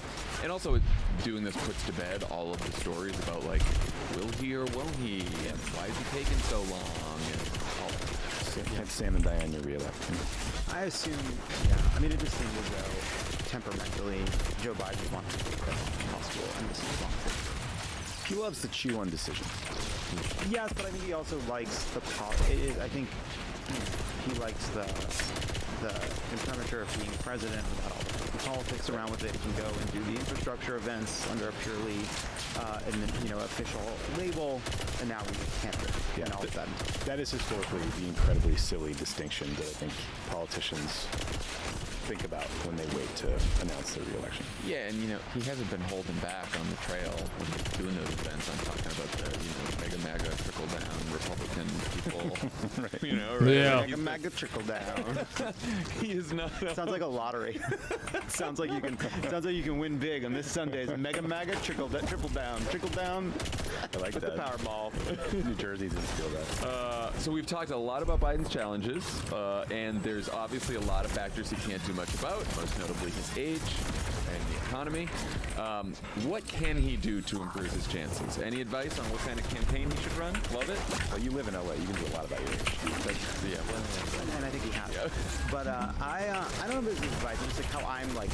I talked about this with Leibovich a bit because Mark wrote a piece that was basically saying why is no one challenging Joe Biden, and the conversation I had with Mark, which we'll hear, is just about the fact that like this risk aversion to challenging Joe Biden is because I think age really is the most salient and weakest part of his candidacy, and that's a very tough thing to launch a campaign based on, right? Because I think there is a pretty wide consensus that Joe Biden played his hand as president as well as any person could. He has done as well as a human being could in this job, given the circumstances of a closely divided Senate, of a post-COVID economy, and all the challenges that he faced, and that means it's a generational argument without the heft of what you had in 2007 when Barack Obama was launching not just an age-based campaign, but a campaign about culture, about politics that was broader. And so in that context, basically, Joe Biden can't argue his way to being younger. But what he can do is assuage the people that have that very real and legitimate concern by showing, not telling, and just being a active cartwheels. Yeah, I would say. Rides. Yeah, I would say a back handspring into some triple Dutch. Maybe thinking about that, like Willy Wonka there. Chill with the bike ride. Yeah, let's go well. But I do think one thing that was really smart, and is a small piece of advice. He looked so young and lithe when he was talking to those Holocaust survivors. I think the more that we can get him next to just truly the oldest human beings on Earth, he needs to help Dianne Feinstein across the street back to the Senate. He needs to look like a young, vital person. Looks like we're only booking AI Joe this year. So that's one idea. Another just idea. A pitch. You probably no bad ideas in a brainstorm. You probably can't go to a hot war zone every week, but that Ukraine trip was very good. I think he looked in command of not just the country but the world. The challenge is that Send him to Kyiv. It's a Rose Garden about the Rose Garden spread, yeah. Not a lot of electoral votes in Kyiv.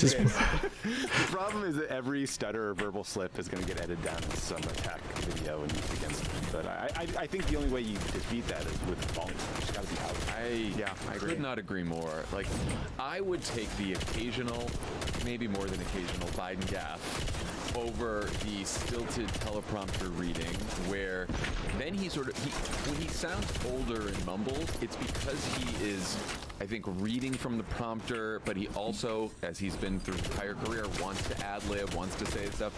And I think when he's in like an interview, that's kind of like when it's a tough reporter giving a question. I think when he's talking to people, when he's in town hall settings, when he's connecting with people one-on-one, absolutely, when he's doing non-traditional press, he's really good, and he should just go do that. Did you guys see Joe Biden's speech to the Canadian Parliament? No. Really? I thought this was a trick. It's a serious question. To play like an AI Joe Biden thing. It's a serious question that I thought you were going to make fun of me, so I was leaving space for it. I didn't even. I was like, wasn't he in Ireland? Yeah. You addressed the. Was it in French? Okay, he did both. He talked to the Irish Parliament too. But it was just a couple of low information voters. Politics stops at the water's edge, Tommy. No, he had this great moment in Canada where he was addressing the Canadian Parliament, and he said something about how he and Trudeau had reached gender parity in both of their cabinets. And all the Liberals stand up and they applauded that, and all the conservative Canadians remain seated. And Joe Biden's like, hey guys, whether or not you disagree, you might want to stand up. This is just about like equality. This is a great moment where he was kind of like sharp and screwing with these kind of MAGA right-wing Canadians. And I don't know, I like that little anecdote. Thanks for telling us about it. Much like he did. Can't wait to learn more. Much like he did during the State of the Union. Did he have any poutine? I don't know. The State of the Union that happened right here in America. No, and that I watched the fuck out of. Yeah, I remember that. That was a while ago. I remember that. No, it reminds me of the State of the Union. He was very good that day. Very good. So that's all style stuff. I also think he humor, like he should joke about his age, and he's already done that a few times. Like just lean into it. Everyone's thinking about it. You know, there's no reason to avoid it at this point. Well, and then more than it's anything not else, like don't think of an elephant bullshit. It's there. Everyone knows. Then most of all, he's going to have to make it a choice between Joe Biden himself and whatever extreme right-wing members of the Republican Party he runs against. Probably Donald Trump, but if it's DeSantis, it's about, fighting against a candidate who wants to permanently ban abortion in the entire country and is more focused on preventing one transgender kid from playing sports in Oklahoma than jobs or any. Do you think that he should be compared against the alternative? Yes, it's his saying. It really is his saying, and it's a great line. It's as true as it's ever been about him. Yeah. He's used to say it about Barack Obama, but it's even truer about him. And I do think, look, there's gonna be a lot of Democrats being like, he's just gotta let people know about all his accomplishments, and we go through this all the time. I think he needs to frame the accomplishments as a choice, right? Like within the context of the choice. So it's like we can keep investing in clean energy, or we can, outsource those jobs to some other country. We can keep fighting to protect abortion or get a national ban, right? Like just every accomplishment has to be framed as a choice between moving forward and going backwards. I think that's, he did finish the job during the State of the Union. I think we're probably a lot more than in Canada? Or here? No, here, domestically. Domestically. Do you guys think we're going to get a good kind of let Biden be Biden news cycle? We just started one. Yeah, that was us. That's us. Okay. We did it. Well, no, usually comes after some sort of mistakes are made and we blame some advisors, and then some other advisors say you got to let Biden be Biden. It's good, right? There needs to be a news cycle about how he's in Washington. He hasn't been on the trail very much. His numbers are low, and now he has to be unleashed to the world. There's also going to be like an off-the-cuff moment. Oh, I'm getting like fucking destroyed here.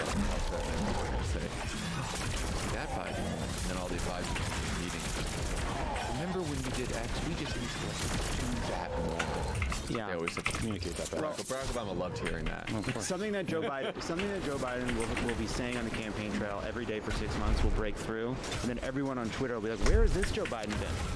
That's the classic. That one also happens in concession speeches. Everyone's like, "Oh, that version of ex-politician." Where was that John Kerry? It's stump speech. It's usually the stump. Anyone nervous about RFK Jr. pulling 14% in a recent poll? I didn't like it. No, I mean, obviously the Kennedy name, there's something probably people don't really get that he's an anti-vax conspiracy theorist, but I don't love it.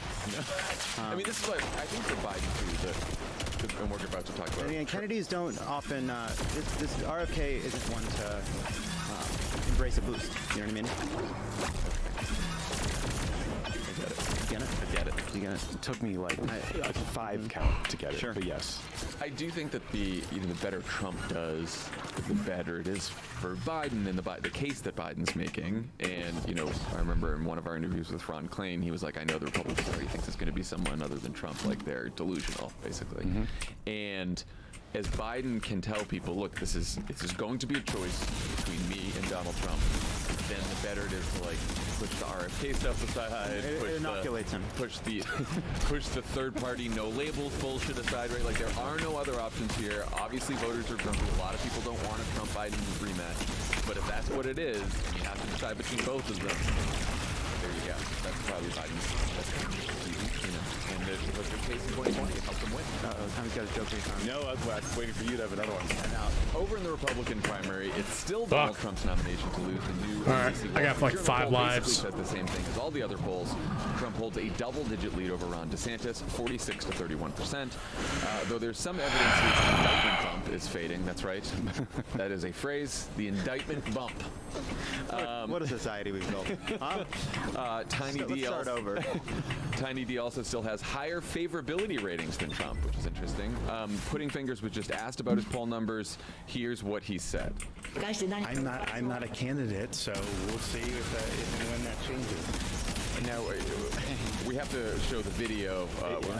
You have to see the video of this because he's basically like rocking his head back and forth like he's a bobblehead doll while in Japan. I don't know. It's a wonderful I'm not mad face where he just is like twitching with rage. It's really weird. He looks super fucking weird, basically the point. And here's the new Super PAC ad, the Super PAC from Ron DeSantis.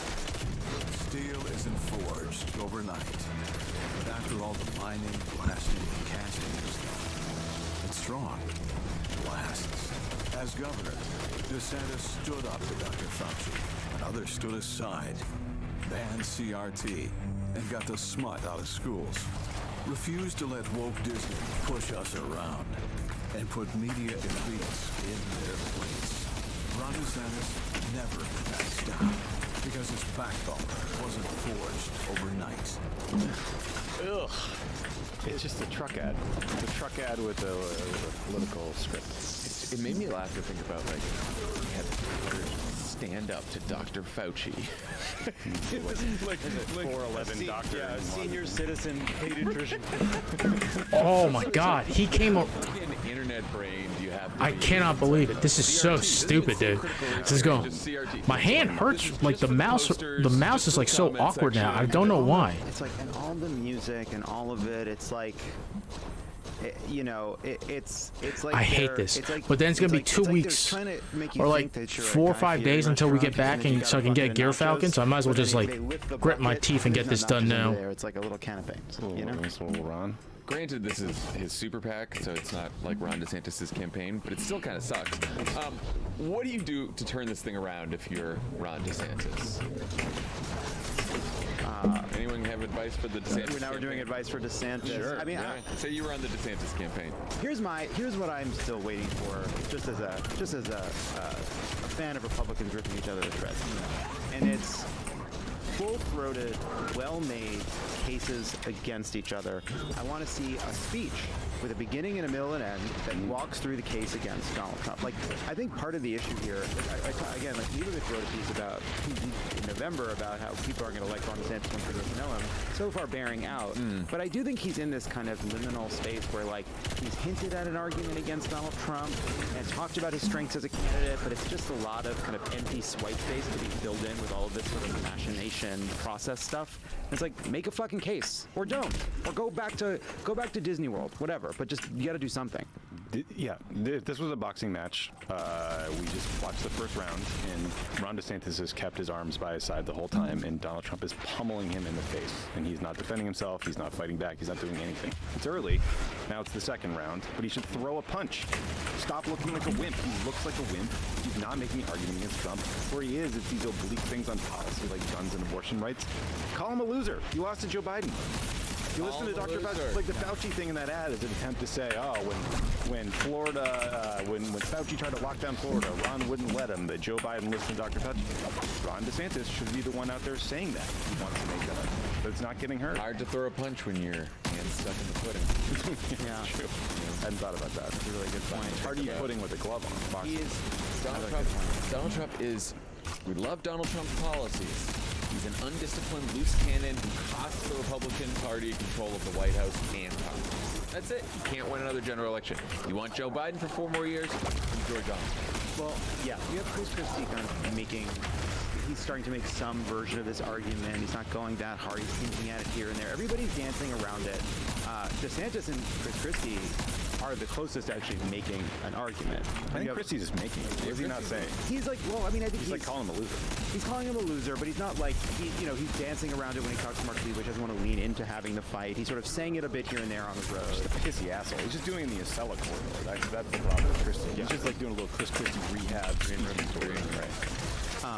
But then you have like Nikki Haley and Tim Scott, and none of the other announced candidates are polling above single digits. Tim Scott sitting there, you know. Do you think there's room for any candidates who haven't announced yet, like a Chris Christie, like a Glenn Youngkin? I mean, and I realize those two are not very alike. I don't think Christie is really running in his heart of hearts because he thinks he can win. I think he's desperate to be relevant. This is his constant way back into the conversation. Youngkin, maybe he's a great presidential or general election candidate someday, but I have zero confidence that primary voters will like him more than Trump. We can't predict the future, right? He could go away, he could go to jail, maybe Tucker Carlson will run, maybe Trump will take over for Tucker Carlson. That'll be his new job.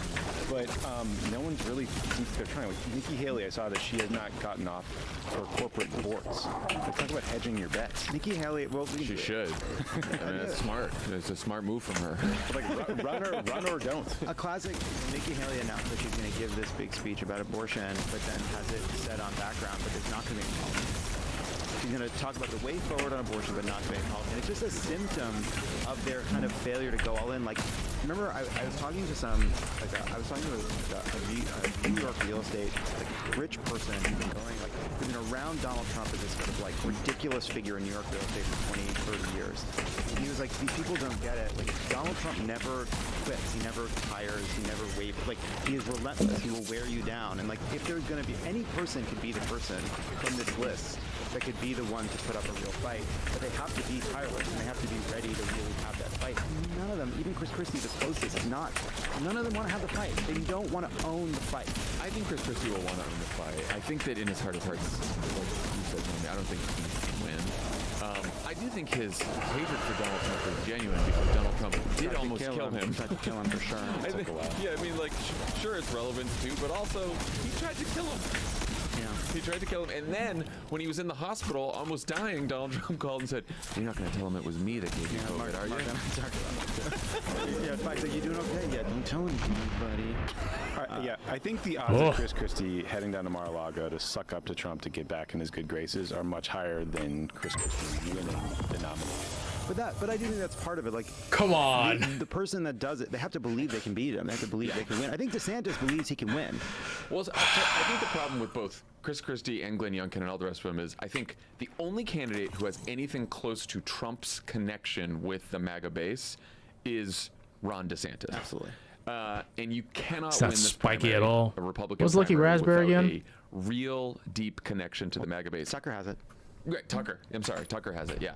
And like, does DeSantis have it as much as Trump? No, absolutely not. But at least he's a possibility. None of the rest of them have that connection. No.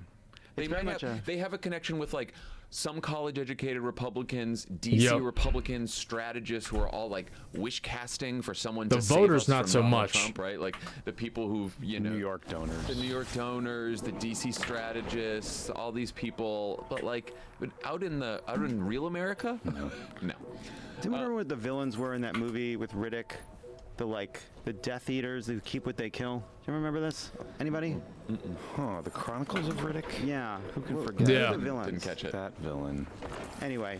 There was big news on abortion Friday night. The Supreme Court ruled that mifepristone will remain available for now while we wait for the Fifth Circuit Court of Appeals to decide the case. Both the Fifth Circuit and the federal judge who heard the case wanted to restrict access immediately, but it turns out only Clarence Thomas and Sam Alito agreed with them. Fuck those guys. The New York Times said this was a, quote, powerful message from a chastened court. What do you guys think of that, Tommy? The court does not seem to be remotely chastened. Strict Scrutiny did a great breakdown of this ruling of the Alito dissent, but it's worth listening to for just that. But they also talked about how they listened to the oral arguments and there was zero sign of embarrassment or contrition from Clarence Thomas in anything he said or did. And since the Harlan Crow disclosures came out that he was taking all these private jet flights, so it's worth checking that out. Yeah, I mean, as the host of Strict have said on this show, the fact that it was even a question as to whether or not this ridiculous ruling would be stayed is a testament to how illegitimate and not chastened this court is. The fact that it's not 9-0 is a sign that the court is not chastened at all. And like, God, Alito is such a fucking just like pissy, sniveling, creepy fuck. He is the worst one. It is disgusting. I saw an interview where Javier Becerra said he might not uphold everything, and therefore I'm not issuing a stay. I fucking hate him. Alito sucks. I guess, yeah. Can I say that on this podcast? Sure. Oh, wow. Going out on a ledge. Nothing Alito and Thomas do or say surprises me at all. They're the most extreme members of the court. I don't even think of that. They just write trollish dissents. They're awful people. I'm interested in Kavanaugh, Barrett, and Gorsuch on this one because you had the three liberals plus Roberts on the right side of the Dobbs case, and then Kavanaugh, Barrett, and Gorsuch they didn't join Thomas and Alito on this one. And I'm wondering if it's just because in the original Dobbs decision they made such a point of saying that this should be left to the states and blocking access to mifepristone would certainly not be leaving it to the states. Yeah, I mean, I think also this is a truly the fact that Alito and Thomas didn't join them is it just a sign of they are obviously beyond the pit. I don't care how far right you are, any judge that puts any faith or stock in any of the words that they've ever said in any hearing ever should not be participating in this mifepristone thing. I don't think you have to go so far as say oh, they believe it should be left up to the states. These guys don't have standing. It's a ridiculous thing. Of course it should be stayed. It will create chaos if it's not. That's it. So what happens from here? Basically May 17th, I believe, the Fifth Circuit Court of Appeals hears oral arguments. Yep. And the Fifth Circuit will rule, and inevitably this will end up back at the Supreme Court because either side that loses from the Fifth Circuit will probably appeal to the Supreme Court. We don't know what the Supreme Court will do, but it's obviously a good omen based on what they just did on Friday, what will happen. So the timing of this all but guarantees that a final ruling will come this summer as the Republican primary heats up. Trump's latest position is that per Dobbs, abortion should be left to the states, though there was a Time story over the weekend that some Republican state legislatures don't agree. They are in states like Ohio trying to change laws to prevent ballot measures that would protect talked about this last access. time. Do you guys think Trump's position here will fly in the primary and or general that, you know what, Dobbs happened and now abortion should be left to the states and that's the compromise and that's it? I think in the primary that will work for him because Trump can signal to these right-wing anti-abortion groups, I'm going to say what I need to say to win. You know I'm with you. Look at all these wacko judges I gave you. Wink, nod, don't worry about it. These right-wing evangelicals, people are always oh, how can they vote for him? He's an adulterer. He's this, he's that, he's venal, he's a liar. They don't care. He's their scumbag. He does their bidding for them. They're psyched about it. In the general election, I think that all of these positions are incredibly toxic and will be damaging to the Republican nominee, whoever it is. But a long way until there. Easy ads for Democrats. You have Pence basically staking out a very anti-abortion position. And then you have a lot of these Republicans who don't want to piss off the evangelical base while also trying to avoid saying anything concrete on this issue. Nikki Haley was asked about this. Haley signed a bill in 2016 banning abortions at 20 weeks. When she was asked about this, she said, what we have to do is we have to be very loving in the way we do this, but we also have to figure out that we've got to figure this out. So let's do it. Oh my God. And so I think that tells you a bit something about where the politics of this are, as does Tim Scott's word salad. Yep. And so, even Nikki Haley they giving this big speech. They can't avoid the base. Why? Because the money interests too are with the base as well. There's these right-wing millionaires and billionaires who are full on, let's ban abortion at all levels, completely. If they could ban contraception, they would. That's another problem too. Because she is a woman, because she has given birth, she is the best person to lead the party on abortion. She's afraid to take a position. She wants to leave it to others and avoid taking it. So I think Trump will be safe in part because no one is going to make any kind of argument either way against him. Yeah, but I do think in the general, it's going to be a real fucking problem for him. And I think Democrats can very fairly tag Trump and the entire Republican Party as abortion extremists who will not stop until they get a national ban. There is plenty of evidence for that. Oh, I would constantly put them on the defensive of that over and over and over. I would say these are your judges. They made these rulings. You own this. Right, and they are continuing to make rulings that try to do things like block abortion medication access, and look what's happening in these states when people try to put ballot measures on where they're trying to vote to protect abortion access. Republican legislatures are just saying no. And do you think he's going to disagree? Do you think Donald Trump's going to disagree with those Republican legislatures? Probably not. Every statewide race in the midterms and in Wisconsin was a referendum on a anti-abortion candidate versus a pro-choice candidate, every single one. And every Republican that tried to, take some kind of a compromise position or emphasize that there are exceptions to some ban, that didn't work for any of them. Didn't work. Today's episode of Pod Save America is sponsored by Simply Safe Home Security. They We're say gonna April showers bring May flood. this. The microphone at the top of the page and enter code CROOKED. So the best and most shocking news of the week is that Tucker Carlson has been fired from Fox News effective immediately. You gotta love The decision it. came directly from Rupert Murdoch himself, reportedly. Tucker found out Monday morning and will not have a chance to say goodbye in a final episode. So sad. Yeah. No Green Day for him. What do we know about why this happened, guys? The Washington Post said that he was fired because of some of Tucker's comments about management that came out in the Dominion lawsuit. I don't really buy that. The LA Times said it was because a former senior producer for Tucker's show named Abby Grossberg has filed a federal lawsuit against the network that names Tucker. And also she says Fox's legal team coerced her into giving misleading testimony. So the two suits, one of them claims that while working on Carlson's show, she endured an environment that, quote, subjugates women based on vile sexist stereotypes, typecasts religious minorities, Why and is it taking so belittles fucking traditions, long? and demonstrates little to no regard for those suffering from mental illness. So it seems like Yeah, it's Fox News. What do you expect? Tucker, Mental illness as the doesn't exist to leader of them. The show had a horrible culture. Incredible. Shocker. Shocker. Another shocker. I mean, we know what he says on the air. God knows what he does off the air. Well, and that same LA Times report also said that another big concern that Rupert Murdoch had was about Tucker's January 6th reporting. That not just all the footage that he's been showing and all that stuff, but that he basically thinks it's a false flag operation. That a tech man from Texas named Ray Epps, who showed up at January 6th but did not enter the Capitol. Tucker suggested that he's an FBI plant. Epps just told 60 Minutes that he's had death threats as a result, so apparently Murdoch was concerned about that. I will say it's a little odd. Like, he's concerned about that for how many years has Tucker been doing Yeah, this that came now? out a year ago. You let him run a documentary. But Yeah, it was it's like, it I'm was- drawing the line today. But it was the same sourcing from the Abby Grossberg. And there's other lawsuits still coming down the pike. There's Smartmatic. There's other legal threats related to there's the ongoing defamation suits are not over. And there's a chance that Tucker is talking about running. I just don't know that we have. I'll be interested to see what else comes out, because we also know that he had multiple producers who he had to fire because it came out that they were prolific posters on super racist, far right message boards. I mean, there's been a churn of stuff like this for years. Yeah, I'm really interested in some kind of a TikTok about what was the final straw here, because you're right, a lot of this stuff has been building up at the network for a long time. Now, And they allowed before it to we move off happen. of this topic, Murdoch allowed it to happen, I'll tell you too. what my first reaction was, because my brain is broken, which is, and Logan's body's not even cold. So, Andy, would you mind bringing the documents? So, here's the deal. Oh my gosh, that was typing. I have in my hands a conversation between Kendall, Roman, and Shiv about replacing Tucker Carlson.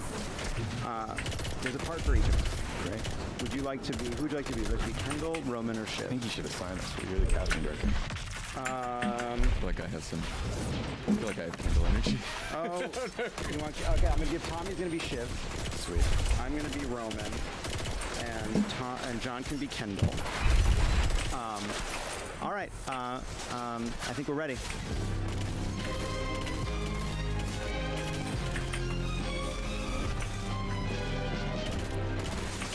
So what's the move here? What's the play? We do the Roman Coliseum thing, thumbs down? Keep your dick in your pants, Little Caesar. Maybe. I'm just saying maybe we take the gloves off. These guys are ridiculous Make it sometimes. easier to warm our hands on all the burning books. You still have Hannity and Ingram. Do you think they need uniforms? Very funny. I'm saying we go full red meat. Lions eating AOC, bone in Black Lives Matter. Kendall won't be happy until every CPAP machine in Florida is clogged with jizz. Jesus, bro. No, I love it. We send Jesse Waters to wait outside public bathrooms with a big net next to a paddy wagon labeled trans people. She wants to do fucking 60 minutes to make it feel longer. Is 1 hour of news in primetime a terrible idea? This is a news channel. You've got 4 million people who want to feast on the blood of their enemies, and you're like, did someone say salad? Have you seen how low those golf carts are riding? Those people could use a couple salads. Is it crazy to bring O'Reilly back? Has that whole thing had enough time to cool off? Cool off in 6 sexual harassment settlements on a cartoon pie out a windowsill. Okay, rubber meets the road. What are our actual real-world options? Waters, Gutfield, Bartiromo. Oh, I think she's in a dumpster out back looking for clues. Shiv wants to use Brett Baer, one of the other human reputational condoms we keep in the nightstand because our brand makes her uncomfortable. Our brand is scaring old racists between ads for life insurance and Applebee's. You said that like it's a bad thing. Does it even matter? Before Tucker, there was O'Reilly, Beck, Kelly. They're all replaceable. People don't come to the circus to see the ringmaster. They come to see the fucking elephant. Wait, guys. I got it. Look at what just broke. Show us something on the phone. Who's that? I think it's audio. Yeah, there we go. You know, I don't hate it. Prodigal son angle fits the narrative. Don Lemon. I think we did great. Just want everyone to know that was the first time Tommy and I ever read that. That was, yeah. No practice there. I thought it was good. That was great, love it. Yeah. Thanks for doing that. Thanks so much. I was gonna ask how big of a deal do you think this is, but I think we answered that. My honest opinion on the whole thing is that the musical chairs at Fox are trying to be reporters, but ultimately the issue is the audience. They've created this audience. The audience needs to be fed and watered, and they've slowly radicalized these people after over 20 years. Sean Hannity's been in the same chair since 1996. O'Reilly was a behemoth that was irreplaceable until Carlson came along. Glenn Beck, we went through a news cycle about how monstrous Glenn Beck was. The problem is the overall network and what it does to the people that watch it every day. And those people now are radicalized, and if they don't get what they want from Fox News, they will go to Newsmax, or they will go to Daily Wire, or they will go somewhere. I agree about the network, and I agree about the audience. I do think that not all right-wing propagandists are created equal. Yeah. And I think that Tucker was especially skilled at what he did in a way that, like, I don't think Hannity is. I think Hannity's a yes man. I kind of think that, like, and I think that Tucker not being there, do I think it's like a big win for democracy and everything's going to be great now? No, like, you're right, someone's going to be horrible in that seat, and that's going to be bad, but, like, Tucker's a pretty dangerous guy, and I don't know that he can find a platform as big as Fox News. If you look at the history of other people who left that network, other hosts, Megyn Kelly, Bill O'Reilly, Glenn Beck, they haven't found that kind of success anywhere. Yeah, I think that Tucker's a big audience. He's influential. But I do not think he's some sort of generationally talented broadcaster, or even all that talented. And the reason I think that is because he was on CNN, MSNBC, and PBS before Fox, and he sucked ass on all of those networks and got fired. And so I saw someone compare him leaving Fox, leaving ESPN, and thinking you're better than the network, and they never, ever are. Lots of people decide, oh, I outgrew ESPN and leave, and then they do fine, but they don't do better. So I'm sure Tucker will do other things. He'll have other jobs. My guess is that Fox slots in Jesse Waters or some other, like, it's going to be Waters. At the job, guy who will read a script in the same way they replaced Bill O'Reilly, and no one really gives a shit anymore. I think the Tucker that showed up on Fox, especially in recent years, Tucker is very different from Tucker. He is worse. He is more racist. But, like, is that a function of the network or the individual? I think don't know. Top-rated show. I think Tucker's great skill throughout his career is that he had the ability to kind of understand where a big chunk of the right was going and kind of either follow them or lead them there. He was he had an approach and a philosophy that was deeper than any approach that Sean Hannity or Jesse Waters or Greg Gutfeld or any of those people have. Yeah. And that did make him creative, it made him innovative, and it made him dangerous. I don't know that work wasn't already done. I don't know that there's more to add to the end of that playbook that Jesse Waters can pick up and run with now. Like, I think the damage has been done. He showed people new ways to kind of access the fucking fever swamp of the right. We'll see. I think like Laura Ingraham is like, if you want to pick someone who's like a little closer to Tucker in that figure, but I think the rest of them are like, Waters is more comedy first. Yeah. Tucker got into real right-wing racism at the top. Like, I'll never forget the segment he did where he claimed that like white farmers in South Africa were being killed. But again, that's like dark shit. It's dark shit, but it's not about him. It's an editorial choice to like go to those places. And I think the next person will go to those places too, and the audience will be happy. I'm just saying that other Fox hosts haven't been as successful in going to those places, or haven't even tried as hard to go to those places as much as different approach. Like the Sean Hannity show is just isn't Mr. Trump wonderful and we love Mr. Trump and all this kind of bullshit. And Tucker is doing his own thing and his own philosophy, which is he's some more independence. Yeah, and I do think that like right-wing propaganda is a lot like therapy in that like it just has to be good enough. And then you get a lot out of it. You get the voters you need. You get them angry. You get them turned off to Republicans, inoculated against Democrats. All those things. Tucker was doing that. Yep. But then I do think something much That's more very true. dangerous on top of it. He did have this philosophy around elitism that I think really resonated and kind of connected him more. Like Tucker Carlson was more connected to the Joe Rogan kind of ecosystem. That's why it feels than Sean Hannity has ever been. Where like the JD Vances and Josh Hawley get their inspiration from Tucker, and they're all like tweeting about how sad it is and all that bullshit. But I do think that's because Tucker he didn't invent this movement. He was part of it, and he understood it and saw an opening and kind of helped pry that opening open. But like your JD Vance's, the Peter Thiel kind of universe, like they're investing in these kinds of. I forget the skeleton from Arizona. What's his name? Blake Masters is another candidate that kind of is trying to access this kind of thing. So you see like Crowder slotting into this slot pretty easily, and there's a lot of people. Yeah, there's a lot. I think there's a lot of outsiders that could probably do something like this. They're gonna have to pay. Finally, a culture war update. Bud Light has decided to put 2 executives on leave because they sent a personalized Bud Light can to transgender activist Dylan Mulvaney as part of a marketing promotion. They caused a bunch of right-wing weirdos to lose their shit and call for a boycott of Bud Light, including a video where Kid Rock shot cases of Bud Light with a rifle. So should we now call for a counter boycott of Bud Light and say power to the mob? Way to fight cancel culture, everybody. You did it. I mean, what was pathetic to watch about this is Republicans, Dylan Mulvaney gets essentially a swag bag, a commemorative beer can. The entire right wing flips out until someone gets a call from a lobbyist. It's like, hey, Anheuser-Busch gives a ton of money for Republican causes. In the 2022 cycle alone, Anheuser-Busch gave, and its employees gave the NRCC $464,000. Members of the Bush family gave a huge amount of money too. That's when you saw Donald Trump Jr. come out and say, actually, dude, let's show what the boycott I hate these small rooms, dude. There's like, there's no cover too. Bud Light decided to essentially fire these people. Bud Light also put out a statement that it said nothing. It just sort of it tried to tamp down the controversy, which actually, in a way that I think other companies have done worse, but they tried to tamp down the controversy without ever apologizing or suggesting they shouldn't have done it. But to try to kind of tilt towards recognizing the controversy, which got them nothing. I just can't, like, I just sleep at night. And it's like, I had to make a decision to put someone who worked for me on leave because they thought it would be nice to just send a beer can to a transgender activist with their name to make them feel included. To make them feel included. That's what they the did. crime. That's and the that sin. was so bad that I had to tell those people, "You're done with the company." It's ultimately we're a month past what was one sponsored Instagram post. I think that's what it is. One post from a month ago by one person. Megan McArdle, who is a conservative who writes a lot of stuff that's quite wrote about the right and its approach to persuasion versus bullying, and I thought this was an interesting thing to come out of the right on this. And I'm not going to read the part where she caveats the fact that Dylan is trans, but so we'll skip the caveat. I'm skipping a caveat, but she writes, it's easy to understand why she's accumulated more than 10 million TikTok followers over the course of her online transition.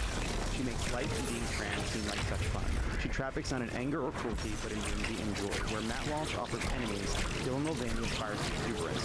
Just the possibility of making herself and the world into something better, while Walsh promises at best only the dour satisfaction of being right about how terrible everything is. It isn't surprising that the kids are choosing Mulvaney over that. Which I think is a really, a very, very good thing. And why I think ultimately these politics backfire, and to me is like that captured for me the feeling of what it's like to watch this unfold, because even calling Dylan Mulvaney a transgender activist, sure, that is what she is, but really her activism for the most part has just been making videos describing her life and trying to say what she's going through this transition, and it has enraged so many people not just to see someone unapologetically do that. It's because it's effective. That's the problem. That's the problem that they have. People who do not pay close attention to politics, culture wars, any of these issues, where have certain feelings about different most voters, right? Mm-hmm. And you're like, oh, there's a big what's the big fuss over that they sent a Bud Light can to someone who's transgender and everyone's mad about that? That seems fucking crazy. That's how most people would think. The whiplash of spending years crying about cancel culture and then literally shooting your machine gun at a beer. It's like, I know hypocrisy doesn't seem to matter in politics anymore, but it's exhausting. And now they're pretending to be popular, so like the attack on the woke corporations, and they just basically got a corporation to fire a bunch of people. Well, but all of it too, it's also just such an admission of failure, right? Because all of this, their defense of why they have to do all this now is like, if we don't do this now, basically what they're saying is, if we don't stop companies from saying it's okay to be trans, eventually it won't be okay to have our views, right? That's what they're trying to say. They're saying if we don't shoot up the Bud Light cans and fuck Disney over and make them pay for representing a view we don't agree with, they're going to at some point force their views down our throats. That's not happening right at this moment, but that's what's coming. They're coming for us. And of course it's conspiratorial nonsense, and so they just look out to lunch. I still think that in the announcement video, Biden yeah. I don't know. I don't love it. You don't think that's a good idea? You mean but in defense of? Right, that's what I'm saying. Well, now we're doing counter boycott stuff. Now Bud Light. But they haven't stopped shooting the things. Nobody could drink Bud Light anymore. No, that's it. It's done. Wow, they really stepped their stuff. Yeah, they did. They're still mad at Bud Light, unfortunately. All right. When we come back, Lovett talks to The Atlantic Mark Leibovich about Christmas Eve and I presume a whole bunch of other shit. This show is sponsored by BetterHelp. What's one thing that you tell your 20-year-old self that you wish you'd known about yourself and why? Shit. Don't open the store credit cards. It's like you think you're gonna remember, you're not, and then all of a sudden you get like a ding on your credit score. Oh shit! Do I get a revive? A year ago. I did that with a T-shirt at a Red Sox game. So stupid. You opened up a credit card at a Red Sox game? Yeah, I wasn't smart when I was young.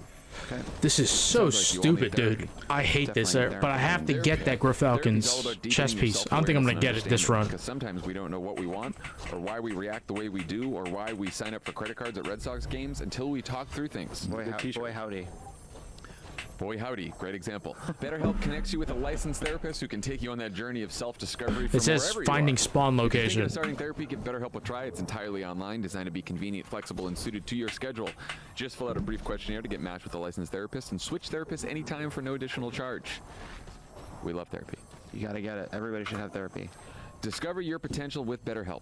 Visit BetterHelp.com/PSA today to get 10% off your first month. That's BetterHelp, HELP.com/PSA. Pod Save America is brought to you by Article. Summer is on its way. Have you been dreaming up ideas for your outdoor space and how to make the most of it? Yeah. Article's curated catalog of outdoor furniture is here to help you do all your favorite things this summer. They've got everything you need to really make things your own, from outdoor sofas Dude, to this is dining such a sets joke, dude. to decor. Okay. Tell me more. Well, so what Article believes in is delightful design for every home. You got any boho or Scandi? That's just two of their many different kinds of designs. Also industrial, coastal, mid-century, modern.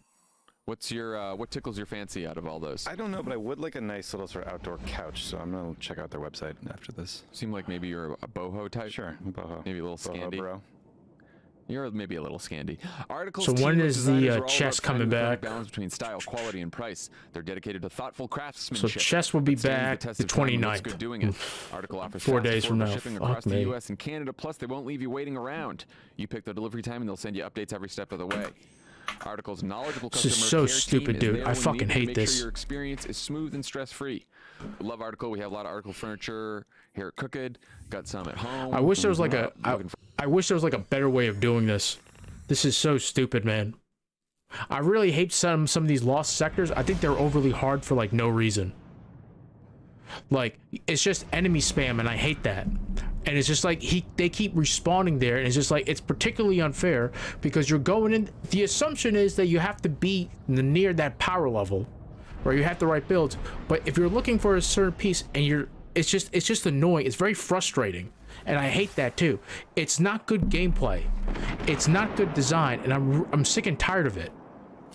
Like fucking these games, like they just make it hard for no reason. They make you grind. I gotta look at Article because they're affordable and they. But the game is good though. It doesn't have to be that way. They make it that way. It's one of the reasons why I don't like playing Lost Ark anymore. It's why do I need ults to grind like so much? Checkout. That's article.com/cricket for $50 off your first purchase of $100 or more. Pod Save America is brought to you by The Diplomat, now streaming on Netflix. Kate Weiler, played by Kerry Russell, is a seasoned U.S. ambassador on her way to an influential post in Afghanistan when she's abruptly appointed as the ambassador of the United Kingdom. While being a brilliant crisis manager in her past stations, Kate has little affection to be in the spotlight, but finds herself in the most coveted and decorated diplomatic role. She'll have to diffuse international crises, forge strategic alliances in London. This is and overly adjust hard new for like no places reason. all I fucking hate it. While trying to survive her marriage to fellow career diplomat and political star Hal Weiler, played by Rufus Sewell. From showrunner Deborah Kahn of The West Wing and Homeland, The Diplomat is a high-stakes contemporary political drama about the transcendence and torture of long-term relationships between countries and people. Also starring David Giassi, Ali Ahn, Rory Kinnear, and Otto Asando, with executive producers Deborah Kahn, Janice Williams, and Kerry Russell. There should be multiple ways to be more ways to get all these exotics, or just do exotic quests. Now taking back seat to Kate's rise in the global political arena. The Diplomat, now streaming on Netflix. Joining us now as the Republican primary heats up and the nation has turned its gaze to Chris Christie.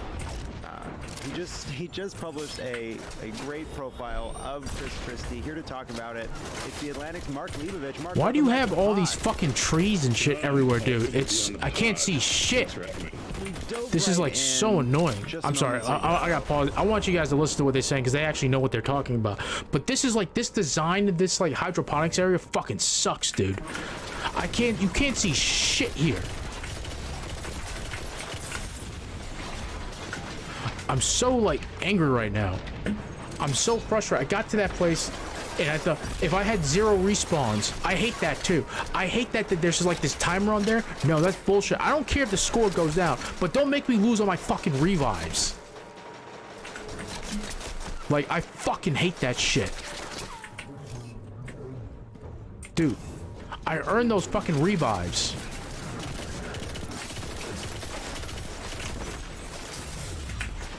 Jesus Christ, I'm trying. I know where they are, but I can't get a shot because there's all these fucking plants there and I can't see them.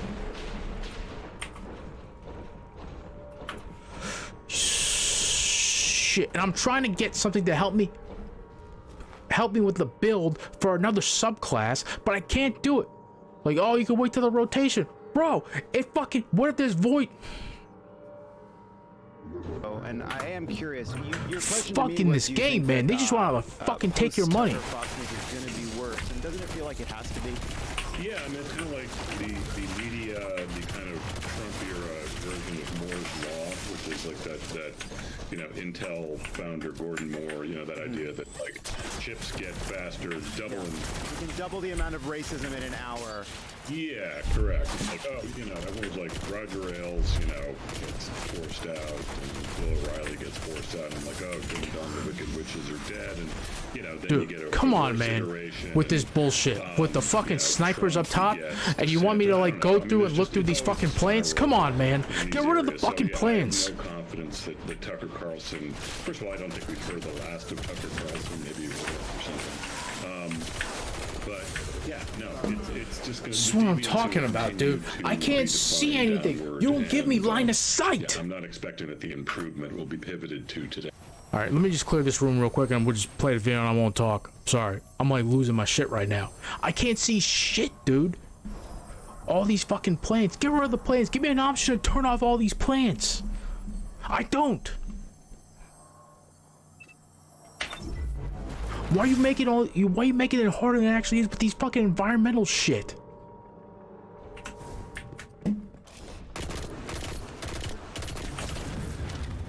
This is so fucking stupid. So, why do you have a catwalk up there too?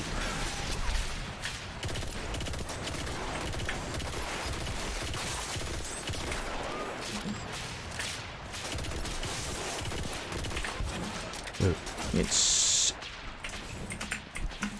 with these stupid fucking plants. Where are they? Thank you. It's just them. And probably some bad guy that fell back. Fuck this shit, dude.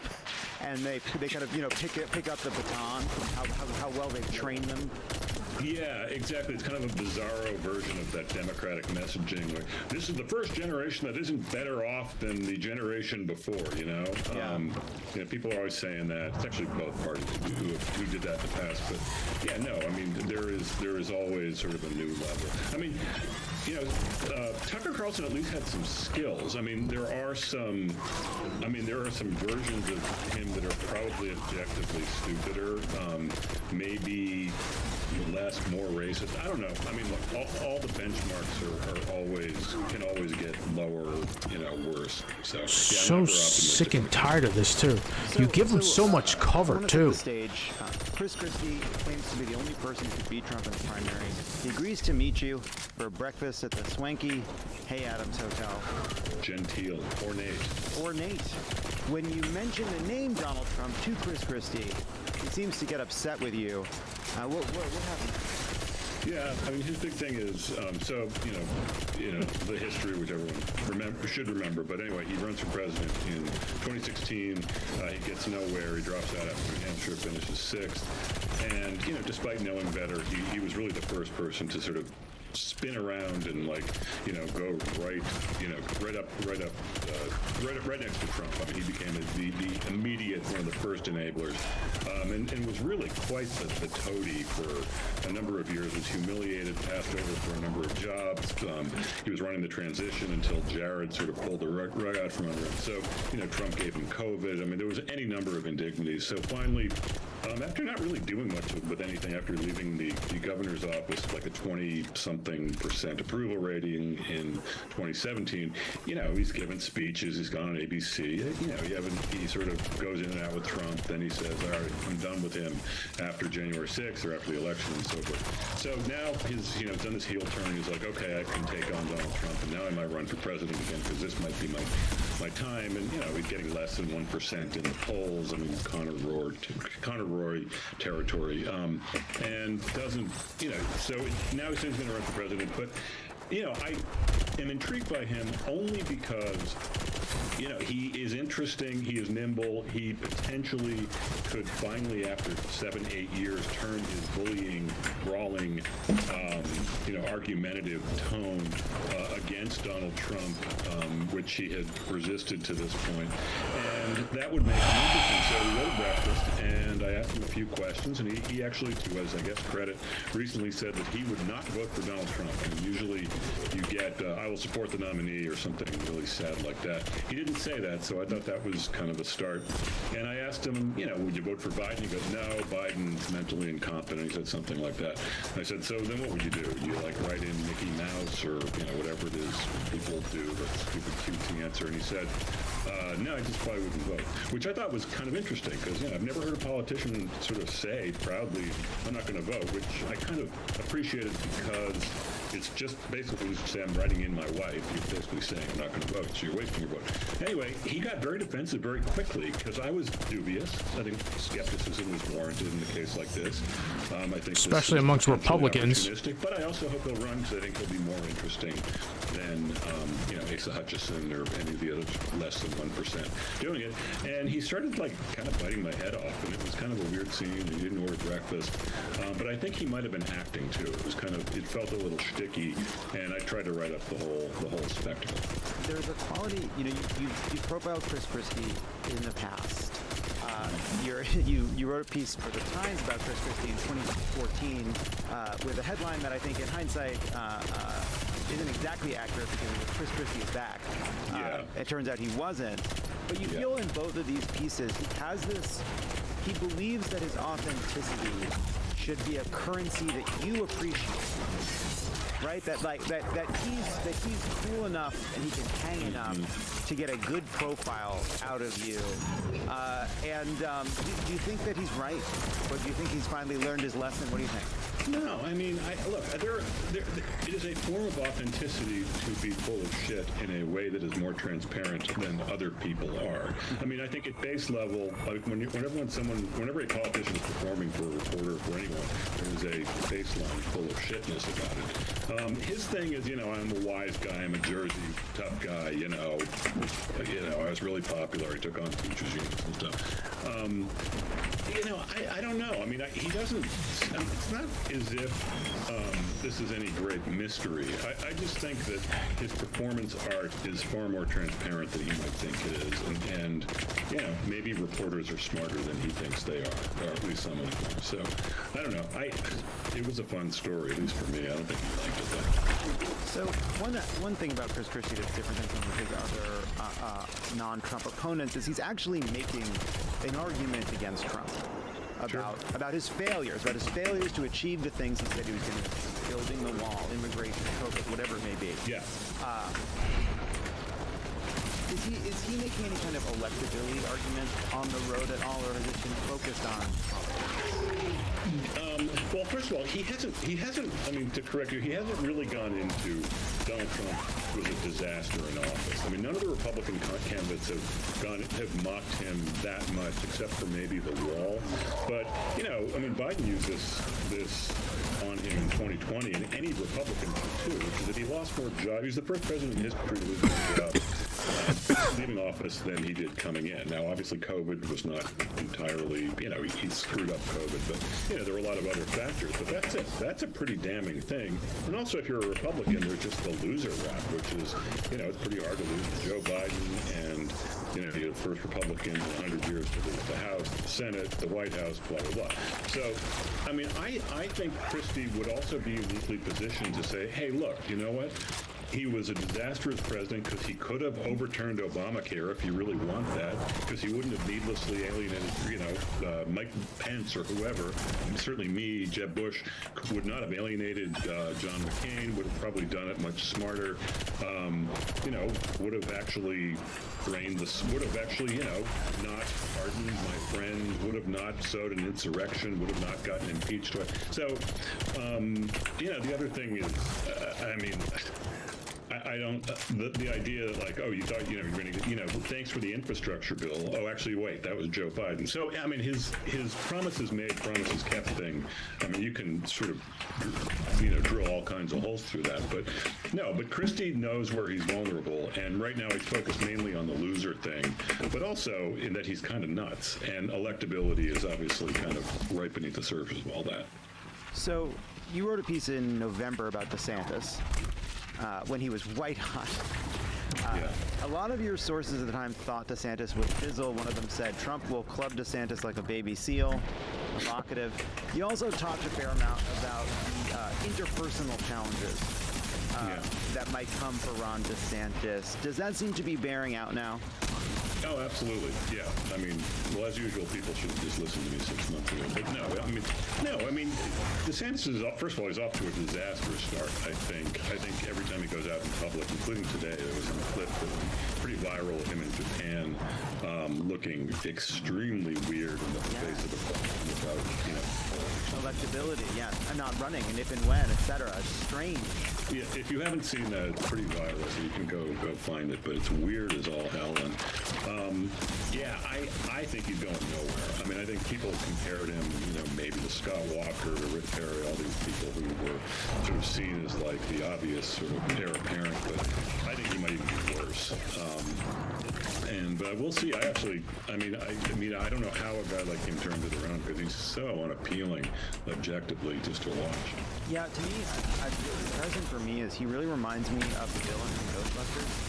He has real Walter Peck energy, like going after Disney. Like, I'm gonna put a prison next to this amusement park. Like that's like Act 3 break into Electric Boogaloo stuff. You know what I mean? Like it's just villain TV stuff. That is so true. Yeah, no, that is great. No, I totally agree. Any of the other Republicans doing anything that surprises you? Tim Scott, Nikki Haley, Mike Pence, Asa Hutchinson, the white hot, the electric, charismatic Asa Hutchinson. You would have thought the best place to announce his presidential campaign was this week with George Stephanopoulos. Anybody surprising you at all? No. I mean, Pence is pathetic, which is not new. I mean, he kind of had this feeble critique of Trump. It's off the record. I guess it was gridiron with the alpha. Some insider watched dinner. No cameras. Yeah, I've been watching. History will not, treat him well. I mean, Nikki Haley, great. I see that. People are saying like Glenn Youngkin. I think someone asked Youngkin about what he thought of Trump, whether he would consider running against him. Youngkin said, I think we need to all learn to agree without being disagreeable. And I'm like, okay, yeah, that's probably not going to get done in the Republican primary. I don't know. I mean, although it would be nice if there was someone who was actually pretty relevant to Republican governance now, whether it's Brian Kemp or someone like that, who had a pugilistic and sort of savvy, I guess, somewhat Christie-like side, who could take on Trump and be fearless and really. I need it like a good, like high damaging, like auto rifle or something. An imperfect kamikaze candidate, which seems to be suggesting that it's going to take two people, one person to fly into Trump and the other person to win. Right. I mean, ideally, that would be one person. I don't think that person, or I'm not sure if that person exists. But anytime you have more than one, I mean, the map gets really tricky, because Trump's going to get his 40, probably 35, and then when you start splitting, it's never a clean one-on-one. I mean, if it were Cruz or Rubio v. Trump early on, I mean, he probably wouldn't have won it in 16. But the math absolutely favors him, in larger fields like this, and it looks like this is going to be one. So, but yeah, no, I mean, Christie can soften him up, but it's not like, Tim Scott is going to come in and finish him off. I mean, I don't think Tim Scott, is the guy to do that. He seems to be running for vice president. The imperfect kamikaze candidate is one that doesn't. Jesus Christ, man! Come on. Presumably, if he hits the hit, presumably a perfect kamikaze is somebody who loses by taking out Trump. Yeah. Yeah, or wins. And but then they're not a kamikaze. Oh, I guess that's true, although ultimately the kamikaze could happen in the general election after Trump's voting for. I see. Sort of two-step. So maybe the kamikaze would be a two-step. There's a lot of stuff going on. I'll let Max work on it, but you get the idea. Over to the Democrats. A couple months ago, you wrote a piece about why someone in the Democratic Party should challenge Joe Biden. Are you excited by Robert F. Kennedy's candidacy? Is he the person for whom you were waiting? Jesus Christ, is he the almost one we've been waiting for? died. Or are we the ones we've been waiting for? Yeah, I was hoping for someone who was not RFK Jr. or Marianne Williamson. By the way, I still think that's true. I mean, it's getting late, but if Gretchen Whitmer or Gavin Newsom or whoever wanted to jump in, they would have. There would be hell to pay. They'd get a lot of abuse, but they also, I think they would be welcomed by a lot of people very quietly. Yeah, I mean, you wrote about Donald Trump's presidency paralyzed Democrats into a kind of risk aversion, which, to be honest with you, is something I feel as a Democrat. who has been paralyzed into a state of risk aversion by Donald Trump. You know, we're speaking on the eve of Biden's re-election announcement. And that's not false, by the way. Feeling about it is that if Joe Biden were 5-10 years younger, there'd be no question. His record of accomplishment would make him unassailable. Is he a perfect president? Of course not. But given the hand he was dealt, I find it truly very difficult to imagine someone playing it better. And to me, that says this person has absolutely earned the right to seek a second term. So it really is a question exclusively about age. And that is a tough argument to make for another Democrat. And the worry is, of course, someone jumps in, makes that argument, which is the only salient one, really, maybe generational change. Yeah, it's a different way of saying age. Right, well, it would be if Joe Biden had governed like a conservative Democrat from the 90s, but he hasn't. It would be more. It would be more than just age if it had more to it, but it doesn't seem like it really would.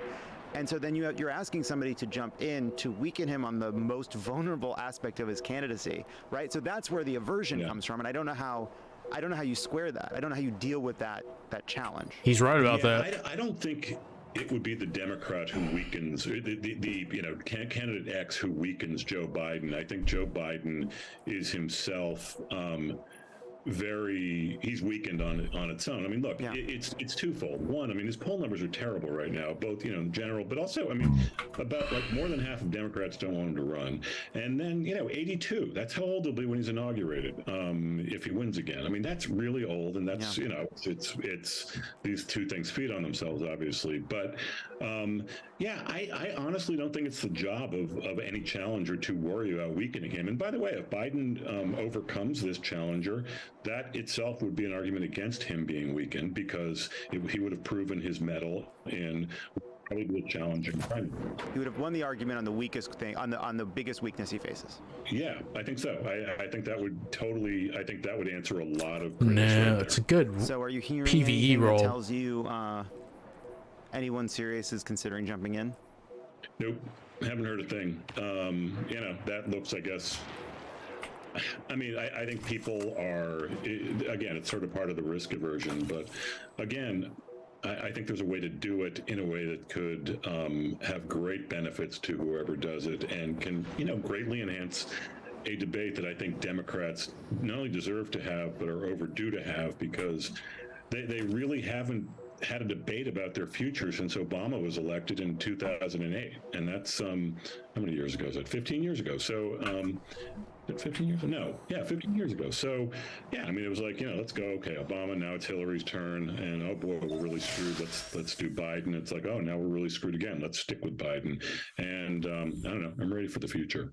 One last question before we let you go. It's probably Whitmer or Newsom. Elijah, who works on Pod Save America, he tweeted at you that the only flaw in your piece was that there was no question to Chris Christie about the fact that Trump knew he had COVID and tried to kill him. But you said that it was cut. It was totally cut. Can you tell us about the exchange? Yeah, it wasn't an exchange about it. I was sort of listing the indignities that Trump heaped upon him. So Trump, so at the end of his administration, Christie shows up. He does a lot of debate prep with Trump, and then he shows up at the Amy Coney Barrett's super spreader party at the White House, gets COVID, lands in the ICU, and he's got some comorbidities. So I mean, he was pretty nip and tuck there for a while. And actually, this was in my book. So I'm one of these guys who says this was in my book. But Trump concurrently had COVID, so he was being treated at Walter Reed, and Trump called Christie to theoretically wish him well. But after about 5 seconds on the phone, he pivoted to, Chris, you're not going to say you got this from me, are you? And Christie said, that's never going to change.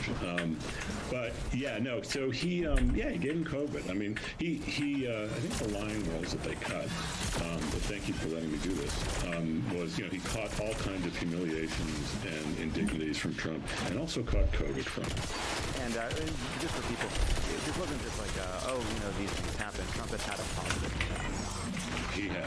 He knew he had COVID. That's the most amazing part of all of that. Yeah, and completely unsurprising. Mark Leibovich, thank you so much for your time. Everybody go read the article in The Atlantic. it's worth the read. All right, before we go, as of this recording, we still don't know what's in Biden's announcement video, but since we all consider ourselves to be close observers of the 46th president, we're going to go ahead and guess which Bidenisms made it into the final cut. 3 phrases, sentences, whatever each. Winner gets to join the campaign. Love it? You start. First prize is joining the campaign for a month. Second prize is joining for 2 days. My phrases. Mine phrases were: I believe in America. Our best days are ahead of us. Battle for the soul of this nation. A job is about more than a paycheck. It's about you. It was 4 or 5, but yeah. It's 4. I still had overlap. I'd sold the nation. I just want to get. I think actually all of those actually were in the announcement video. Like an over/under on folks. What if he does a detour to talk about how his dad told him to school when 2 guys kissed? That seems like probably not going to be in there. That's really cool. My dad saw 2 guys kiss, and I said it was fine. I was thinking we might get Not Your Father's Republican Party. Oh, That yeah. makes me think, but I didn't like that. I have finished the job. Soul of the nation, obviously. Yeah. I think he's going to do a whole riff that's I ran for president to restore the soul of the nation, to rebuild the backbone of this country, the middle class, and then here it comes to grow the economy from the middle out and the bottom up, not from the top down. Do you think he's seen the script? Do you think this is? Yeah, did you work on it? The Netherlands? I swear to God, I swear to everything, I have not seen the script. I've not God, and and I have not talked to any of us. No, it seems like a little insider trading. I also think we're going to I don't know, John. light over darkness, hope over fear, unity over division. That's his other riff. Unity over division. Anyway, Okay, we'll see what happens. We'll see what happens. I mean, people, if you're listening to this, you know what happened. And you know what he did. You know what he said. Unless, won't be so funny if there's no video tomorrow. That's part of it. All of these reports have been just caveated, like, yeah, it's all but certain, but we never know. We could pull it back last minute. And then there was a Politico story a month ago about how there wasn't going to be an announcement until like the fall or next year. But it has been reported. It has been filmed. That's So it's in the can. Somewhere, yeah. It's in the can. It's in turnaround. Hope they don't backroll it. Thanks to Mark Leibovich. Thanks to the cast of Succession. And we'll talk to you soon. Bye, everyone. Ladies and gentlemen, that was Pod Save America. Great job, boys.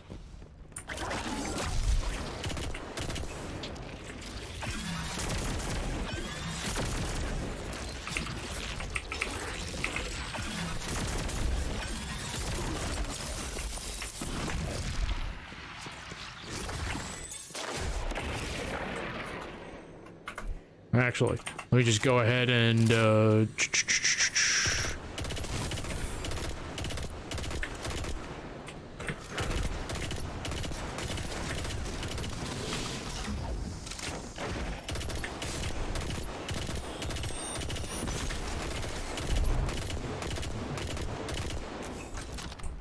if I get Gear Falcon, regardless of the role, I'm gonna fucking...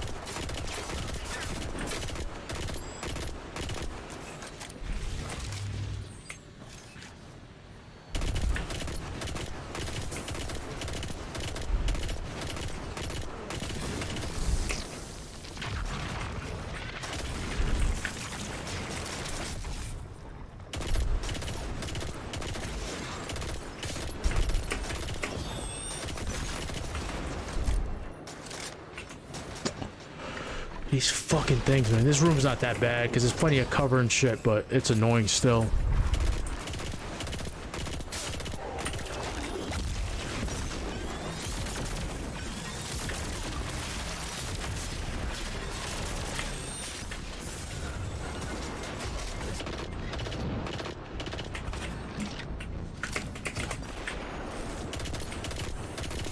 All the Neomuna lost sectors fucking suck, dude.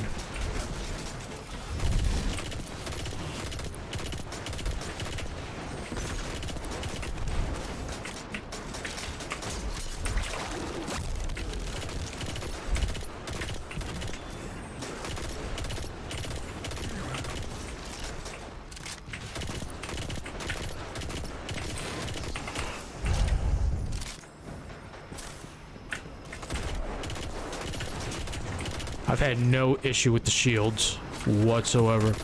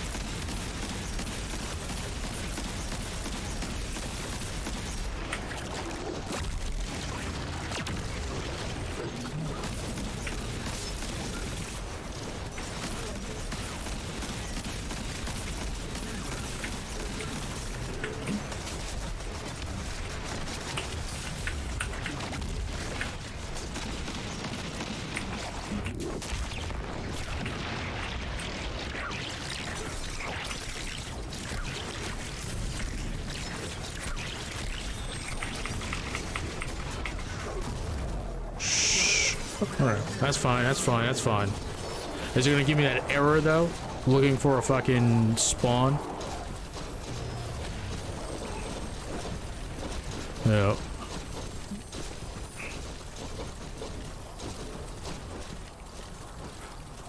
Why is it taking like so long to load up? It's just me. It's in a lost sector. What? Why'd you guys like put me back like so far?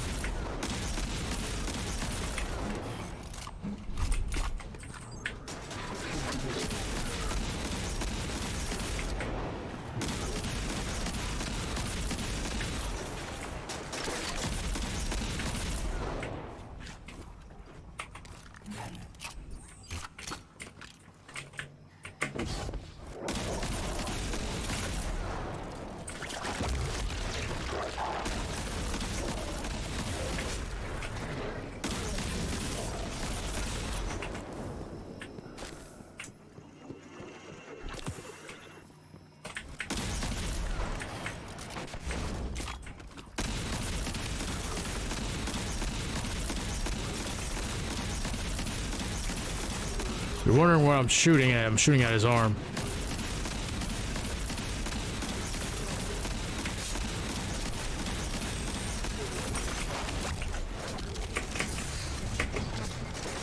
Ooh.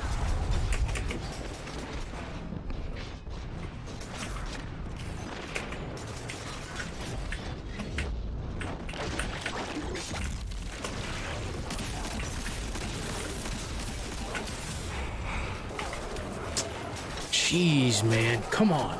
There has to be like an ad clearing way I can do this. Fuck. Dude, just get down to like 1 second, man. This is so stupid. I'm in the boss room. This is so poorly designed. This area. This doesn't give you like... I'm so frustrated with like these... with some of these like the newer like lost sectors too. They're not like well designed for certain classes, especially when you're trying to like get exotics to fill out your collection.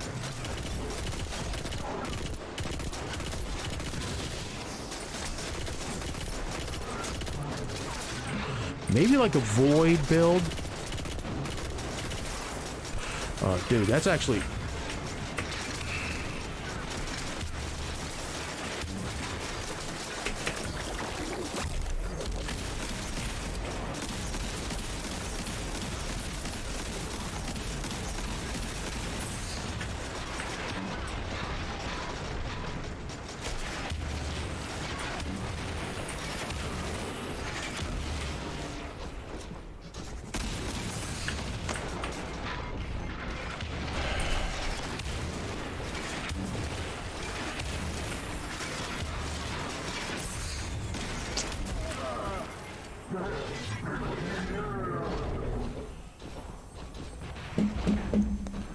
That's such bolt. Come on, man. That's not fair. Give me an overshield or something.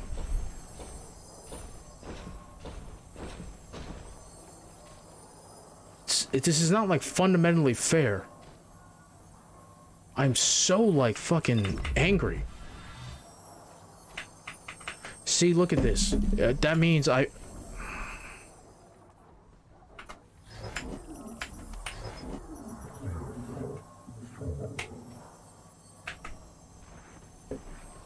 That's not fair. It's not fundamentally fair. That's what I'm saying though. Why after like all that time you're making me lose all my revives? This should be about rewarding the player. I don't like this. I have to use another build. This is not working. The strained is good, but I think fuck.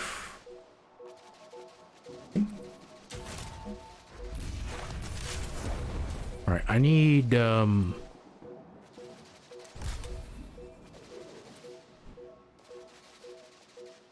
actually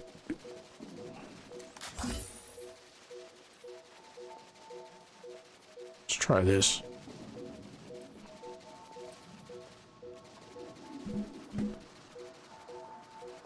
Dude, I'm losing my shit right now.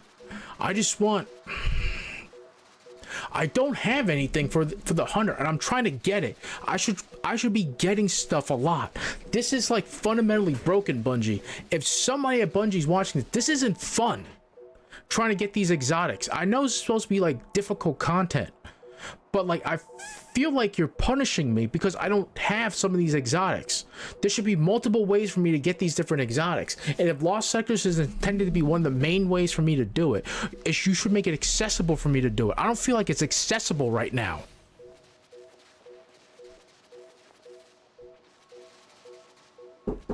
Yeah, kid. Okay. I'm gonna be right back, everybody.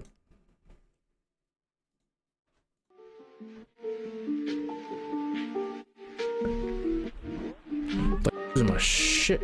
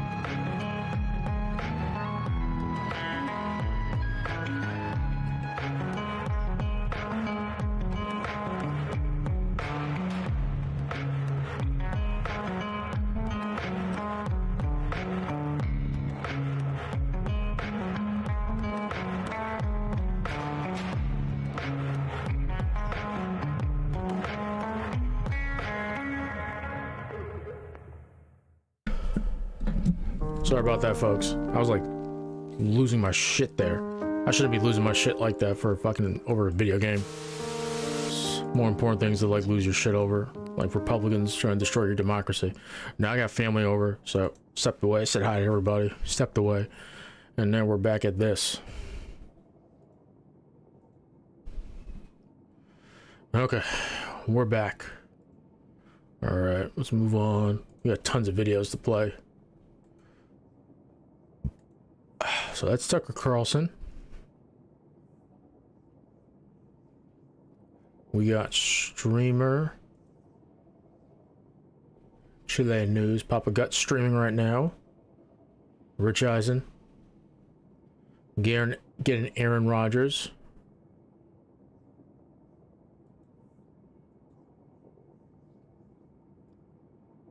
Oh my God, they got the Wendigo.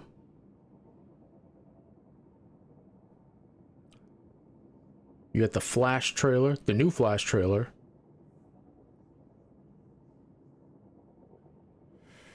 Let's see here.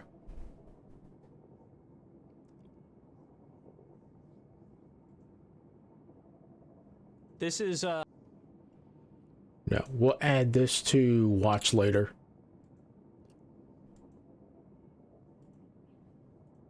They will probably just go to my playlist.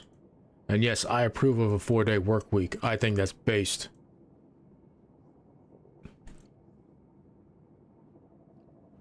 But in my last video, we talked about the dying landscape of PlayStation 5 scalpers who now have to sell their dozens of consoles that they've amassed at a loss because, well, nobody's buying PS5s from scalpers anymore because supply is caught up with demand, so might as well just buy it from... I'll be honest, if you're a scalper and you let this happen and you got stuck holding the bag with this many PS5s, you are an idiot and it's your fault. You should have expected this. It's been over a year. Even the Wii, like at this point, people were being able to buy them. Like, come on, man. You should have known this. You're an idiot. From your local store. He's right about that. That brought a smile to my face. You know what else brings a smile to my face? The dying landscape of NFTs, this useless piece of technology that has yet to provide any sort of benefit to users. It's just the commodification of digital assets, turning digital assets into investment opportunities by making... For dumb people who think they should be rich. Remember what I told you guys? That Seth Green NFT thing, that was the turning point. That was the point where as soon as that happened, that was it. Making what should be infinite supply into artificial not wrong about scarcity. It's just nothing useful here. It's also bad for the environment. It's done more harm than good. It just makes things more inconvenient for the sake. Well, nobody wants NFTs. Like, NFTs provide no value add to the average user. That's why people don't give a shit about them. If you had, if there was a value add, then more people would use them. You have essentially another form of gambling that allows scammers, schemers, and con artists to engage in pyramid schemes, triangle schemes, in the hopes that they're able to amass a mass pool of money that they can take a significant chunk out of, while the majority end up making losses through these kinds of investments. All they are digital primary receipts, ammo. digital assets. You only own the receipts, not the digital asset itself. You don't own the JPEG. Yeah, but you have the receipt though, right? So it's the same thing as, you know, like whenever I go to Best Buy and I buy a phone and I have the receipt for the phone, that means I own the technology behind the phone. Yeah, I mean, obviously that's how it works. Oh, yeah, this is like ripping them from the internet. It's just all silly shenanigans that contributes nothing to society, nothing useful. And so after NFTs peak in late 2021 to early 2022, it's kind of crashed significantly when it comes to interest surrounding it. Google searches. Somebody says, I work for a company that is adding value with NFTs, so not all NFTs are trash. Just saying. You want me to upset you by asking what do you think that value is that NFTs uniquely provide that was not already did not already exist before NFTs? What is this imaginary value that NFTs provide? Ownership of digital books? Why would anybody care about that? You already don't you already have the like what's that thing called? Where like Kindle? Yeah, you already have Kindle. Like, why would somebody care about this more than Kindle? You can't sell your Audible books and you don't own them, much like Steam games. Well, you can sell your account. That's not easy. No. So why? You can still do it though. Okay, so let's think about this, right? So if you're selling a digital ownership of a book, oh my God. I'm just saying work for a company that's making changes in the space with NFTs, but that's not a change because it adds no value to the customer. Dude, it's like hold on. I'm sorry, Asmongold. I gotta pause you, dude. Let me just clear this room. It's them on the catwalk there. That's also the problem. I might have to like switch out to my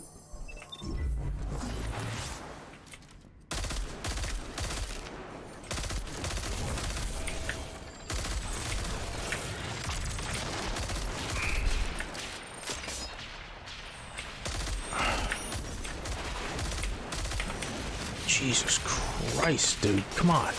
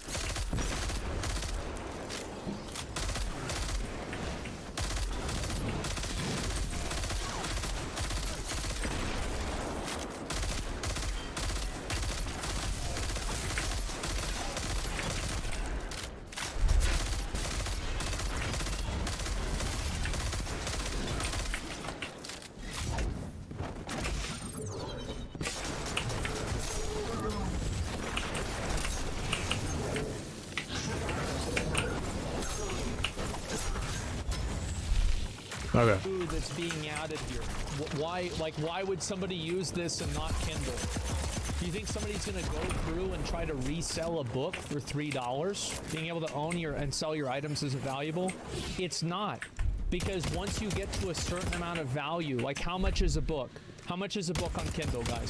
They're $10. So if you're selling a book, so it's got to be less than $10, right? Like logically, it's got to be less than $10. For $8 to $10, $6 to $20. Yeah, sure. Let's say it's $10.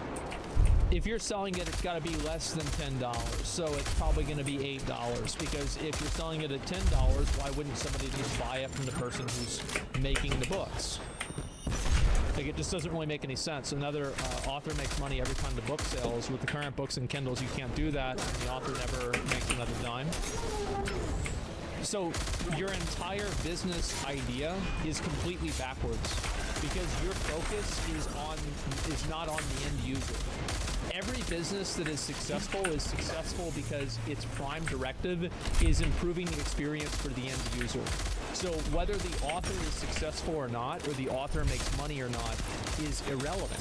because that doesn't matter to the actual user. Readers is $3, partner with Ingram, which is publisher. Oh, I'm sure the end user doesn't have an improved experience though. Well, here, let me ask you this: why would you need an NFT to sell a book, like a virtual book?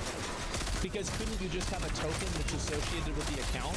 Just transfer the token. Then we talk a lot about digital ownership here, and we talk about that a lot. What I'm saying is that digital ownership doesn't exist. There will never be any value in the scarcity of digital ownership. The only time it exists is inside of some form of like a video game, because there's artificial scarcity that's created. Nobody gives a shit about digital scarcity. Digital ownership means nothing if you can copy paste. Yeah, that's it. Like it literally is. He's right. There's no value to the user to have to own a picture versus have a saved version of it. Like it's functionally the same thing. I went off on a tangent, but yes.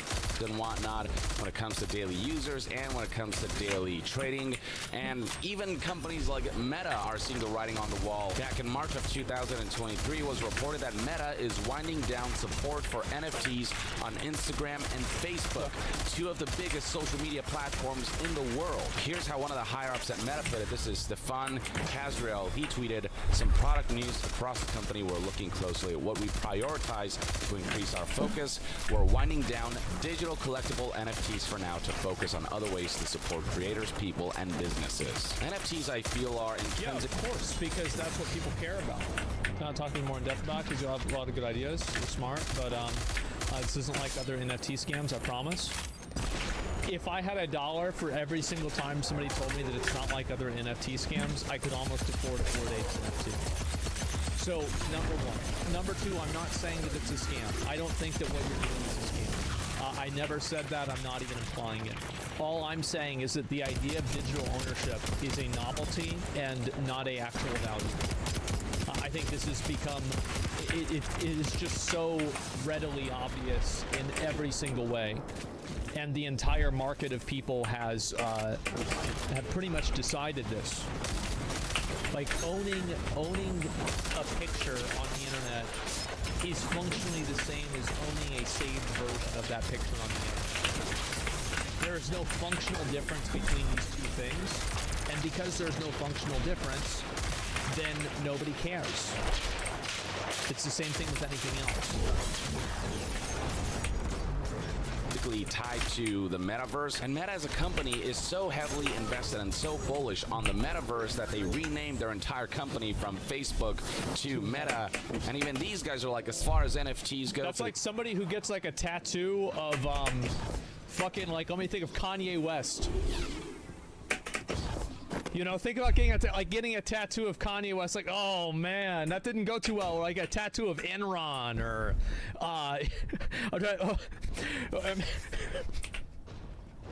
TSM, right? I mean, these social media platforms, it's just not working out. It's just not worth focusing on. What does that tell you about the landscape? And well, it's only gotten worse since, as reported by CoinDesk here via this article published on April 20th, 2023. The headline speaks for itself. NFT marketplaces sales users dropped to lows not seen. What a surprise. This thing right here isn't actually worth any money. I thought the world was having a collective fever dream for the last 2 years, but it seems like now people are finally waking up. Yes, it's worth nothing. Since 2021, June data shows. As I mentioned before, late 2021 and early 2022, that's when NFTs peaked. That's when there was a lot of hype and a lot of intrigue surrounding them before it just crashed and fell off. Before that, though, NFT sales were pretty low, and to get back to... yeah, nobody gave a shit about them until after that. Yeah, I mean, of course, somebody in chat said this, okay? For example, CSGO skins have actual monetary value even on the large scale that skins are selling for tens of thousands of dollars, and they are just pixels in the game just because the market is user-driven. So let me explain why that's different. I understand that not having strain fucking kind of sucks here. Number one, the reason why CSGO skins are popular is because CSGO is popular. If CSGO died, the skins would be worth nothing. Strained is just ridiculous, dude. They are not, like, if you think about this very, very fucking metaphorically, they are not a fiat currency because they are backed up by the success of the game. Number one.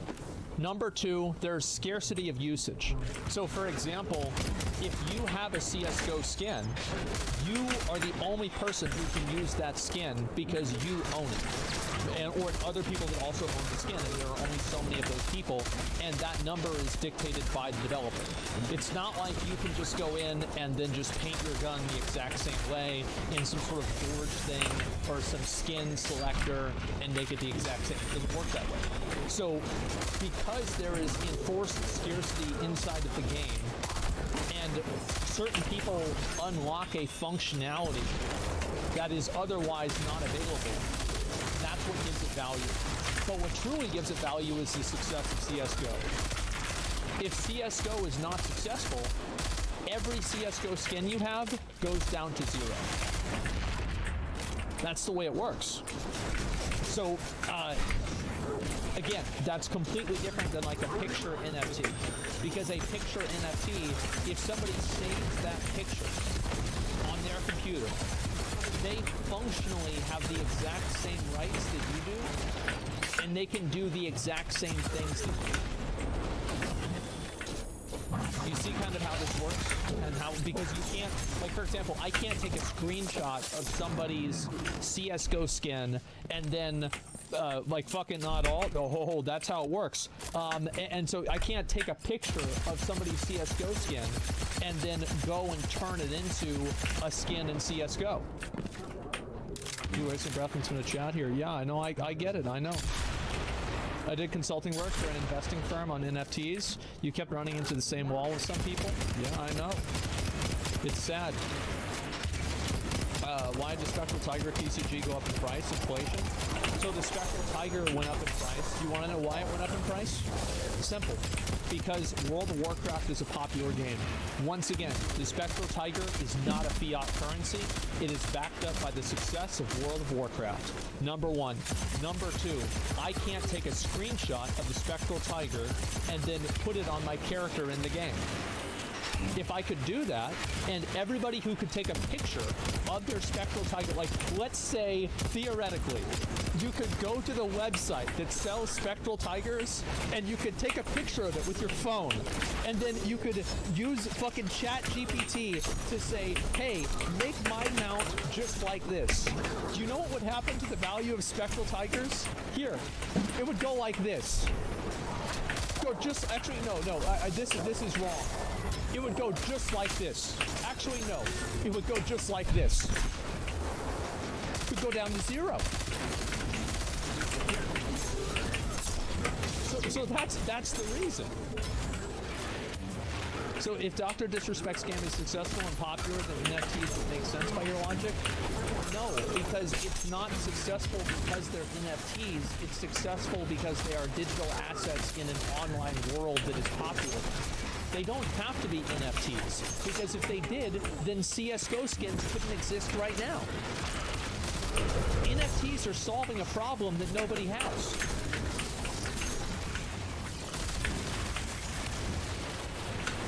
I've said before that if there's a good game that is an NFT game, I will play it. I don't hate NFTs. I don't care about them. I just want to play a good game. It doesn't matter to me. We have so many NFT bros. You're preaching the choir. These dudes brought this idea and needs to be validated. Listen, man. You can use texture swap and WoW all the time. Yeah, but you get banned from it, right? Like there's accountability. Like you can't realistically do texture swap. And dude, I can't like keep doing this and like not get like I have to get like I might have to switch back to Strand. Strand is like so useful like in these cramped areas, but the super is not that great. You know, because license on it. It's not validation. It's just new. I prefer like a utility super like bubble for let Titan. me know whenever that value is realized. Because being able to resell a book NFTs did not invent this. Being able to resell a digital item, NFTs did not invent this. That's just how it is. Just let me spawn back in. Made by these people are the NFT technology would change the ownership of how CS:GO skins work, but they don't argument. They don't understand it's the exact skin, exact same. I have my skin until the server shuts down. Well, you don't though, because I think that I don't know about how the ownership of it is, but couldn't they just turn that off? Like, couldn't they just ban you if you use the skin? Any user of that skin, or just make it invalid to function with the game? Yeah, so you don't even really own it. You own a receipt that says that you had a transaction that meant that you own the right to use it. So maybe I should get a rocket launcher. I got Roar the Boar. As NFT, it's on the chain. They can't change that. They can functionally change it. And the functional part is the only real part that matters. Because if you cannot functionally affect something, it's not real. Here we go. Submarine is troll comment. It's not troll. And again, I've been saying this. I got shit in 2021, 2020, whenever I completely said this entire idea was fucking stupid. I said the same thing about crypto. I bought and sold crypto many times before for different reasons. I'm not saying crypto has no value. I am saying that crypto does not have intrinsic value. So, of course, and I got so much shit for this. And now I am finally right, just like I said I would be right. Here we are, 2 years later, and it feels fucking good. Man, it feels good. Place before that big hype in terms of user numbers and sales. Like that just goes to highlight that the landscape is not improving one bit. It's not seeing some kind of recovery right now. As CoinDesk reports here, the number of unique users across top NFT marketplaces, including Blur, OpenSea, and LooksRare, has been steadily declining over the past 7 days and dropped to 7,805 on April 19th. So let's see here. Past 7 days, dropped 7,000 April 19th. Let's see. July. Wow, that's a lot. Dude, the fact that they're like just like tossing like grenades like that, it's fucking. It hasn't been that low since July 31st, 2021. Wow. And the number of unique users on OpenSea and other marketplaces was recorded at 7,455 unique users. This whole NFT landscape is a scam of a video game that players are deciding to drop out of, essentially, is the metaphor I could put out there. Many users are realizing that this is not a compelling or rewarding activity to engage in. They're realizing that interest across the board is falling. Well, eventually people get, like, you play hot potato with enough people and eventually someone's like, oh, it's not hot anymore. I don't want it. Like, didn't Logan Paul or some guy buy an NFT for, it was like $400,000 and now it's worth $8?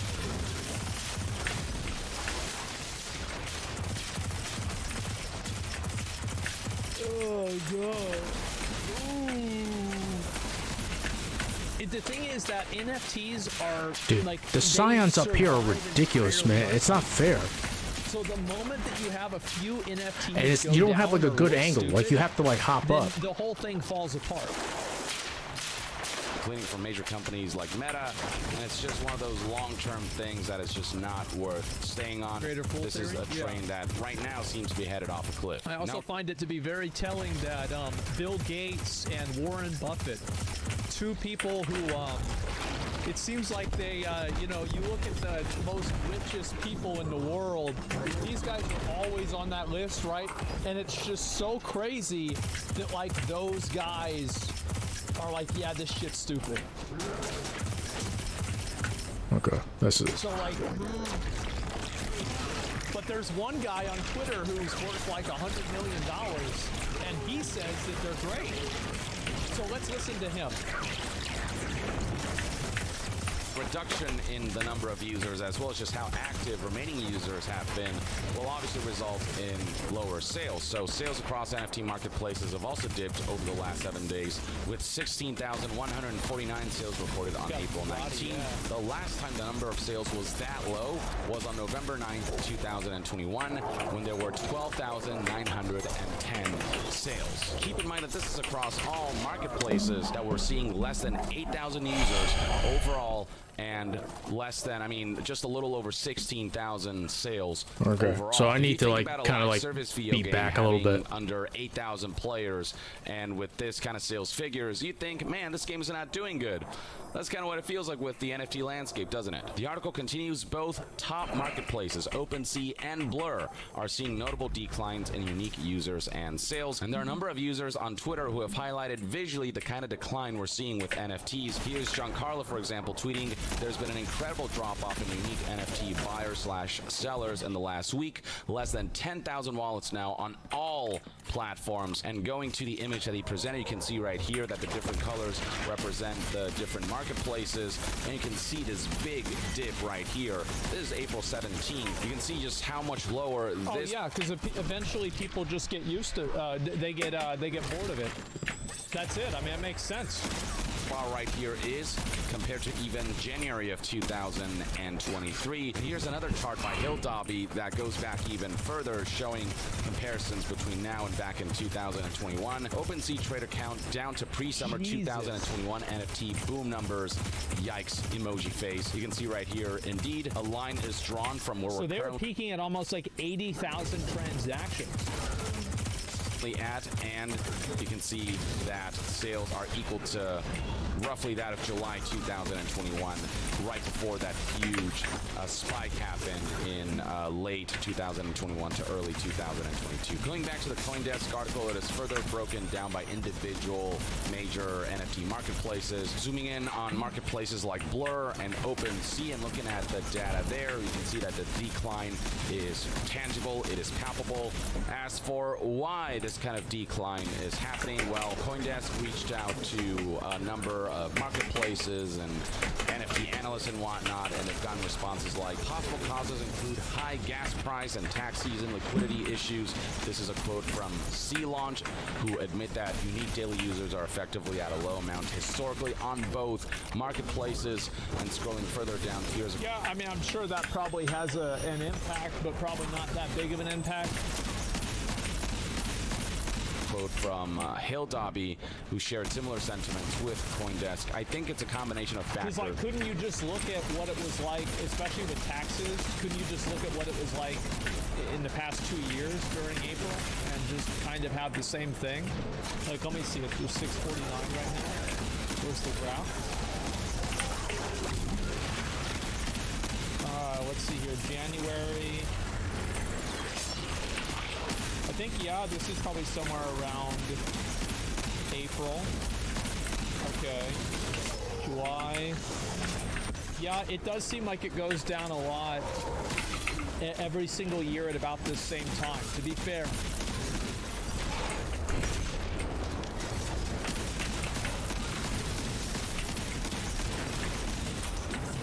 But the biggest factors, in my opinion, are that not much interesting has been happening in NFTs lately, right, and come on, it's the run. Gas prices aren't helping. Gas prices, for those who don't know, are fees charged when engaging in blockchain transactions. The higher the gas price, the less people will be incentivized to do trades because it'll cost them. And while I do believe that that isn't helping, I believe the primary reason for why NFTs are crashing is because not much interesting. Yeah, people aren't talking about them anymore. The reason, again, these things survived, their oxygen was hype. Has been happening in NFTs lately. Frankly, I don't believe NFTs have ever been interesting. We got some celebrity endorsements here and there early on that made people curious about it. But once people realize their true nature, essentially investment opportunities, these gambles in a very speculative market via receipts that are linked to, you know, like digital assets like JPEGs and audio files and whatever, and you don't actually own those assets, but rather you own receipts that mean absolutely nothing, just like receipts to a piece of the moon. That's when people are like, what does this do for me? Oh, nothing. All right, moving on. And one of the after effects of all of this... Yeah, I think that's what it is. It's what does this do for me? That's that's always been what the problem is with NFTs, is they provide no functional value.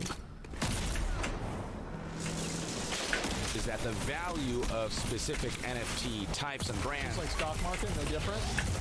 NFTs are like buying stock in a company that's not real. Are falling as well. Right here, for example, Decrypt.co reports that Bored Apes and CryptoPunks fall below $100,000 in value as NFT momentum stalls. Blue chip NFT projects are losing value as some trading metrics across NFT marketplaces fell to nearly 2-year lows. It's going down. Yeah, and I guarantee you this is going to cause more people to stop using it. Because like as soon as people start seeing blood in the water with NFTs, everybody else that has them right now is going to start trying to sell as fast as they can to get out of the market.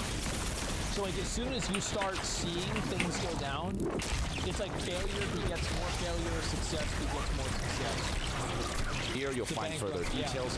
Floor prices for blue chip NFT collections, CryptoPunks and Bored Ape Yacht Club both fell below $100,000 worth of Ethereum this week for the first time in months as the broader NFT market slumped to trading stats not seen in years. People are losing faith and hope, and so the entire landscape is just, the floor is getting lower and lower. And while all of this is happening, keep in mind that the concept of the metaverse, which I think is come on, man, tied to NFTs, as NFTs are. Well, yeah, I need like an ad clear weapon to create a value for that can like jolt targets or do something.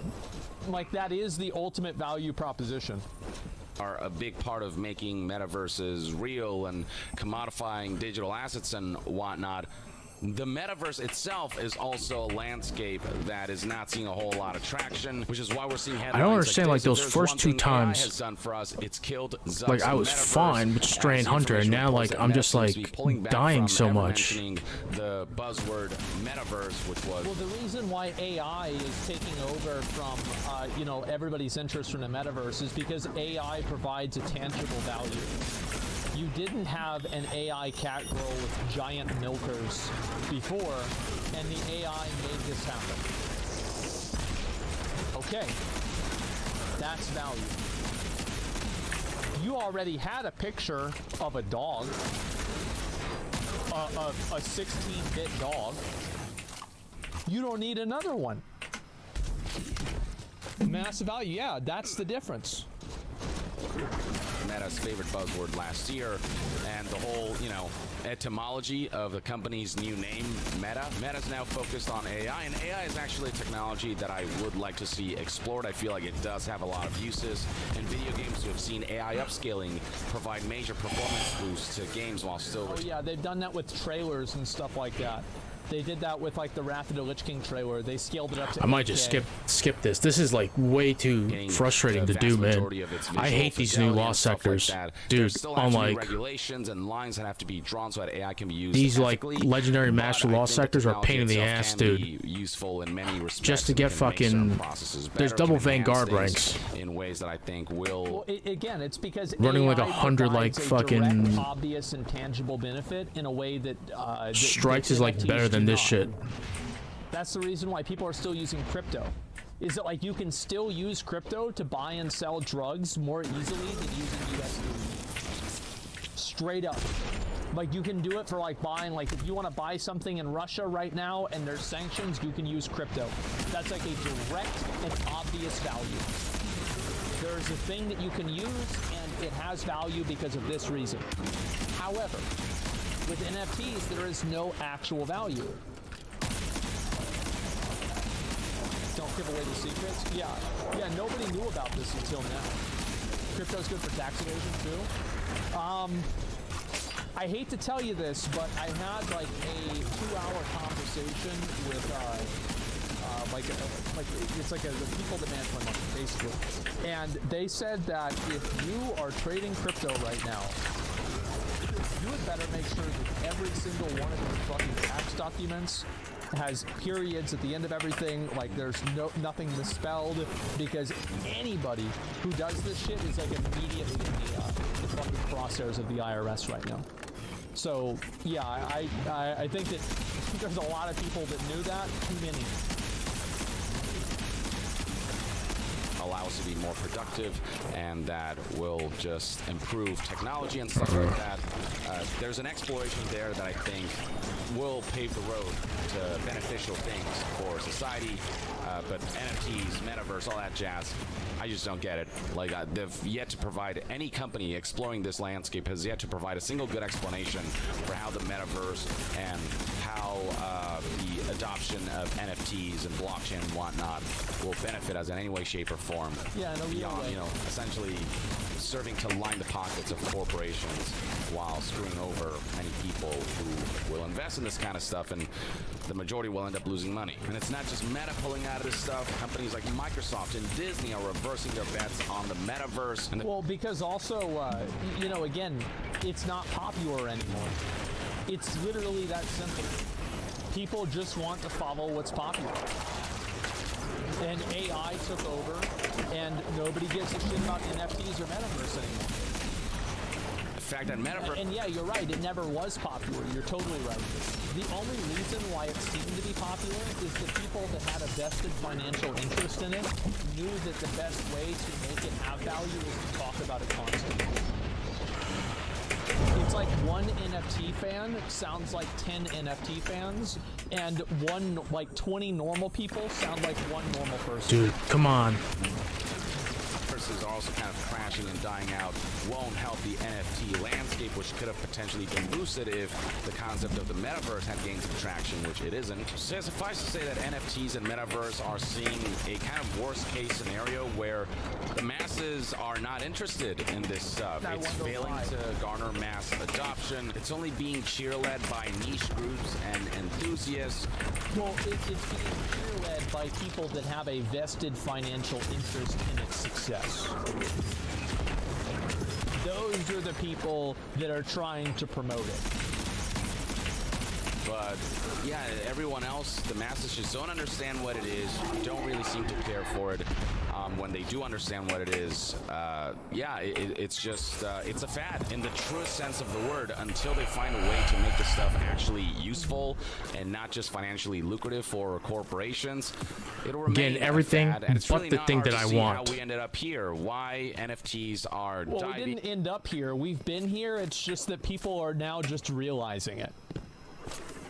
And That's the the difference. interest, the number of users, and the number of sales surrounding it are getting lower and lower. People are ultimately not missing out on anything by missing out on NFTs and metaverse in their current state, in the way they're currently being presented, in the ways that they're currently being utilized. Or at the very least, that's one man's take. Let me know in the comments below what your thoughts and opinions are on the current state of NFTs, and to be further updated on all things gaming news, reviews, and discussions, stay tuned right here on Young Yeah. I'll see you guys next time. Young out. Man, I love seeing this. Oh man, this is just, it is really something special to see. This is great. Dr. Disrespect is screwed. No, he's not I screwed. don't think that anybody is going to not play the game because of NFTs, but also nobody is going to play the game because of NFTs. NFTs cannot be used as a intrinsic value add. True. They have to be something that actually matters, like something that's like a Couple more minutes left in this vid. of the game. Yeah, it cannot be the main focus of the game. Can I explain why Metaverse is named Meta and why Meta is related to artificial intelligence? I don't care. It doesn't matter. Like, that's not the point. I feel like they renamed Meta before Metaverse became really big. Like, I'm just saying in general that it's not that big of a surprise to see a lot of people moving away from NFTs because there's just been so many NFT scams. It just makes people look bad. Like, why would you want to do an NFT project right now when even if you're trying to do something good, everybody's just going to call you a scammer? So, like, is it really worth the is it worth the PR hit to do this? Obviously fucking not. So weird that my digital certificate of authenticity for this shitty JPEG isn't retaining or appreciating in value. Yeah, I know, I can see that. But that's what you fucking get. I mean, again, the people that are spending money on this kind of stuff are just absolute fucking morons. I think anybody who actually thought that this is... The thing is, I feel like almost every single person that bought and sold NFTs was only buying and selling them just to make more money. So if that's what you were doing, I think that's totally fine. You're not an idiot. If you made 20 grand off of it, that's great. But if you got stuck holding the bag, it's because you got lost in the sauce and you forgot the fact that you were dealing with Monopoly money.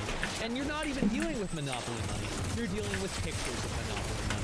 So if you got stuck holding the bag, that is so frustrating, dude. Why are you gonna put two snipers up there? Come on, guys. Come on, Bungie, do better. You made the first 3 Halo games. Come on. This is like so stupid. Yeah, of course. I'm so like, the first 2 runs were fine, and now all of a sudden, like, I don't get it. The only ones that actually go up in value. You want me to get this stuff? You're not rewarding me. I'm feeling like I'm getting punished here. Let's see here. Why are you gonna make like a huge balcony like this? Why? Again, I don't want to go too far because I've talked about NFTs, right? But like the reason why people don't want to understand this type of I need my health to regen. This is so silly, dude. They don't want to. They don't want to confront the idea that they're not going to be rich by selling JPEGs on the internet. They want to live in a fantasy world where they're going to be on a yacht, chilling with a bunch of fucking babes, a bunch of models. Okay, so ideally you want to get doing whatever the fuck they want, and you're going to be poor because you didn't own a picture of a gorilla. That's the world that they want to live in. So whenever you tell them that like, hey, this probably isn't going to happen, you can't expect them to be like, oh, wow, well, that's quite a good argument. Okay, so you're saying that all of the reasoning behind this is, oh, okay, so I'm an idiot. Okay, I get it.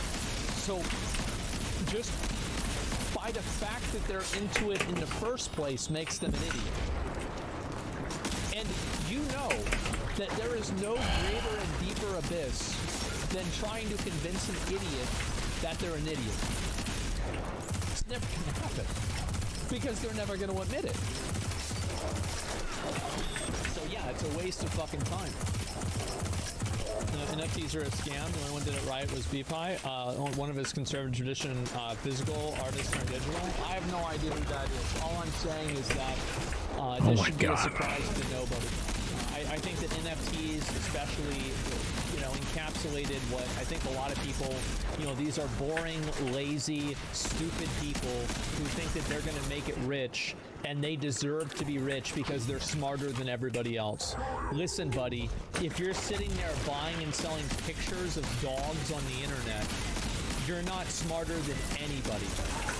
You're getting farmed. Yeah, listen, fucko. Exactly. Yeah, what do you think about the New World furry mask? Oh, I have it. Yeah, I've already got it. My friend wants NFTs to succeed, not for the money, but for less centralized control of currency. I have no idea what the fuck he's talking about. Is the premise beyond Bored Ape shit? Not having a centralized currency is a bad thing. I think you need a centralized currency. We've had decentralized currencies in the past. Every single one of them has been a disaster. There is a reason why it's centralized. I understand that there are these people that don't know anything about history that are so desperately wishing to go back to the 1800s so they can get scammed by the exact same things that robber barons scammed people with. They want to go right back there because they never paid attention in history class. All of the NFT scams are all 1800 scams. Like printing extra crypto, like making extra ones, trying to sell to different people under the table. All of these things have already happened before. So yeah, there's a reason why it's centralized. How's your OnlyFans family back in 1800? The Fed and U.S. government are terrorist organizations? Well, I mean, you better listen to them then. But make the crypto and let the transparent government rule it? Well, I don't think that no system is perfect, but I'd certainly rather I'd rather rely on the government than just some fucking some algorithm with no way to enforce it. Centralized, have you got anything to compare it to? Yeah, exactly. So delusional if they think Bitcoin will have any value if USD would collapse. Yeah, I mean, That's actually a very good point. The only reason why Bitcoin has any value is because it has value that is, its value is related to a currency. If you couldn't buy and sell Bitcoin, it would have no value. Yeah, the only reason why it has value is because it's connected to real currencies.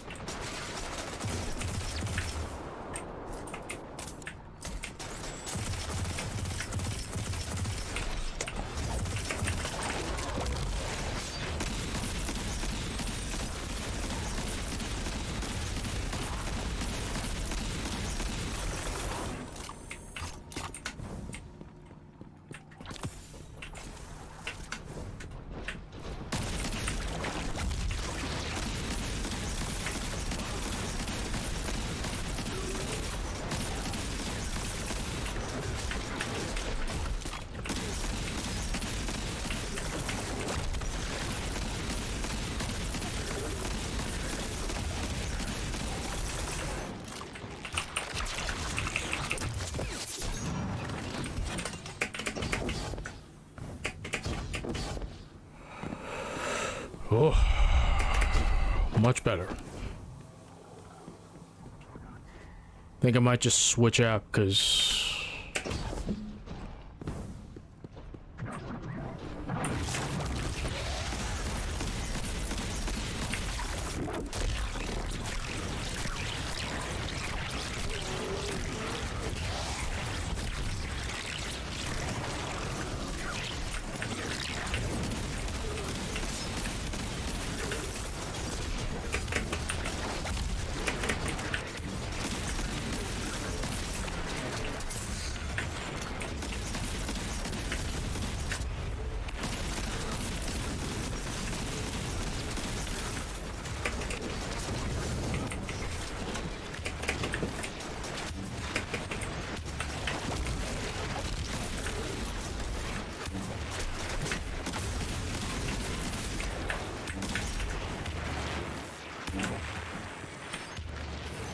okay, get those 6 rounds back.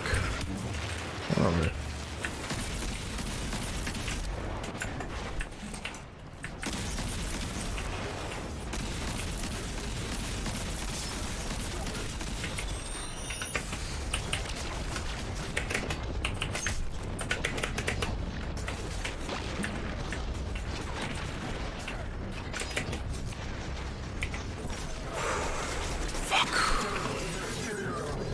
Okay, I got time. I got lives.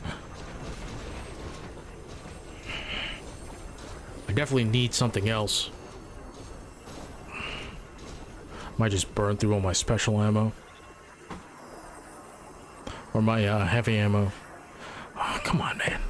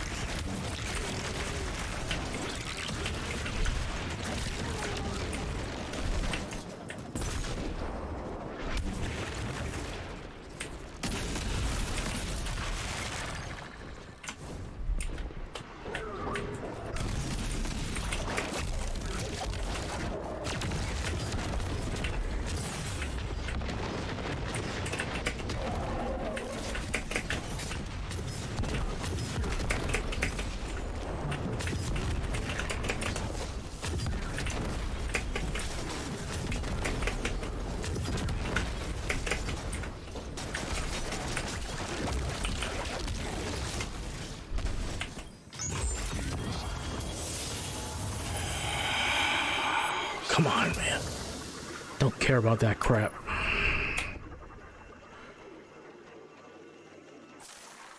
Like your Falcon's just not gonna drop, is it, for me?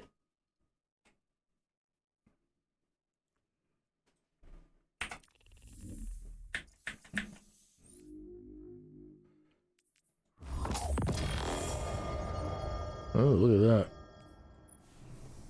that. Erebos. Ooh, now that's what I'm talking about. Let's get that.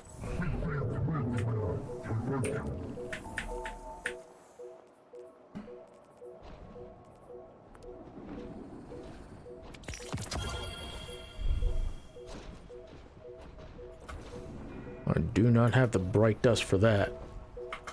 Alright, I might just come back to this later. Let's go ahead and... I do want to watch that coverage, but like, I can get away with it on Kick. I don't think I can get away with it on YouTube.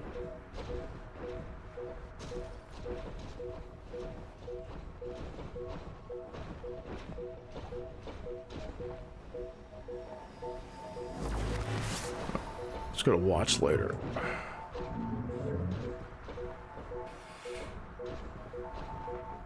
We'll go ahead and just remove all my watch videos.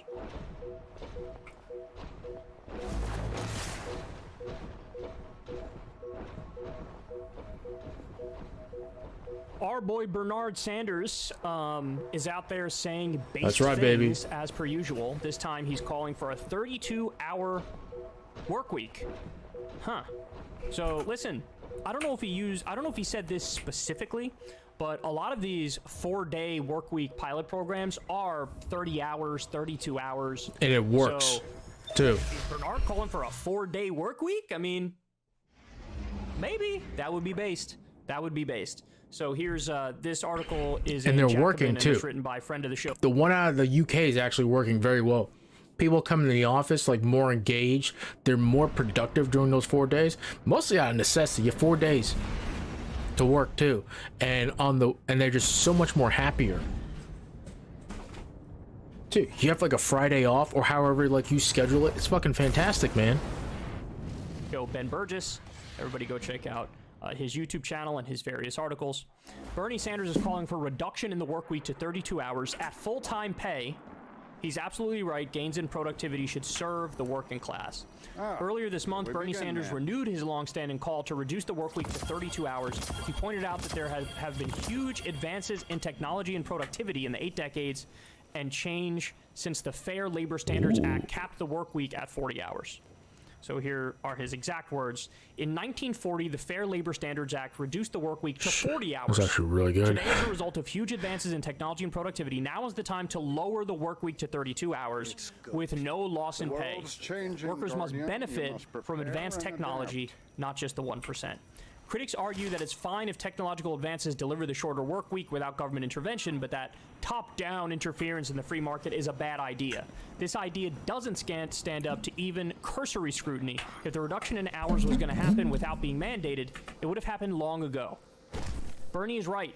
If we want increased productivity to benefit the working class, we need to take political action to make that happen. The idea is slowly gaining traction. Last year, a state-level version was proposed in California. And this March, there was an attempt in Congress to institute a 32-hour work week by amending the Fair Labor Standards Act. So, look, on this one, shout out to California. They also led the way when it comes to generic medicine. They're doing their own, like, California State Insulin Factory, which they're going to sell at a much lower cost than what insulin goes for from the pharmaceutical companies. They're doing sectoral bargaining when it comes to unions for fast food workers. So they're going to set wages across the entire industry, which is a phenomenal idea. And by the way, it's by doing things like sectoral bargaining that people get paid even above and beyond what a minimum wage should be, because the union's protecting all the workers in that industry. That's phenomenal. And apparently they gained they proposed a state-level 32-hour work week there recently. So he goes on to say, right now these efforts face an uphill battle, to say the least. The California bill stalled out in 2022, though it could be amended and reintroduced this year. The federal attempt to The federal attempt is going to be strangled in the crib, as a matter of course. It was introduced in the House Education and Workforce Committee, whose chair, Republican Representative Virginia Foxx of North Carolina, has said that blanket federal regulations often cause more harm than good because they don't account for the unique needs of various groups, and that Main Street America doesn't need more top-down federal mandate. That's hilarious. I love how she tries to frame it as like it's being pro-Main Street to be against a 32-hour work week, when obviously almost everybody on Main Street would be like, hell yeah, we want a 32-hour work week. I am at your service. He continues, all of this top-down mandates talk, all this talk of top-down mandates makes me wonder what Fox or Shackelford would think about bottom-up mandates imposed by strong labor unions. I suspect neither of them would support the PRO Act or similar efforts to create a more favorable legal environment for organizing That's unions. true. That's such a great point. They're like, we're against the government intervening to say 32-hour work week. We're against top-down enforcement. So Burgess is like, okay, what about bottom-up enforcement? What if the union said, let's do 32 hours? They'd still oppose it. They'd still oppose it. This is who they are. They're just not in favor of it, but they find weaselly ways to say they're not in favor of it, or weaselly reasons to say they're not in favor of it. Anyway, here's an interesting fact that a lot of people don't know. We've brought it up on this show a few times, but we almost got a 30-hour work week during the New Deal era. We were this close. In fact, if I remember correctly, I think it passed Congress, but it passed the House but died in the Senate, or passed the Senate but died in the House, one or the other, and it was like a last-minute deal that was cut to go in a different direction with a different New Deal program, but we were super close. And if you look at commentary, even from conservative Republican presidents in that era, if you go back to like the early 1900s, 1920s, 19-teens, in that time frame, you even had conservative Republican presidents who were like, everybody deserves 3 months off by law. They would say stuff like that. They would say the work week should be 30 hours. They would say based things, whereas now, even our furthest left senator, Bernie Sanders, is not saying a 30-hour work, he's saying a 32-hour work week, right? And, you know, I don't know what he wants in terms of paid vacation days, but it's probably less than 3 months. And we had conservative Republican presidents calling for that back in the day. So just the Overton window has shifted so far to the right, largely because of the influence of money in politics and corruption.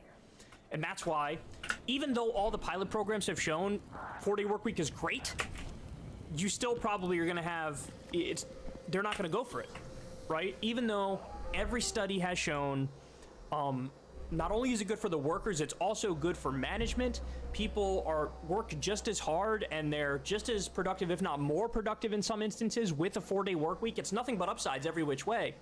But it looks like the corporations would still block it. Just because they're holding on to their old ways, and maybe they don't buy the studies that show productivity sometimes goes up. I don't know what the reason is, but they almost certainly would block it no matter what. And that's they would. That's devastating and also idiotic. So Burgess goes on to say there was a 299% increase in labor productivity from 1950 to 2020. So all of this increase in productivity, and we still haven't gone to a more reasonable work week with more reasonable hours. So anyway, there you have it. Needless to say, Bernie Sanders is right. This revolution is coming in terms of the public perception of a 4-day work week. Every single study that's been done on it has shown phenomenal results, and I really, really, really hope at some point we go down that path. All right, guys, that's the show. I think a 4-day work week is plausible. Thank you, as always, for listening. It's just that 2-day weekend is just like not enough with the amount of hours we're putting in. 2 million subs now. Everybody also click that bell icon. It's a myth that Americans are lazy. I don't care what the right tells you. The Americans are some of the hardest working people on the planet, and the numbers like bear that out too. But the problem is, like the amount of labor output we make is not reflected in the pay that we should be getting, and that's just a fact. But I bet those Vex pumps are also poking too close to the city's internals.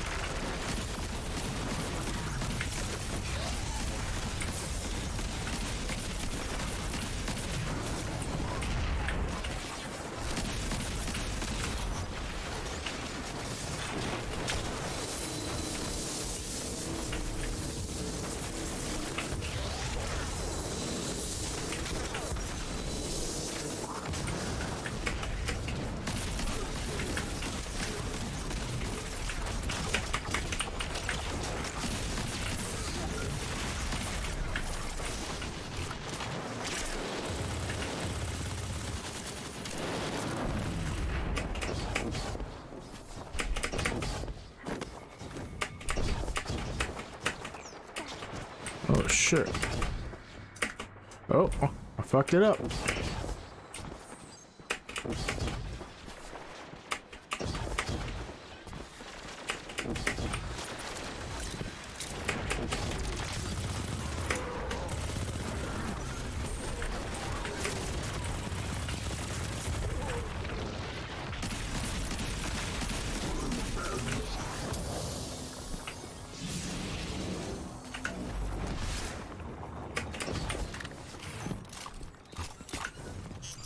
Is that a taken blight?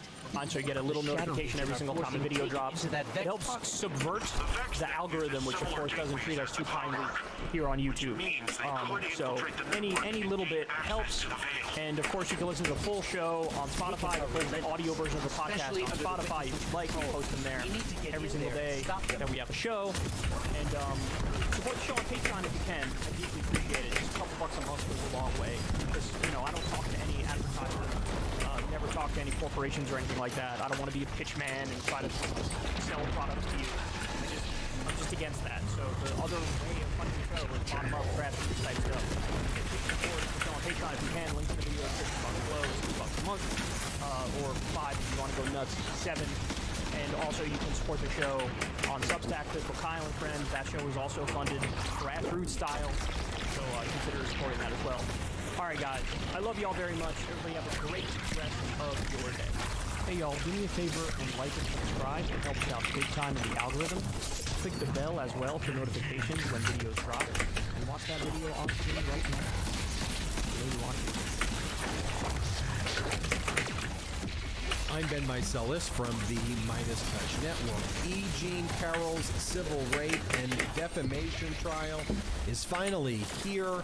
The jury will be selected. Opening statements will be given. Testimony will be taken before Judge Lewis Kaplan, the federal judge in the Manhattan courthouse for the Southern District of New York. On the eve of trial, however, Donald Trump's lawyer, Joe Tacopina, tried to file a letter brief requesting, quote, clarification by Judge Lewis Kaplan over a prior order that was made by Judge Lewis Kaplan. In this prior order, Judge Lewis Kaplan found that another victim of Donald Trump by the name of Natasha Stoynoff could testify about how Donald Trump attacked her, broke her, and tried to kiss her, as she alleged took place in 2005 when she was a People magazine reporter covering how Melania Trump was pregnant at that point in time for 7 months and covering her relationship with Donald Trump. According to Stoynoff, in 2005, Donald Trump told her to go into her room to show her a painting, and then went and attacked her and broke her and kept on lunging at her and tried repeatedly kissing her over and over again. Under the federal rules Let's go, boys. In a case involving sexual assault, the victim of sexual assault may introduce what's called propensity evidence that somebody like Donald Trump has engaged in a pattern and practice of prior sexual assaults and prior sexual misconduct. And that is exactly what E. Jean Carroll's lawyer is doing here by introducing evidence of Natasha Stoynoff's testimony and others. And Judge Lewis Kaplan made a prior ruling saying Stoynoff, based on what she alleged took place, could indeed testify about Donald Trump's behavior in 2005. Now you would think, well, the judge made a ruling, so game over. And Donald Trump's lawyer didn't file a motion for reconsideration, so you would think, well, the issue is settled. Well, Donald Trump's lawyers are not just sloppy, but also very disgusting. And on the eve of E. Jean Carroll's trial, Donald Trump's lawyer, Joe Tacopina, sent this letter brief requesting, quote, clarification of Judge Lewis Kaplan regarding his prior order, trying to do an end run around the fact that he failed to file a motion for reconsideration on time. And in this despicable motion filed by Donald Trump and his lawyers, they argued that groping and kissing and attacking Natasha Stoyanov was not a sexual assault, it was some other thing, and therefore it should not come in as propensity evidence of prior sexual assaults, because according to Donald Trump, forced kissing and groping is not a sexual assault. This is actually the argument made in Donald Trump's Did he brief. really make Let me that just read argument? it for you so you can read it for yourself. Upon further reflection, this is from Donald Trump's lawyer. This is the brief that Donald Trump's lawyer sent to Judge Lewis Kaplan on the eve of trial. I'm going to read this to you, and I'll read what Judge Lewis Kaplan responded. Upon further reflection, we believe that there exists a true threshold issue of exactly what parts of Ms. Stoyanov's body defendant Donald Trump actually touched or attempted to touch, according to her. If defendant Donald Trump, according to Ms. Stoyanov, only touched her shoulders and kissed her and never touched or attempted to touch her genitals, then Your Honor's conclusion that such evidence is not enough for her testimony to be allowed should be conclusive. Because the second part of Your Honor's analysis, based on other evidence, seems grounded in the uncertainty of whether defendant actually, quote, groped Ms. Stoyanov, we propose the following before Ms. Stoyanov is allowed to testify. Defendant Donald Trump's counsel, or Defendant Trump's lawyer, simply asked a few questions of the witness, of Ms. Stoyanov, while daring her, and outside the presence of the jury, and ask her exactly what parts of her body did Defendant Donald Trump allegedly touch or attempt to touch. So that is what they asked the judge to do. And Judge Lewis Kaplan is like, what are you even sending me? This, I know you're calling it a clarification, but basically you're asking for a motion for reconsideration, and you're well past the deadline to file a motion for reconsideration.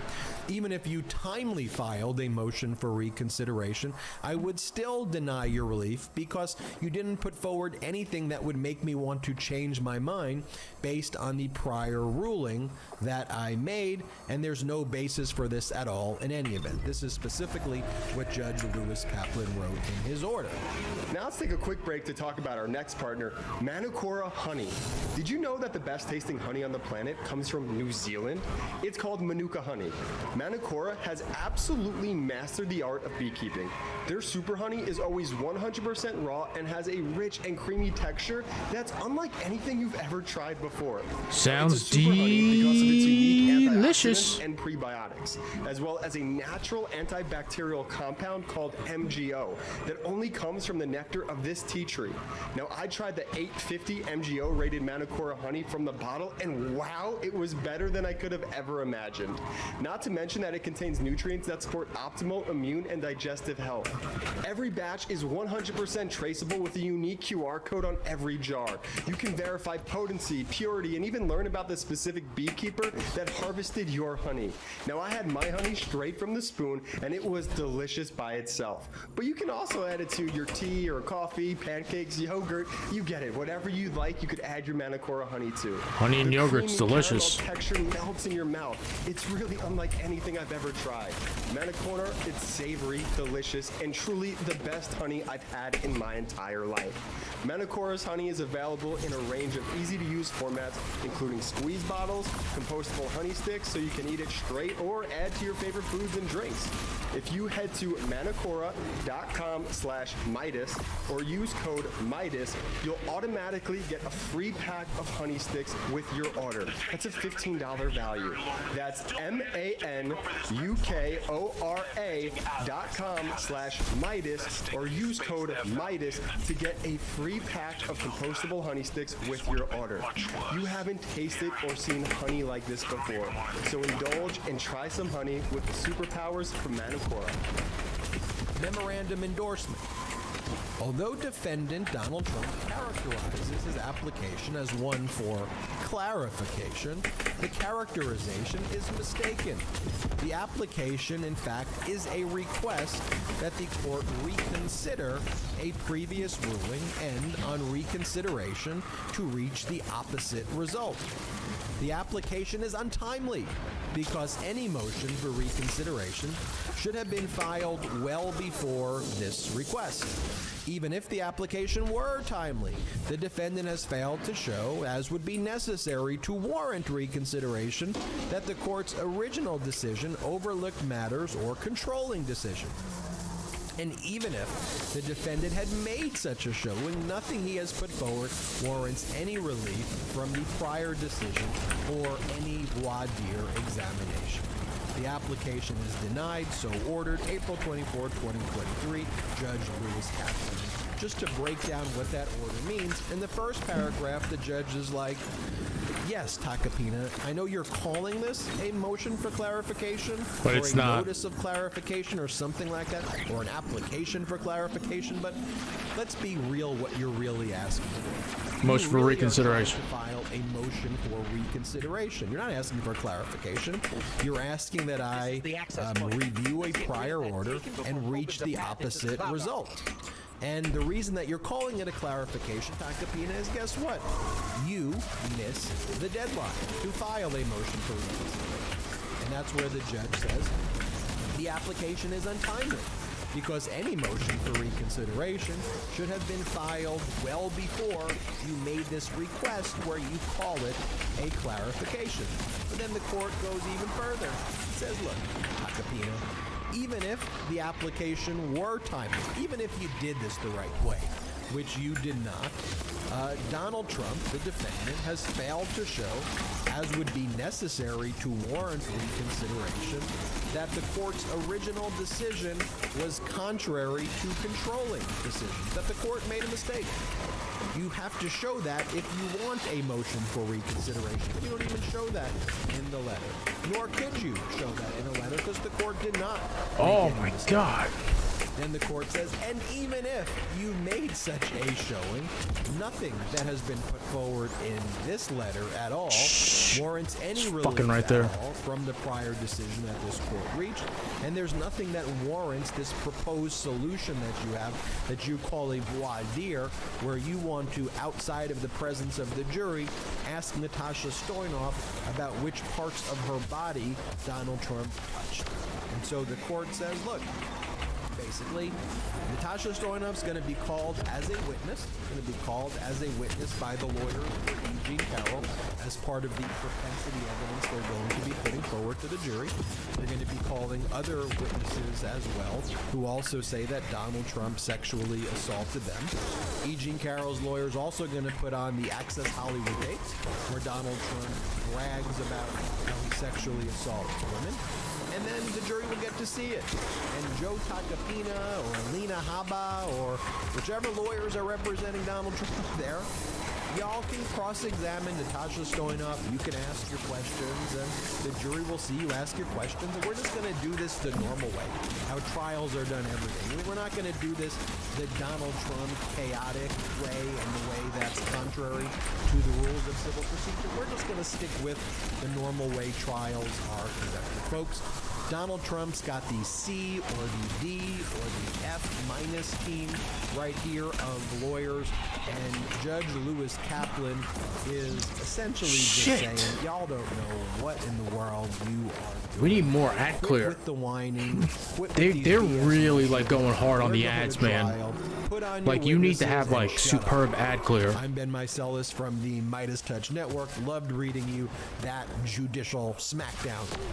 Hit subscribe.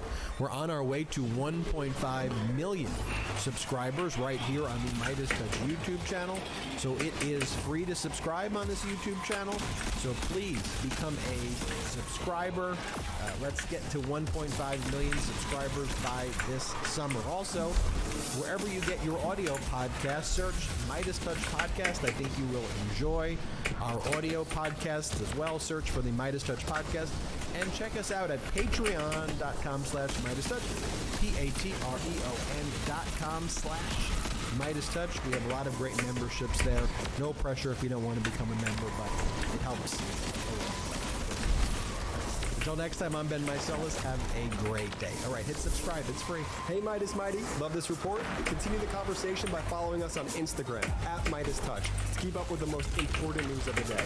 What are you waiting for? Follow us now.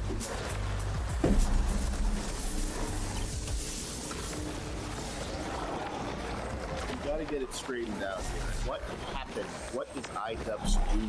Froggy, Froggy, Froggy, Froggy. Instead of putting clothes on Anissa, he demands that the entire audience is blindfolded. Ladies and gentlemen, it's the Bucket Show, Bucket. Crater Clash 2 is an influencer boxing match ran by the YouTuber iDubbbz and his wife, Ian Joman, formerly known as Ian Camp, rose to fame with an edgy form of comedy under the alias iDubbbz, notoriously saying the N-word at another YouTuber's fan meetup. And once said this in regards to the use of those words. It's either all okay or none of it's okay. iDubbbz was the content cop who popularized roasting people on the internet. Flash forward to 2023, and that same person who built their career off criticizing others personally banned Froggy Fresh from a charity event for making an innocuous joke about his wife's OnlyFans. On April 15th, if I don't hurt you, what anybody could have imagined, I will be so disappointed in myself that I will subscribe to Lisa's OnlyFans. A topic that he has fervently claimed. I love my girlfriend, and I'm totally fine with dudes jacking off to pictures of her on the internet. Doesn't affect me one way or the other. iDubbbz, you're gonna have a lot of people being scared now to subscribe to your wife's OnlyFans just because they don't want to be banned. They don't want to be banned from the events. Froggy Fresh, formerly known as Krispy Kreme, made a name for himself on YouTube by creating comedic rap songs that garnered millions of views. So for this episode, I travel out to Tampa, Florida, to interview the attendees of Crater Clash 2 about the banning of Froggy Fresh and his trainer, Sam Hyde. But first, I sit down with Sam Hyde and Froggy Fresh to get their perspective on why they were banned from the event. Cause there's a whole lot of gang shit, and this money ain't a goddamn thing, bitch. I got some trap homies we can hang with. First they put a strap out, then they aim it. All right, let's start from the beginning here. Initially, how did you get involved in Crater Clash? Ian messaged me on Instagram. Was the start of your riff with Ian and Anissa when you started training with Sam, or was there anything before that? I think the riff started when Sam retweeted me, and I got a call from Ian, like a call of concern. That was when the riff started. So a Twitter retweet happened.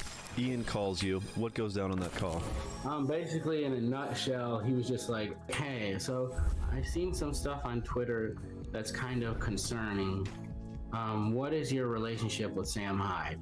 And I was like, it rubbed me the wrong way, like immediately. Like it felt like a police investigation. And then the phone call basically ended after a few minutes. I'm just explaining like, dude, I'm going to work with Sam Hyde. Give a nigga a break.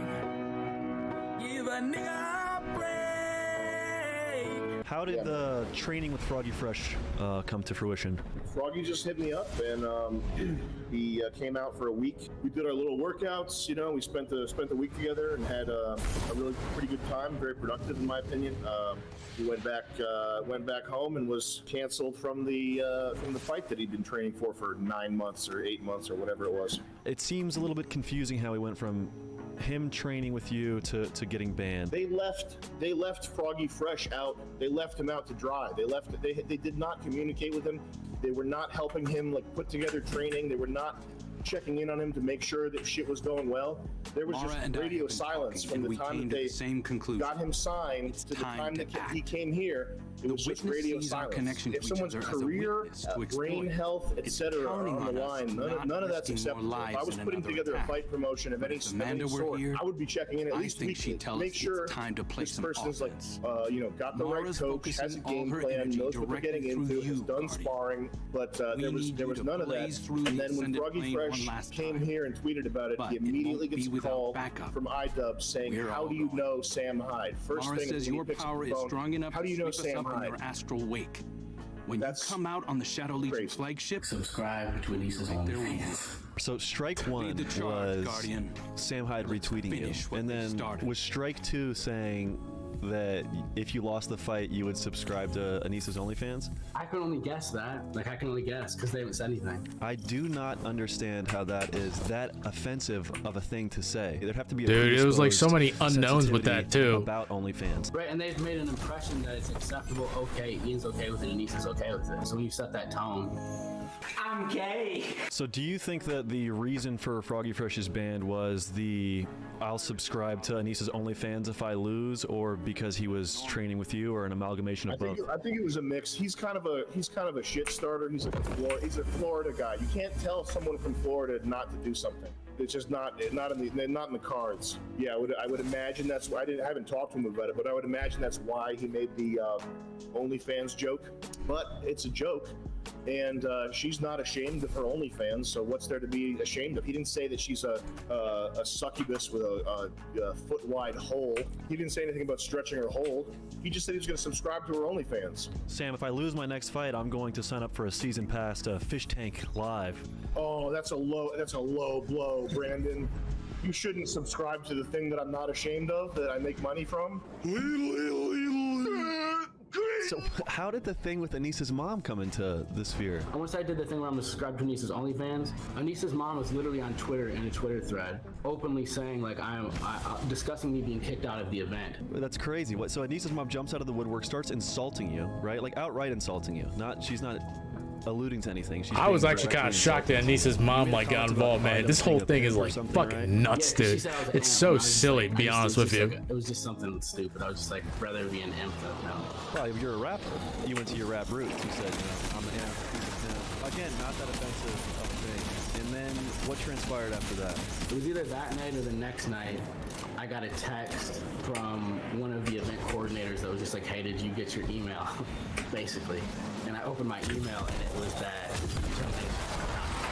they're not going to put the termination contract. You're terminating me because Anissa's upset about your joke. If they're not going to do that, so they're going to say, what else can we say? Say he offended event sponsors. Well, it's funny because they're using these scapegoats. Last year, one of the reasons they said for Sam Hyde not being able to come to the event was that Dr. Mike wouldn't be on the card with Sam Hyde, wouldn't be a part of the event with Sam Hyde. And then I met Dr. Mike after the event, and I asked him firsthand, and he didn't even know who Sam Hyde was. Did you hear that you banned Sam Hyde from entering the event? I did not. Why is that? I don't know. I have no idea. Sorry, Sam Hyde, that happened to you. That wasn't my call. So it seems Ian completely made that up out of thin air. Yeah. I would actually respect it more if they just come out and they were just like, look, I don't want Sam at the event because he's fired. Or if they were just like, Tyler's kicked out because Anissa didn't like his joke. Just say it. Yeah, the weird corporate vagueness has made it so much worse for them. If they had just overlooked that joke or whatever, nothing would have even happened and everything would have gone off without a problem. I think Ian wanted to kick me out over Sam Hyde and Anissa wanted to kick me out over the OnlyFans joke. That's what my guess is. So now that we have the timeline, and you see like the speculation, like that's there too, because people are going to say that because that's the only thing that they have. Like we don't know like anything else that's happening behind the scenes. So because like they didn't explain like why, like I mean the event happened anyway. From what I understand, like they did buku dollars. But at the same time though, like people are gonna still be worried about it. Segment, where Amp Lemon and I made posters supporting Froggy Fresh and headed out to the event center to interview attendees of Creator Clash 2 to see what they thought about the drama. You look so amazing in that sundress. Wonder what you look like when you're undressed. I can see the future in your eyes. You know I would never tell you lies. Right? That's not half bad. I just want to see you smile. So stick around a while, baby. I am here with the one and only Amp Lemon. Amp, how are you feeling today? Well, Brandon, it's good to see you again. And what a difference a year makes, or so we think. Because I'm thinking more like the more things seem to change, the more things stay the same. We are talking about iDubbbz and his actions. He has once again made a gutless decision to leave Froggy Fresh clean out of this event, to hang him out to dry. And I'm telling you, I'm not standing for it. I'm going to bring my signs in. Who would have thought? Signs for a sporting event. I couldn't believe it. This is what the people need to hear. Froggy Fresh has done nothing wrong. He told a joke that was tame in many standards, a joke that iDubbbz himself has made previously, but iDubbbz had to go ahead and turn into the joke police. The former content cop is now the joke police, and everyone should know that the man they once called the most feared on YouTube is now a shell of his former self. Will the joke police? Froggy did nothing wrong. Free Froggy. Froggy Fresh took time out of his day, took time to train, took time to make this event, to put on a good show in service of you, kissing your ass. And now you're threatening him with legal action. Am I next? Could I be next for bringing a sign? Are signs too much for IDubbbz to handle? That remains to be seen. Find out on this episode of Creator Clash 2. What fight were you most excited for? Well, obviously, I was most excited about Chris Raygun versus Froggy Fresh. I'm personally excited for the Chris Raygun fight. I don't really know about the Froggy Fresh one. There was no refunds on the tickets. Bro, I've never been here. Fuck this shit. This lineup sucks. I'm ready to see IDubbbz get his ass beat again. What do you make of Froggy Fresh being banned from the event? Honestly, I think it's a travesty. I think he didn't deserve to be banned. I think IDubbbz is a coward, and I'm still giving my money, and I greatly regret it. It's just kind of sad that, IDubbbz has gotten to this point where he's like banning people because they make jokes that he doesn't like when he made his entire reputation off of, edgy jokes. Listen, I think it's kind of stupid. Yeah, he was associating with that no-good Sam Hyde fellow. That's unacceptable. I was pretty bummed about it. I was really bummed. It really sucks. Very confused, really saddened by it. It seems like there was not much explanation. Shouldn't have been happening, but I kind of see it both ways. A little, like, on one hand, Harley's point, like, yeah, maybe you shouldn't clown on, like, your employer's advice, but on the other hand, like, doesn't seem like they even, like, reached out to be like, hey, let's resolve this amicably or whatever. I think it's stupid, bro. I don't get the double standard. Suck a dick with AIDS on the tip. It's unfortunate. I love the man. I really wish he was here tonight. Look, there are a lot of people who I think have commented on Anissa's OnlyFans and haven't been repelled out of the event. I think that comment has just been kind of like moral licensing for them to be able to ban him. But I think the real underlying cause is obviously Sam. Well, we've seen who the bigger person is, who the better person is. That's obviously Froggy Fresh. Just a testament to Froggy's great character is that he's not showing up at all because he doesn't want to make this about him anymore. I guess we're I want using a definitive Gambit. reason why he is not allowed. Do you think banning Froggy Fresh brought anything good to the event whatsoever? No, not at all. Only probably people like canceling like the tickets that they bought. What's your take on Sam Hyde being banned from the event? That I can understand why. I think it's dumb. It's IDubbbz' wife, absolutely. She's controlling the guy. That's 100% the reason why Sam's not here. I know IDubbbz likes to be the puppet master, but I think in his marriage, she's the real puppet master. I don't know. It feels like there's like this kind of like YouTuber politics kind of thing. Like IDubbbz is on one side, Sam is on the other. I mean, I love, I forgot her name, IDubbbz's wife or whatever. Anissa. Yeah, she's great, but I think that it has a lot to do with her. Sam's a little edgy, and I understand that, and like that's not really like cool nowadays to be as edgy as it was a couple of years ago. I think he made IDubbbz feel a little bit insecure. I like IDubbbz, but I like Sam Hyde. I don't get what this whole Sam Hyde drama is. I think that the whole IDubbbz video with him was great. It feels like they're giving him a real raw deal. Well, I'll tell you what it is, okay? Ian went out there to try to do one of his documentaries on Sam. He was like, here's why Sam's funny. This is meta. I'm going to explain Sam's comedy to you and how simple-minded it is. Ian's masculinity had been completely removed. I have to really rewatch that IDubbbz like documentary on Sam Hyde. Sam at his event because Ian doesn't want people who are bigger and more talented than him upstaging him. That's what it is. And if you could say anything to IDubbbz about this Froggy Fresh banning situation, what would you say to him? Stop being a silly Billy and get on your redemption arc ASAP.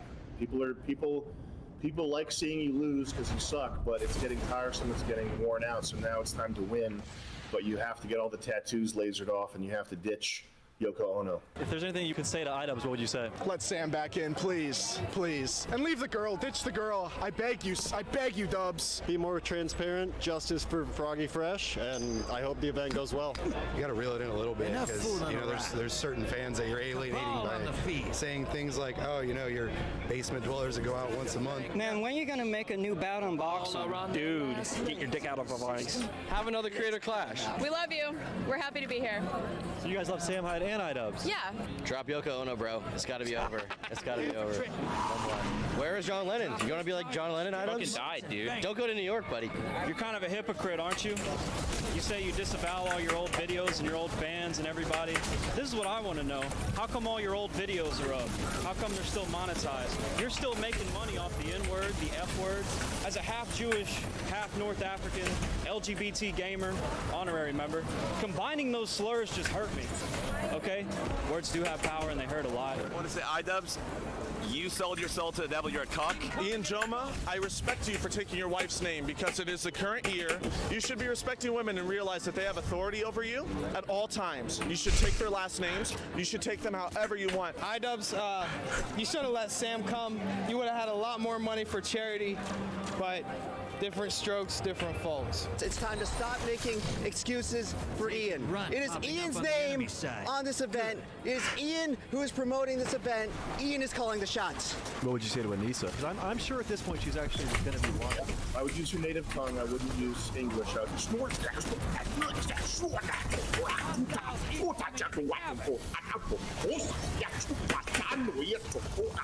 do you want to say to Froggy Fresh?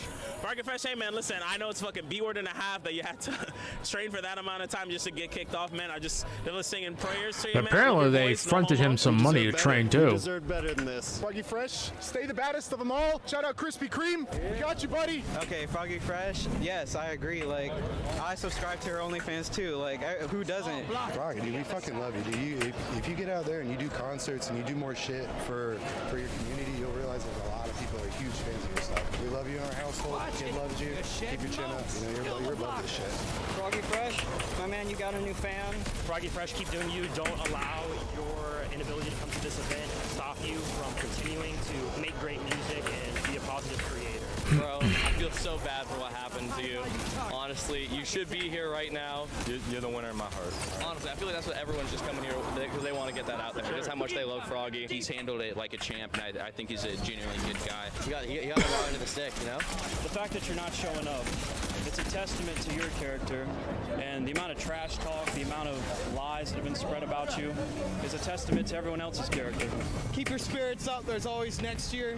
We'll beat up iDubbbz for you. Froggy, you're a class act. I know you're not here today. I feel very bad for the injustice that has occurred against you.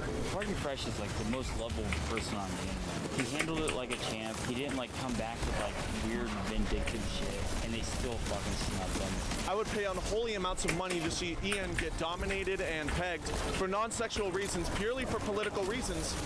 And I want to see him get completely dominated by his matriarch. So the Garfield crew outside of Creator Clash apparently got banned from entering, right? All you guys are not allowed in? No, we're not.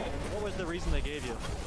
No face masks. But apparently, it's not in like the Emily Arena rules or anything. So. Do you think it was a last-minute decision to ban face masks? It was, literally. The head of security told us that they have a different policy than Emily Arena's policy, but it was not posted on their website.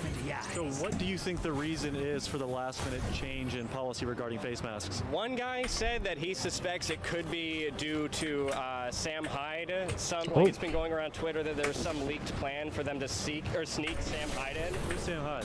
Sam Hyde was a YouTube personality that iDubbbz interviewed on a documentary a couple years ago, and they just kind of have a contentious relationship, trying to get involved. They literally are stopping all of you guys from entering because they're afraid Sam is going to pull up with a face mask on, presumably? Yeah, because they keep sending people here. Like, even last year, there were people with Sam Hyde shirts on. Sam Hyde shirt, yeah. You're not even a Sam Hyde fan, really, are you? No. I mean, he's a funny guy. I don't really like his content very much, but like, objectively, you think that he's kind of like iDubbbz is messing up here. I think this is an overreaction. I spent $800 buying all the tickets for this event. I spent like $450 on all the morph suits for this. It's insane. It's like schizophrenic levels of paranoia. I think it's hilarious. Sam's like 6'5", 280 pounds. He's not going to sneak in a morph suit like as a little 5'2" twink. Like, that doesn't make any sense. Next, I headed into the event to watch the fights and give a bit of commentary. Oh, come on. Free Froggy Fresh. We're in the event right now. It seems like it's packed. We're about to have whoever this guy is, Froggy Fresh's replacement, come out to fight Chris Ray Gun.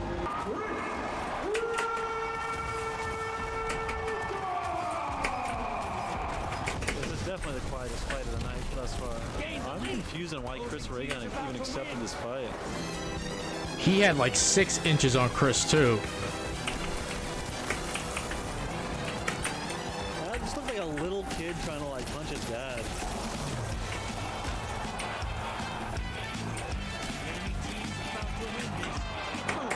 Let's finish him. It's over. Oh, wow. Tell us, do you have a message for your fans and supporters here today? Thank you, Ho.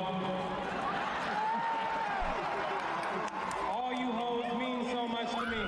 I couldn't do none of this shit without the line of hoes and niggas that love me. I love you, hoes. I love you, niggas. I love you, Jews.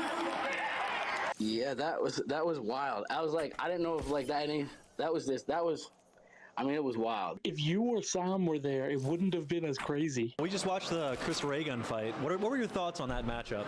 You know, honestly, I went into it wanting to hate Chris, wanted to like shit on him, but looking back now, I just feel bad for him. He got pummeled. It was terrible. Rusty, did you think that was a fair fight? No, I feel bad for Chris. I was messed up. I didn't realize how much of like a height difference, how much of a difference that made in boxing. And it was. If I fought you, it would be embarrassing. It'd be embarrassing. It was height. It was also size, athleticism. Right. But we can all say, despite the unfair matchup, this is a pretty cool event. It seems like it's run really well. I'm having fun so far. Got my fun. dogs and liquor. Yeah. These bracelets are a cool touch. The production is good. You were going to fight Chris Ray Gun. They opted to replace you with an opponent who was 6 inches taller and way bigger. Yeah. So that was a terrible matchup, dude. That whole situation was messed up. So what were your thoughts watching Chris Ray Gun get beat down by his very large opponent? I honestly was thinking, like, why did you fight him? I was thinking, why? Yeah, you got to give props to Chris Ray Gun. I mean, he's brave. Yeah, I mean, yeah. That's one way of putting it, I guess. Yeah.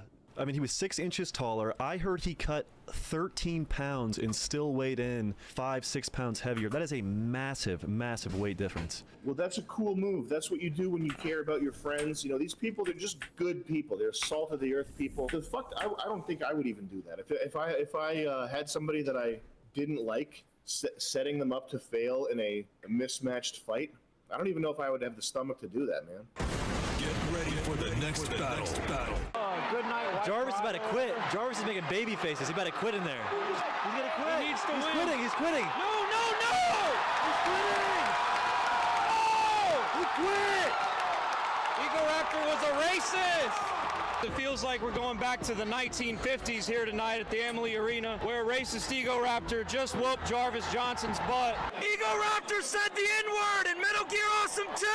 I didn't forget, Aaron! And now we have the main event. We have iDubbbz versus Alex Wasabi coming up. Willie, who do you think is going to win? I think Wasabi's going to win in the name of Froggy Fresh. Alex Wasabi. I'm going to predict boldly that iDubbbz will win. If Alex does not win this, I will be a very sad man. Justice must be served. You heard it here first from Emblem. The normification of iDubbbz will not be tolerated. I'm just waiting for him to say the word. This guy, iDubbbz, he was the closest thing to Hitler that we had in 2016. iDubbbz was the Hitler of my generation. Froggy! Froggy! Froggy! Froggy! Froggy! Froggy! Didn't Wasabi like fuck him up? Yeah. It looks like iDubbbz is getting teed off on a little bit. There's Sabi clenches. For the winner, by majority decision, Alex Wasabi! The last thing you'd want at your own boxing event is to lose the match. And here we have number 2, his second loss in a row with iDubbbz. It's not for charity, by the way. Influencers are getting paid. You kick out Froggy Fresh! You kick out Sam Hyde! This is what happens! Double loser! Alex Wasabi's face looks impeccable! He could be in a polo Ralph Lauren magazine! iDubbbz's face got turned into a Jackson Pollock painting! Yeah, I really appreciate it. You know, I know not everyone's up to speed, but I really do appreciate the support. Yeah, that was actually like pretty emotional too. That makes me feel sad. I don't know. After the event concluded, I headed back outside the arena to do more interviews regarding what people thought about Froggy Fresh and how the event played out. So we just got outside of the event. Great fights, great production. I thought it was a great event. I do really feel for iDubbbz, you know? When he said that line of like, I know I'm not everyone's cup of tea, I mean, that was kind of sad. Did you feel for iDubbbz at all there at the end? You know, it was pretty heartfelt. I felt for him a bit. So what did you think about the event? It was great. I love to see YouTubers beating the shit out of each other. It's one of my favorite pastimes. I love that shit. I felt like it could have been more violent. I didn't know anybody in this event specifically. These are all YouTube. Did you know any of these people? Not right now. Wait, the Botez. I do have a big crush on the Botez sisters. It's the algorithm. The algorithm made me attracted to them. Like I click on one video of a hot lady playing chess with a black, like hustler in New York City, and all of a sudden, like my whole feed is Recommended like, forever. It's all of them. I love it. I love them. What's your take on the whole Froggy Fresh incident? Dude, Froggy Fresh got gypped. iDubbbz. Come on, bro. If iDubbbz was watching this, what would you want to say to him? Relax. People don't hate you as much as you think that they do. iDubbbz, I say that you should let more fighters into your show. You should give more creators the opportunity to fight, and you shouldn't let personal disagreements get in the way of it. iDubbbz, I miss your 2016 content, man. I love you, but fuck. Big ups for this. All this money went to charity, which is really fucking cool. You organized a really good event, especially Anissa, and them together is a really good duo. Love them both. Shouts out to them. Big hearts. Also, can I shout out something? You shout out why you like Anissa? Why I like Anissa? Because she's awesome. She has awesome tattoos. She's awesome. I mean, everyone is misogynistic for not giving her props. All right, we just met a gentleman outside, and you said that you had an incident that took place. What happened? I held up a sign that said subscribe to Anissa's OnlyFans because iDubbbz is a cuck, and they kicked me out because they're a bunch of bitches. They threw you out of the event? They threw me out of the event, yeah. Some guy came up to me, he's like, I have 250,000 subscribers. I don't give a fuck what you have. Subscribe to Anissa's OnlyFans. The walkout, I had this at the walkout. Ian looked right at me, and I was chanting Free Froggy. It was pretty cool. Now I'd like to bring it all back full circle. At the beginning of the video, Lemon and I had made pro Froggy Fresh signs, one of which made its way down to the floor of the Creator Clash Arena. YouTuber Rusty Cage took a photo of the signs and posted it to Twitter with the caption, "Uh-oh," and was subsequently confronted by Anissa. Let's hear that story from him. I paid money, I'm on the floor seat, and I see like some shenanigans going down. I take a photo of it. It's just people holding up a sign. I said Froggy did nothing wrong. Like seemingly good. Yeah, right. I go to this like after event, and Anissa comes up to me. She comes up and says, "That tweet was really not cool," and I just apologized. I felt kind of like a bitch. I was like, what am I apologizing for? I don't even know this person. That's really not cool. Honestly, Anissa, it was very cool. What do you think about Anissa confronting Rusty Cage for taking a photo of a Froggy Fresh did nothing wrong sign? Yeah, that seems like a major violation. That seems like something that's really uncool. A lot of people are getting hurt because of that. A lot of people are getting hurt because of that. Very uncool. So if I took a picture of a sign that said Froggy Fresh does nothing, did nothing wrong, that's kind of an uncool move. That's not cool. But if I'm your friend and I give you a few days notice to go fight a black guy that's way bigger than you, that's actually a cool move. So after the conclusion of the event, I actually got to make it into the premiere after party wearing my Sam Hyde shirt and all, where I got to catch up with my good friends and talented creators, Sir Spence, Blake Roger, and Shirtley's to see what they thought about the event. So we are in a warehouse of sorts. Where are we? We're at the Moist Warehouse right now, dude. It's awesome. We just got out of Creator Clash 2. Super good events. How'd you guys like Creator Clash? I thought it was fucking amazing. I thought Ian and Anissa put together an amazing event that literally helped thousands and thousands of people, and just big shout out to them. I look up to both of them for doing that. Dude, I want to see you fight at the next one, Brandon. Creator Clash 3, dude. Yeah, Creator Clash 3 with Brandon Buckingham. That should bridge the gap. Every fight tonight was hyper aggressive, super athletic. It was insane. It was awesome. So just stoked to have been there. Sick. It's my opponent. Oh, thank you very much. How are you, Chad? Not good. Not good now that you're here. You got an op in the building. What'd you say? Don't mog at me, dude. I'll back down. Man. You can win. I don't care. I'm gonna gut you like a little dumb fish. Me? Wait, Shirtley's is calling out Buckingham right now. You guys were originally supposed to fight at Misfits in October of 2022. So is this happening now? And Jay Swingler swingled me out of it, dude. Dude, he did. Have you ever been like have you ever had your organs like ripped out of you and like you have like your organs just like ripped out of you? Like been gutted? Yeah, Have you ever been gutted? Have you ever been gutted? Like you're like dumb little. These dumb, motherfuckers stupid, are strange, dumb little, man. Dumb organs like been ripped out of your. But he's doing the right thing. He just gotta like play along. Well, I appreciate your time, Sam. Is there anything else you want to say for the video to the people out there? Just make sure you're not spending too much time on the computer.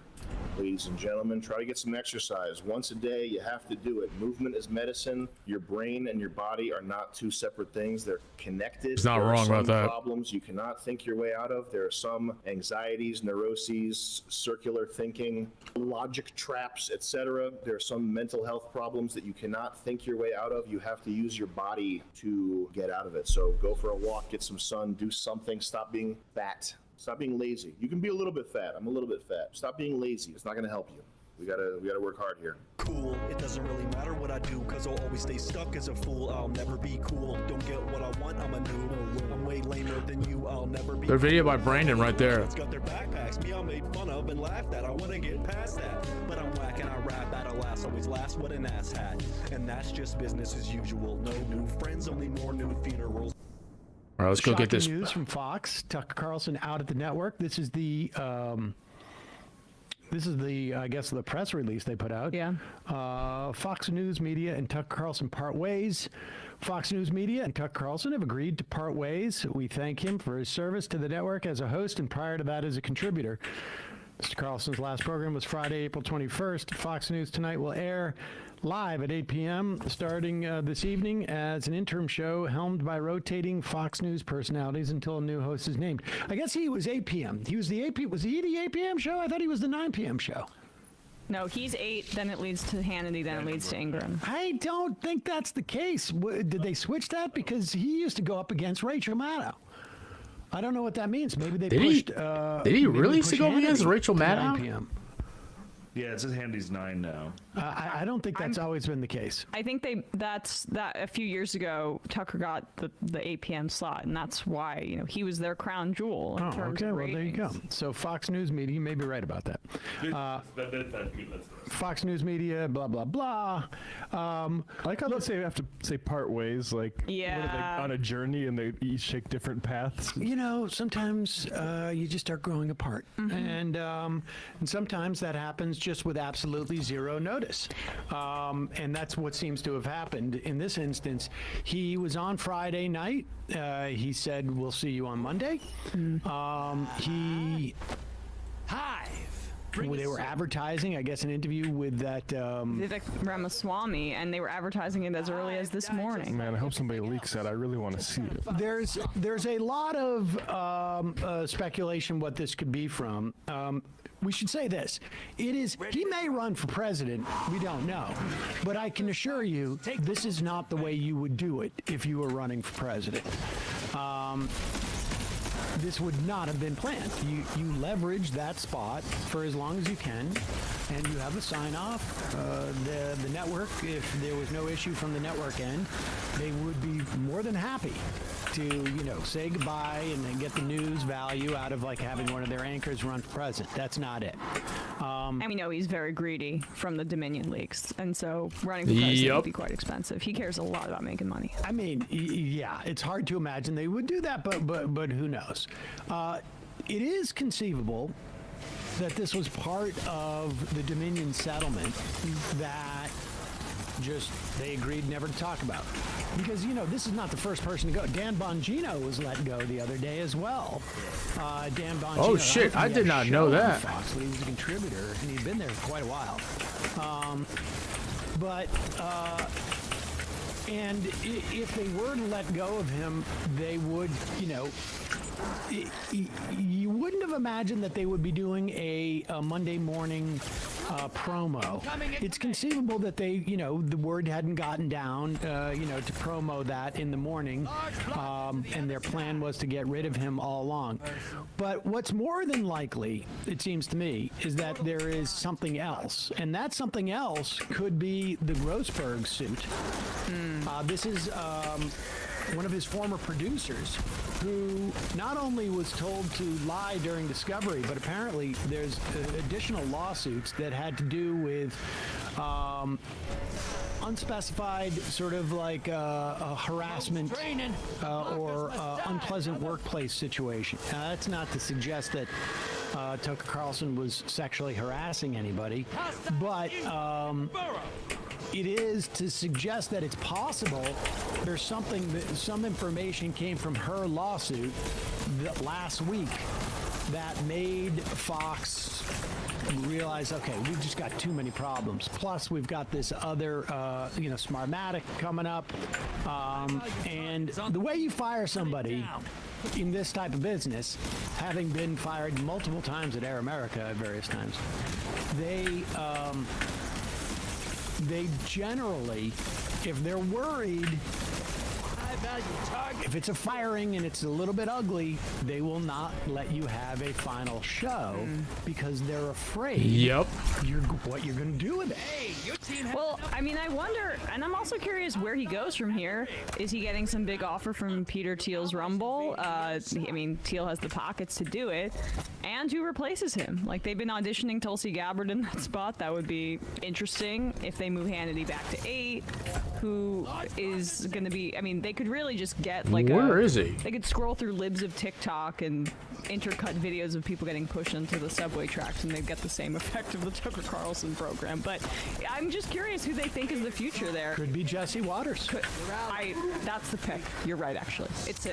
I think if the betting markets are open, he's going to be minus 200 for that slot. There you go. I don't know what that means, but I'm He'll sure be the that favorite.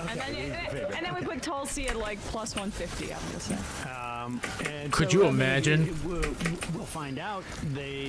But they The also former do seem to Democrat have a becomes plan, the right? new I mean, face the of idea, Fox like, the News. rotating thing. I love that. That is, we've seen that. I've seen that happen when Randy Rose was fired by Mark Green at Air America. They didn't know what to do, so they just said, we'll put a rotating crew of morons in there or something. So that's that. It does remain to be seen. Look, Tucker Carlson has been been fired by every major network, news. That's actually quite impressive. MSNBC, CNN, and now Fox. It's conceivable he would go to ONE, but I can't imagine a network like that is going to pay him the same amount of money. I don't know if Peter Thiel would hire him to be on YouTube, but it's fine. My sense is going from the highest rated cable television host to Rumble, even if you're getting a big chunk of money, it may take a while for him to make that transition because happening too quickly is a little bit embarrassing. My guess is that he wants to be able to do white supremacist news hour, but more unfiltered. Like, he doesn't just have to speak in code to the white supremacists who watch a show once and then twice. I mean, that's not going to shake Rumble's like. He can be a little bit more explicit if he goes online. He can still do his whatever he was doing, his online show or whatever. But in many respects, more importantly, he'll continue to do that show, but it doesn't have the same gravitas. And of course, the other thing is that it's unclear who would follow him to online. Oh, okay, good. He has more than other cable television shows. He has a younger demo than most because he's appealing, to a psychographic as opposed to a demographic. That psychographic obviously being, white nationalism. And they may follow him to Rumble or wherever he might go. Or They he probably just would might, follow him to Rumble. He doesn't strike me as the type of guy who's going to not try and get back into this because he is driven by such a desperate compulsion for fame and money that it would be hard to imagine that he's not going to. But if I was him, retirement. That's what I would do. Yeah, but I'd be planning. He's not going to do it. What are the odds that Tucker Carlson now runs for president? I don't know. He's lazy. Yeah, I don't think he wants that kind. I mean, I've been wrong about this. This is exactly what I said about Trump. Like, he just wants, like he doesn't actually want to run because it's a big headache. But I seen like Tucker talk about Trump, saying like he's a destroyer. We need to like basically get the ships in formation, and you know that doesn't seem like a guy who wants that attention. I don't know who Tucker would bring value to that would be willing to sort of like bankroll his campaign, but who knows? There's always somebody. Tucker not even giving a statement in that press release is wild. Just sad how no one wants to work these days. Barbara? I know. Don Lemon at least put out some weird statement with blue font. You see that? What's that? Don Lemon tweeted out that he was unceremoniously fired, and he's very upset.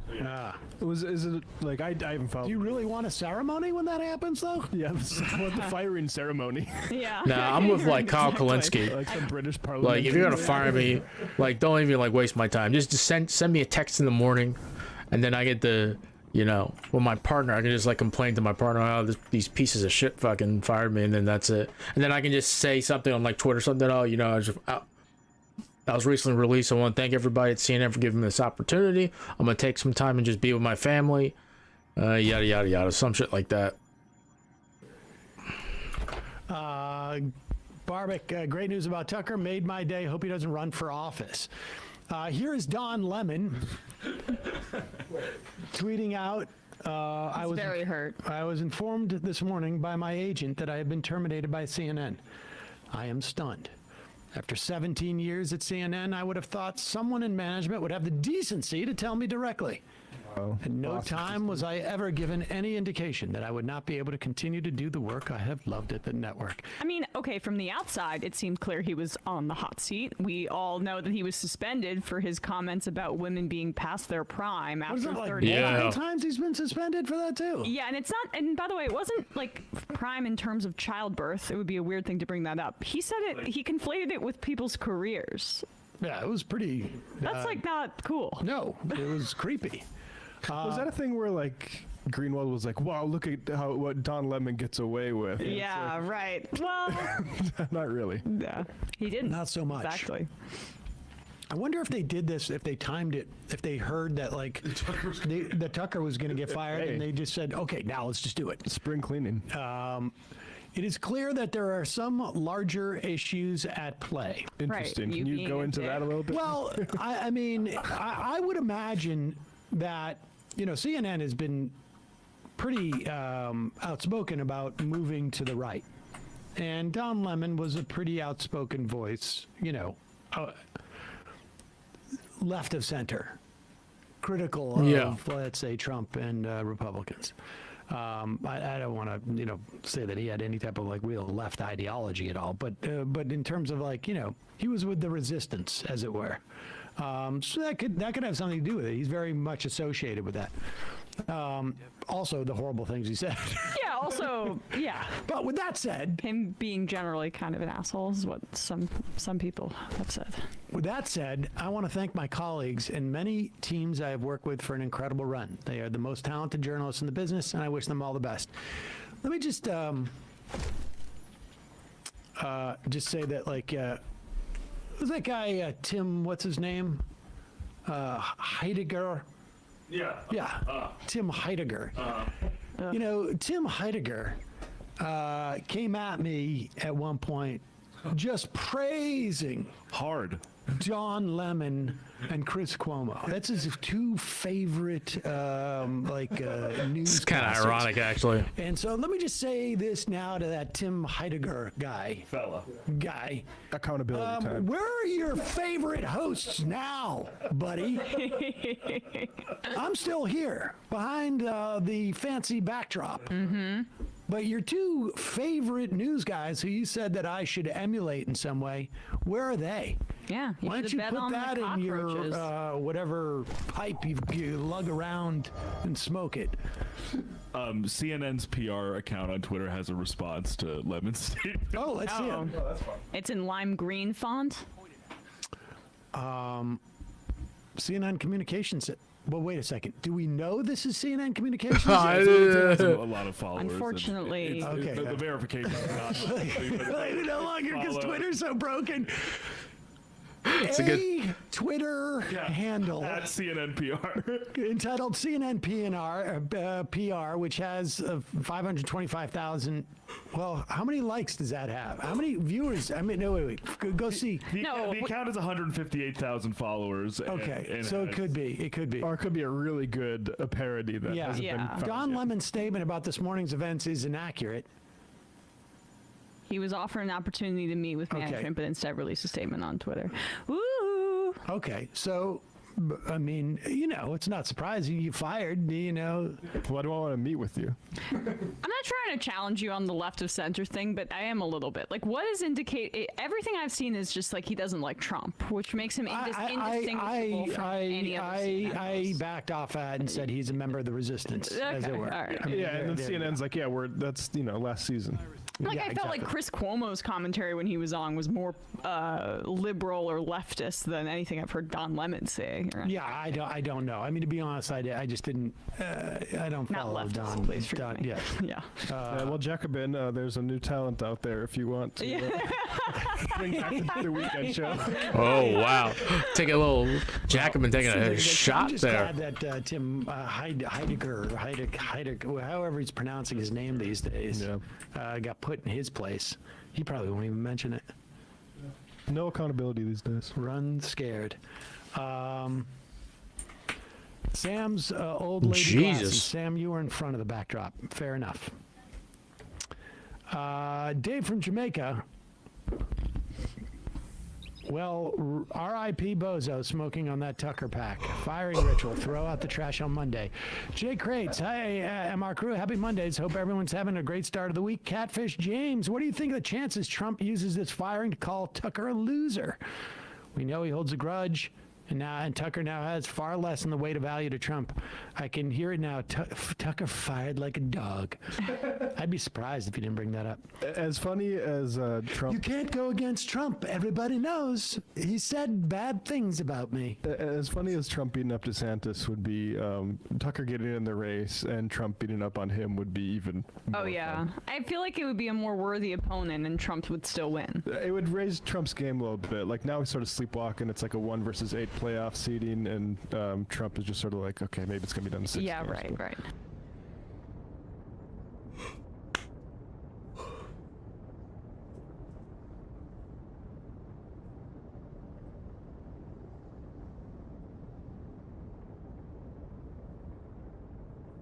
I mean, what else is there to say? Tucker Carlson, you're fired. Ladies and gentlemen, we got him. That's right, folks. In a surprising bit of news on Monday morning, which was also apparently very surprising to the man himself, Tucker Carlson and Fox News have mutually agreed to part ways. I can picture his face right now. Yeah, mutually agreed to part ways. Sure, he was fired. You're fired. You want to know how everyone already knows this? Because he ended his show on Friday telling his audience that he would see them on Monday. And Fox News was also promoting his Monday night episode on air just minutes before the news broke of his departure. It was already filmed. Yeah, It was ready to go. He was interviewing, ironically, he was interviewing the same Republican candidate for president that Don Lemon apparently got fired over because he got a little combative in an interview. And we'll get to all of that in a second, but yeah, he had something locked and loaded and ready to air, and wow, out of nowhere, all of a sudden, Tucker Carlson fired. I guess the woke mind virus is spreading. It came for Fox News. Fox News has gone woke. That's right. So yeah, I mean, crazy turn of events. It basically went from this. I'm just grateful that you came on, and I'm especially grateful for the pie. Thank you for having me. Appreciate it. Employee of the week, we're just make it of the year. Tyler Morrell of Coco's Pizza. That's it for us for the week. We'll be back. By the way, the entire episode of Let Them Eat Bugs, not quite as good as pizza, streaming now on Fox Nation. Use the promo code ORIGINALS for 30 days free. And we'll be back on Monday. In the meantime, have the best weekend with the ones that you love, and we'll see you then. To this. We have some news from within our Fox family. Fox News Media and Tucker Carlson have mutually agreed to part ways. Tucker's last show was this past Friday. And it should be pointed out that Tucker's This is executive great, producer, man. Justin I Wells, love was shit also like this. fired. Wells was one of the people involved in the text messages that were released as part of that Dominion lawsuit, where Tucker and Wells texted back and forth about how Rudy Giuliani and Sidney Powell were, quote, fucking liars, whose stolen election claims were, quote, desperate and deranged. And we'll get to the assumptions on why both of them were fired so abruptly in just a second. And it is, the speculation is whirling right now. It is the mystery of the week. But let's just read into the official coverage of this media massacre from official outlets. Tucker Carlson, the provocative conservative primetime host who helped build Fox News into a ratings juggernaut, has been forced out of the network. Fox News announced the stunning departure of its top-rated host Monday with no explanation. His last show was Friday. Fox News Media and Tucker Carlson have agreed to part ways, the network said in a statement. We thank him for his service to the network as a host and prior to that as a contributor. And the Washington Post adds that the apparent hasty parting, Carlson gave no indication he was leaving in his last nightly appearance Friday, and You the gotta network was love still it. running promos for his show Monday morning, came less than a week after Fox settled a defamation lawsuit from Dominion Voting Systems, which had sued the network for false claims about the 2020 election. Carlson was among several on-air personalities expected to testify. Carlson's private messages were among hundreds of internal communications made public in the course of the lawsuit that caused angst and embarrassment for Fox and seemed to heighten the company's legal jeopardy. Among other comments, Carlson expressed skepticism of the election fraud claims made on air by attorneys affiliated with Donald Trump and declared that he passionately hates the former president, whose rise to power had been cheered by Fox. Notably, Carlson was not given a chance to say goodbye. Besides, Carlson was not given a chance to say goodbye and I choked. He was not given a chance to say goodbye to the mammoth audience he had amassed in his years as a primetime host. His executive producer, Justin Wells, is also leaving the network, according to a person familiar with the move. Fox said that the 8 p.m. time slot, which Carlson has held since April 2017, will be filled on an interim basis by, quote, rotating Fox News personalities until a new All right, host we gotta unlock the subclass first. Let's get Dan Bongino in there. Dan Bongino is available because he himself was just fired from Fox last week. Oh, was he? You didn't know that? I mean, I didn't even know he was Fox still. I didn't know that either. Or some shit by now. Well, we were too caught up in the huge Twitter verification scandal, and updates on that we do have coming up. But yeah, Dan Bongino was, in their wording, there was it was His mutually head's too weird. We fired him because why does he look like that? It was mutually agreed upon, but it was allegedly because Dan Bongino, his contract negotiations were up, and they were like, well. No. Money's a little tight right now. Yeah. I hadn't noticed. We just lost over $700 million. So, bad week for Dan Bongino. So who knows? I guess it would be Greg Gutfield might be one of them. Gutfield with an exclamation point. That's true. Gutfield. Yeah. So I'm not sure. It could. That's true. By the time this airs, It's we'll gonna be already Jesse know Waters, who in the my first opinion. one is, but. Just like Daily Show, they should get Roy Wood Jr. to host. Yeah, fuck it. Just the rotating cast like that. So yeah, this also marks Carlson as potentially the first person. On a small note, Daily Show, make Roy Wood Jr. your permanent host. He's earned it. That man does good quality work. To be fired by all three major news networks, having been let go from CNN's Crossfire, his primetime show on MSNBC, and now Fox News, where he's had one of their top-performing primetime shows for nearly a decade. I think he also got fired from PBS at one point. Sure, why not? In the middle there. There you go. As for how this played out internally at Fox, Mediaite spoke to people within the company who confirmed that his departure was not voluntary, with one source revealing that Carlson was in fact shocked by the news. He was totally surprised, said the source. He had no idea. It was a firing, the source added, and Carlson was informed today, explaining why he had closed Friday's show, saying he'd be back on Monday.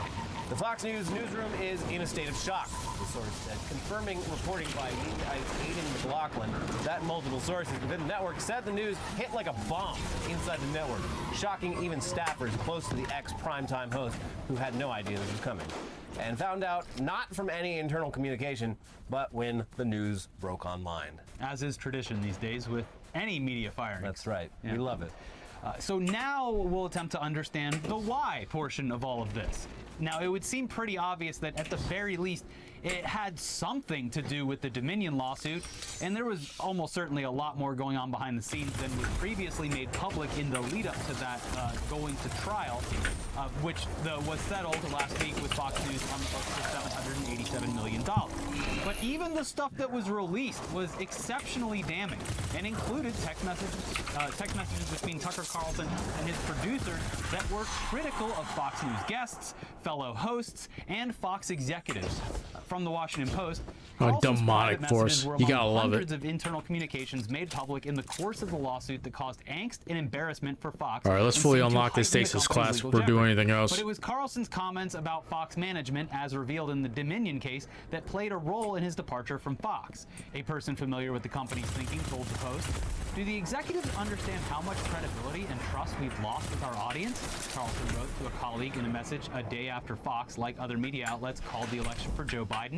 It was a sentiment echoed by others at Fox in the fall of 2020, as even network officials who disbelieved Trump's election fraud conspiracy theories fretted that countering them strongly would alienate their conservative viewers.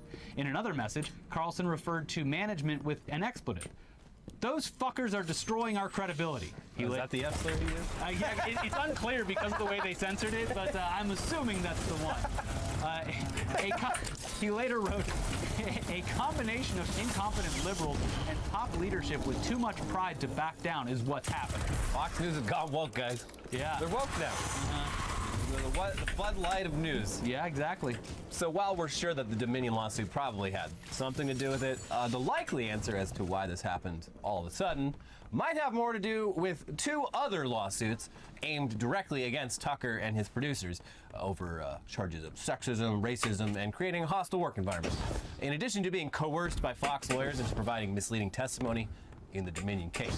From the New York Times, Ms. Grossberg, who was fired by Fox News shortly after she filed 2 lawsuits against the company in March, joined Mr. Carlson's team in 2022 after several years as a senior producer for Maria Bartiromo, another Fox host. Ms. Grossberg said in the lawsuit naming Mr. Carlson that male producers regularly used vulgarities to describe women and frequently made anti-Semitic jokes. On her first day working for Mr. Carlson, Ms. Grossberg said she discovered the office was decorated with large doctored pictures of House Speaker Nancy Pelosi wearing a plunging swimsuit. She said she was once called into the top producer's office to be asked whether Ms. Bartiromo was having a sexual relationship with the House Republican leader, Kevin McCarthy. Oh, Ms. Grossberg also said in her lawsuit that after she was coerced by Fox's lawyers into providing a misleading deposition in a recent deposition case brought by voting systems, defending an offensive text from Mr. Carlson, his producers emailed the rest of the staff in recognition of Abby Day and suggested ordering a staff lunch to celebrate. It's still, there's got to be more though. Like, yeah. I mean, I've heard she might have been secretly recording stuff that was going on behind the scenes of Tucker, and he has been caught like multiple times in the last couple of years hiring people on his staff who are just straight up like online Nazis. That's the thing is this He is needs what's an out there internet so far world. from these potential lawsuits. What she has as evidence, you know, that rumors could be out there, but that could also be something Fox looks at and goes, "This is so bad that if it goes to trial, it would have to be really, really bad." That's what I'm wondering, like, for because Fox, like, the what stuff do they he care? said on air is insane in a lot of cases. They paid off like Bill O'Reilly's accusers like multiple times before the settlement was like finally too expensive. So like that's true. It has to be at least as bad as like having an entire career of repeated sexual harassment allegations. I don't know. And I don't really see Tucker Carlson. I mean, maybe he is, but he just doesn't give off that vibe. He gives off other sinister vibes. Well, that's why he stopped wearing the bow tie, because it would spin every time he got a boner. Whoa! Anyways, it has to be that Fox, already on the receiving end of the most substantial defamation payout in history, is trying to avoid being dragged into court once again, or at least has something to do with it. And that's especially by someone who would likely continue airing out all of their dirty laundry, including things that she witnessed firsthand behind the scenes of the network. The likelihood that Tucker was fired over something he said on air is pretty low, considering the sheer amount of vile shit and not so subtle white nationalism that he spewed on his show over the years. Either way, he's done, at least with Fox News, and I think we owe him one last send-off before we see him somewhere else. So Here's just some of our Staring favorite Tucker abyss. moments from the past few years. Thank you for your service, sir. People of color, especially in the black community, are being treated unfairly because of how they look. It's a children's show. Got that, Bobby? America is a very bad place, and it's your fault. So no matter what happens, no matter what they do to you when you grow up, you have no right to complain. If death is inevitable, and that may be the one thing you're not allowed to say in this country, but it's still true, then maybe we should pause before we destroy the living in the name of trying to eliminate it. Torching Christmas trees is an attack on Christianity, obviously. They're not against sex either, they just hate unsexy zoos, but when they're in the wild, male pandas engage in a fierce sexual contest. The winner has sex 40 times in a single afternoon. The song is called WAP, WAP. We can't tell you what that stands for. We literally can't tell you what the name of the song is, much less its lyrics. That's garbage. You don't need to be a Puritan to think so. It is. It's garbage. It's aimed at young American girls, maybe your girls, your granddaughters. And what is it doing to them? Can you even imagine what it's doing to them? People are getting It's a rich wasp, pushing baby. that crap He hasn't gotten on any the wasp country, in and they some should be time. ashamed of themselves. I don't think he's They're ever not gotten ashamed any of wasp. themselves. Joe Biden just did an interview with Cardi B. Doesn't do a lot of interviews. He just did one with her. He sucked up to her. He called himself Joey. That's because Joe Actually, you and Biden's I got went plenty to of dinner, wasp. About 2 years ago, your wife was there, and I brought a friend of mine. You'll remember her. I don't remember the woman you're speaking of or the context at all, honestly. The other big change is that the brown M&M has, quote, transitioned from high stilettos to lower block heels. Also less sexy. That's progress. M&Ms will not be satisfied until every last cartoon character is deeply unappealing and totally androgynous. Until the moment you wouldn't want to have a drink with any one of them. That's the goal. When you're totally turned off, we've achieved equity. They've won. So in its ad campaigns, Mars set about making its M&M characters as unattractive as possible because when you're intentionally repulsive, it's clear you've got the right politics. So the green M&M lost her sexy boots, the brown M&M her stiletto heels. The orange M&M, meanwhile, became a poster boy for the mental health crisis and would henceforth, quote, acknowledge and embrace his anxiety because America badly needs more neurotic candy. West, accompanied by his friend Candace Owens, unveiled a T-shirt that read simply, White Lives Matter. The response from the fashion industry and international media was instantaneous and uniform. Shock, horror, rage. No one seemed to think to ask him, much less to listen to what he had to say. Why I wrote White Lives Matter on a shirt is because they do. It's the obvious thing. Yeah. Dr. Seuss went from being a beloved childhood author to worse than Hitler in just a matter of days. For 60 years, American children have read the Snooches and books like it. And that's one of the reasons we have the country we have today, in which most Americans, those who don't work at the universities or for the Joe Biden administration, accept Martin Luther King's most famous precept, that what matters is the content of our characters, not the color of our skins. The Snooches affirm this. The story is a plea for colorblindness.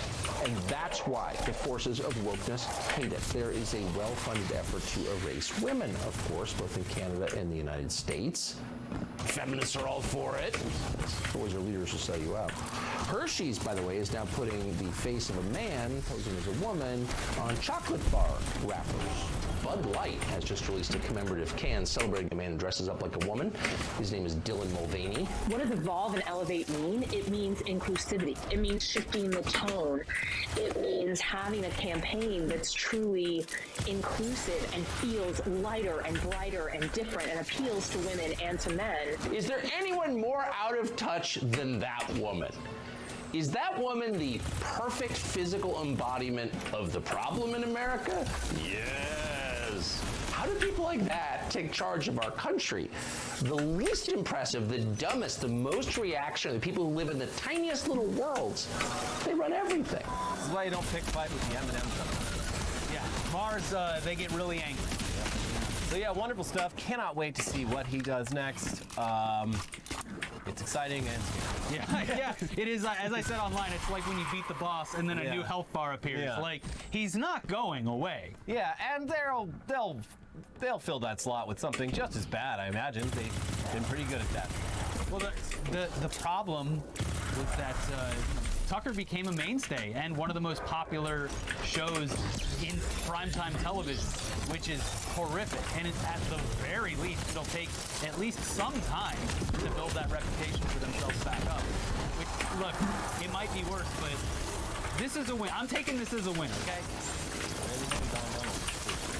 That's what I'm getting to with the Don Lemon reporting, is that CNN has been noticeably inching back towards, they say center, but it's been very apparent that they're leaning towards the right. So it would not be out of character or the realm of possibility that he ends up there. So like you said, ironically, considering he's been overshadowed. That would by be Carlson crazy. over the years as it is. Don Lemon was also fired from his network on the same day, just about an hour after Tucker's exit was made public, and these are two different companies. They couldn't have planned this. It was just, But yeah, for his part, Lemon was quick to release a statement via a really weird-looking screen grab from some sort of notes app, but not one I've ever seen before. Yeah, it's like the notes app for boomers. Yeah, it read, "I was informed this morning by my agent that I have been terminated by CNN. I am stunned. After 17 years at CNN, I would have thought that someone in management would have had the decency to tell me directly. At no time was I ever given any indication that I would not be able to continue to do the work I've loved at the network. It's clear that there are some larger issues at play." But then, CNN came out and they were like, actually, he was given the chance to meet with his superiors, but... That's the thing, though. He heard it from his agent, and it was probably before CNN reached out to do like a joint, like the Tucker Carlson thing, where it's like, hey, look, you get your contract and maybe some severance, or maybe we can sweeten the deal by making this a mutually agreed upon kind of statement. But he just went straight for it after hearing from his agent. So I think that what they're saying is the truth. It might just be they were going to give him a chance to talk to upper management, but like the damage was already done. Yeah, he fired. You're using darkness? And this is another one where it's like, I was skeptical at first too, Anna. Yeah, there's reasons, but the reason that he doesn't even get drunk on New Year's anymore. The reason everyone seems to be pointing to seems like the weirdest reason for it, unless it's him just like being a good journalist. Yeah, the one clip that would you would think solidify someone's career as an on-air host. Like actually providing live fact-checking of some fucking dickhead saying shit that wasn't true. But yeah, the reasoning behind Lemon's firing, it's still unclear. Hold on. He has run afoul of management as well as co-host in recent months, most notably for calling former South Carolina Republican Governor Nikki Haley past her prime. Oh yeah, that was weird. Yeah, well, it's because they started like they're trying to compete with the Today Show and Good Morning America. So they tried to do this loose, off-the-cuff, kind of fun. Yeah, he was like, hot take, like women over 50 are washed. Yeah. Like, wait, what? Like, no, I'll say it again. And he was just leaning into that, like, I'm a gay man and I can be a bitch kind of persona. Yeah. And he's backfired because these are people who are supposed to be taken deathly seriously on their nightly programming. You can only get away with that if you're much more queer-coded than Don Lemon. I don't mean to be ungrateful. He's not queer-coded. He's incredible. Closeted for a long time, and so it does come off as a misogynistic straight man saying no old bitches. Yeah, but the initial problem with CNN was just like, hey, what if we got real loose and fun with it in the mornings? Yeah. Don, give us some of that, sass that you do on New Year's. Let's do some of that fourth hour shit like they do on the other shit. Yeah. So it came off completely tone deaf and weird when it happened. But anyways, there's also reports of him, a long apparent history of him being hostile and misogynistic behind the scenes. Oh, and also apparently dating a CNN intern who was half his age. Well, how old is he? Well, look, problematic age gap aside, he is in a position of power there, and it's a weird power dynamic. It's not great. But the intern was 22 and he's 40-something. It sounds very exciting for the both of them. Elliot with the jokes. December romance.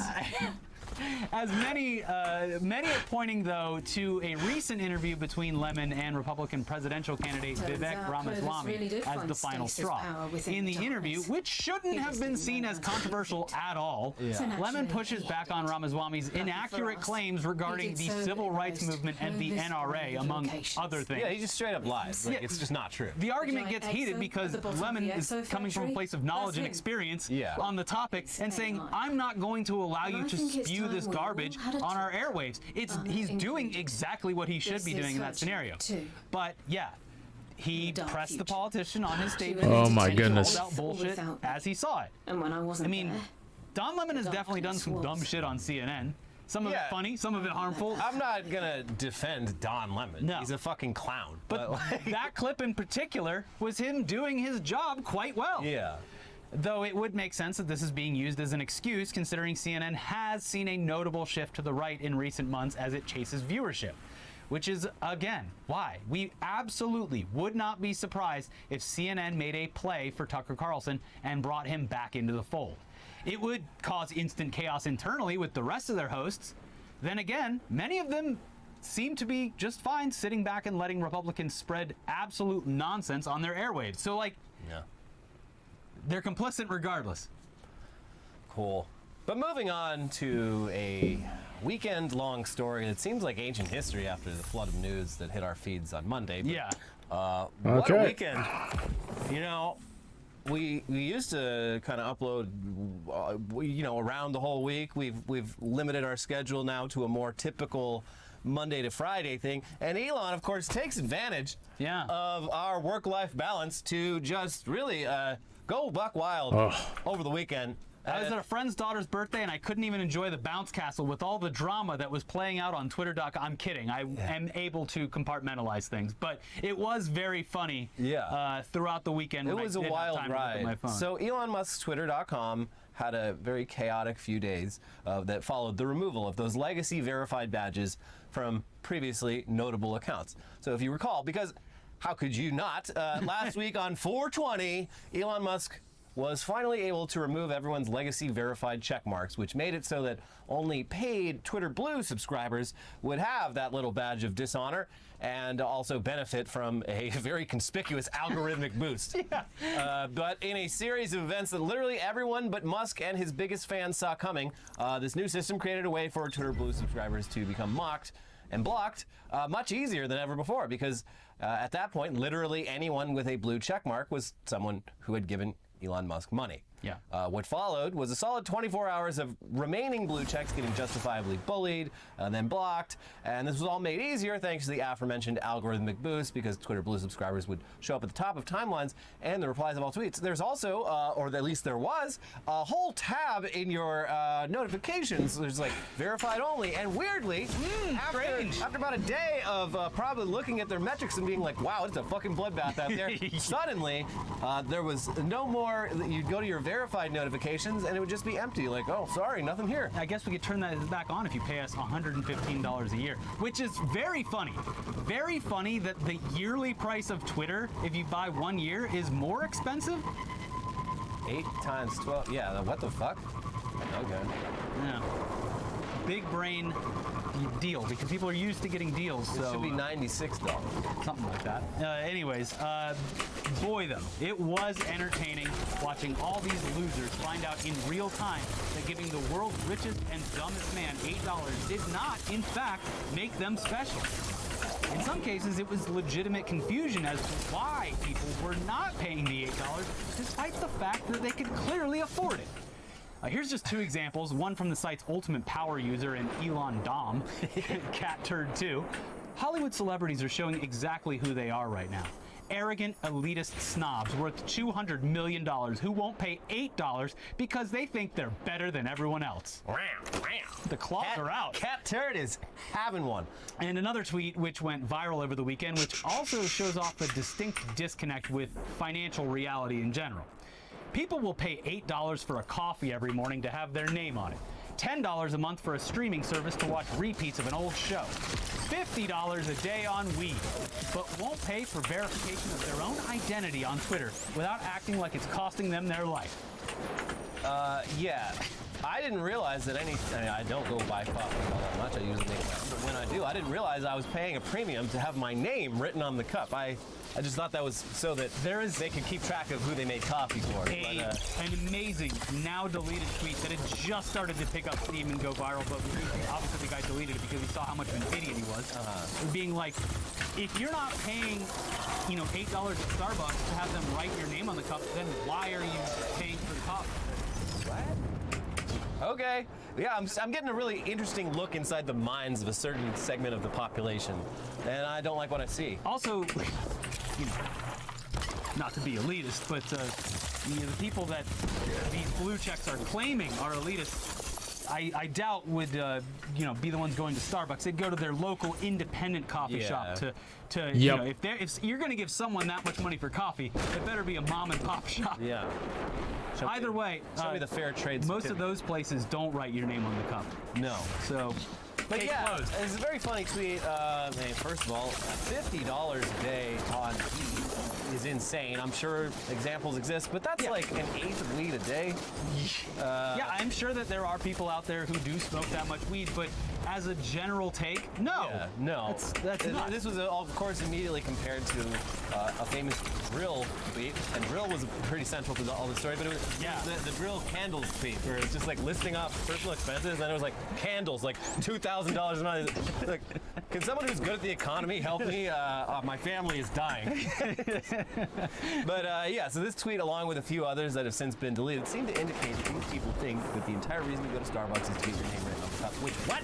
Yeah, you just they seem to be under the impression that it is a peak of someone's day to hear a barista call out your name. Very strange. Yeah. But yeah, the real reason they were upset is the whole appeal for buying the blue check was so that they could feel important. And they could mix in with all the legacy accounts who were actually notable. It was like buying your way into an exclusive private club, only to find out that once you were inside, all of the celebrities had left because you are a loser. They don't want to be around you. Yeah. Now it's just a bunch of other losers like you in the club. So they now left, the club's not cool. The blocking and mocking, it got so bad that at some point, must have disabled the whole verified users tab on the website unless you are a paid subscriber, making it harder for people to track down and block the paid for Twitter Blue, but not hard enough. Yeah. Not hard enough. Oh, my fingers were getting tired this weekend. The algorithm still pushed them all to the top. There was like people were like keeping track of like on each day there was like a small handful of like usually like news posts that were like the ultimate honey traps. Like there was an article about like Lizzo, and if you went to that one, you could just scroll for like 20 minutes and never run out of people to block. Anything related to crypto, any of the threads where celebrities were like, "I didn't pay for this," was just filled with blue checks. Dude, I blocked so many people, and it actually, it did kind of feel like an endless wave attack, but it got to the point where I was looking at a new post, and there was already empty thing, so I'm like, okay, it's making a dent. Our For You page on the business account has never been cleaner of blue checks than after this whole purge. Because I just blocked every single one that I saw, and so eventually it had no more to show me from anyone that we weren't already following, so it just became the following tab. But another damning fact that everyone but Musk saw coming was that people actually didn't care that their check marks were gone. And this was pointed out by Travis Brown, who used Twitter's API to figure out how many legacy verified accounts ended up paying for Twitter Blue after their badges were removed. Update for the day after, just before the purge yesterday, 19,469 of the 407,000 legacy verified accounts I had identified in early April had Twitter Blue. Today, that number for those same accounts is 19,497, for a net increase of 28 accounts. And so that's like a small sample of a larger, so you could probably safely assume it could be in the triple digits, but that's still not good. Yeah. So rather than be mocked and made to look a fool, Elon unleashed his next brilliant plan, which, to be fair, actually succeeded in making power users angry, but also had the additional unintended side effect of continuing to make every one of his paying simps even angrier. And we talked about this a little bit in our last episode, because at the time, it was only a select few. Yeah, it was Stephen King and William Shatner, LeBron James. He was going through and personally deciding who would get the check marks. Now, this one was even worse because it was a blanket kind of decision. Anyone over $1 million, it looked like. Although there were like weird exceptions to that, so people aren't. It's not. It's pretty nebulous as far as how Elon, it's working, pay but for my it does blue seem to check be mark. The more prominent users. I'll make fun of you because I know you got like a humiliation fetish. A hornet's nest that was already shaking got poked again by Elon. He obviously, as we mentioned in the other episode, had personally paid for a few Poland Spring Twitter Blue subscriptions for notable people. Which no, he didn't. Sponsor me. flipped a switch. Yes, He's not exactly. paying for anything. This became a bigger issue in the days that followed because slowly but surely, the biggest accounts on the platform started to Oh get shit, their we badges did not back watch despite the their continued insistence rules that committee. they did Not the rules committee. and never would pay Elon Musk $8. Yeah, so journalists, comedians, athletes, celebrities, basically anyone with what appears to be more than 1 million followers, or specific journalists that Elon has a personal spite against and has targeted personally with this, like Matt Binder, who lives absolutely rent-free in Elon's mind, which is insane if you've been watching the Majority Report for a few years, because Matt Binder's just sort of a guy. He is ruining Elon's life. It's fucking weird. Yeah, that Mashable article started getting blocked. The Block the Blue article. Yeah. So yeah, all these people had their verified badges come back, but with no indication that it was done because they're notable. Instead, the verbiage on the badge is the same as, no, this account is verified because they are subscribed to Twitter Blue and verified their phone number. Not that it was that hard to tell the difference between someone who needed to be verified and someone who just gave Elon $8. Just clicking their profile, reading a tweet or two, more than enough. But this also pissed them off again because why? Elon, why are you giving these celebrities Twitter Blue for free? What do you make me pay $8, Elon? An unfortunate side effect of this seemingly automated tactic of re-verification, though, and one that might run Elon into some severe legal trouble, is the fact that Twitter re-verified a bunch of dead people and claims that these dead people paid for Twitter Blue. And verified their phone number. Exactly. From beyond the grave, I guess. Examples include Chadwick Boseman, Anthony Bourdain, Kobe Bryant, and Jamal Khashoggi. All verified, all with notes on their profiles that read as if they posthumously donated $8 to Elon Musk's Twitter.com. An endorsement of the platform and his mission from beyond the grave. Wow.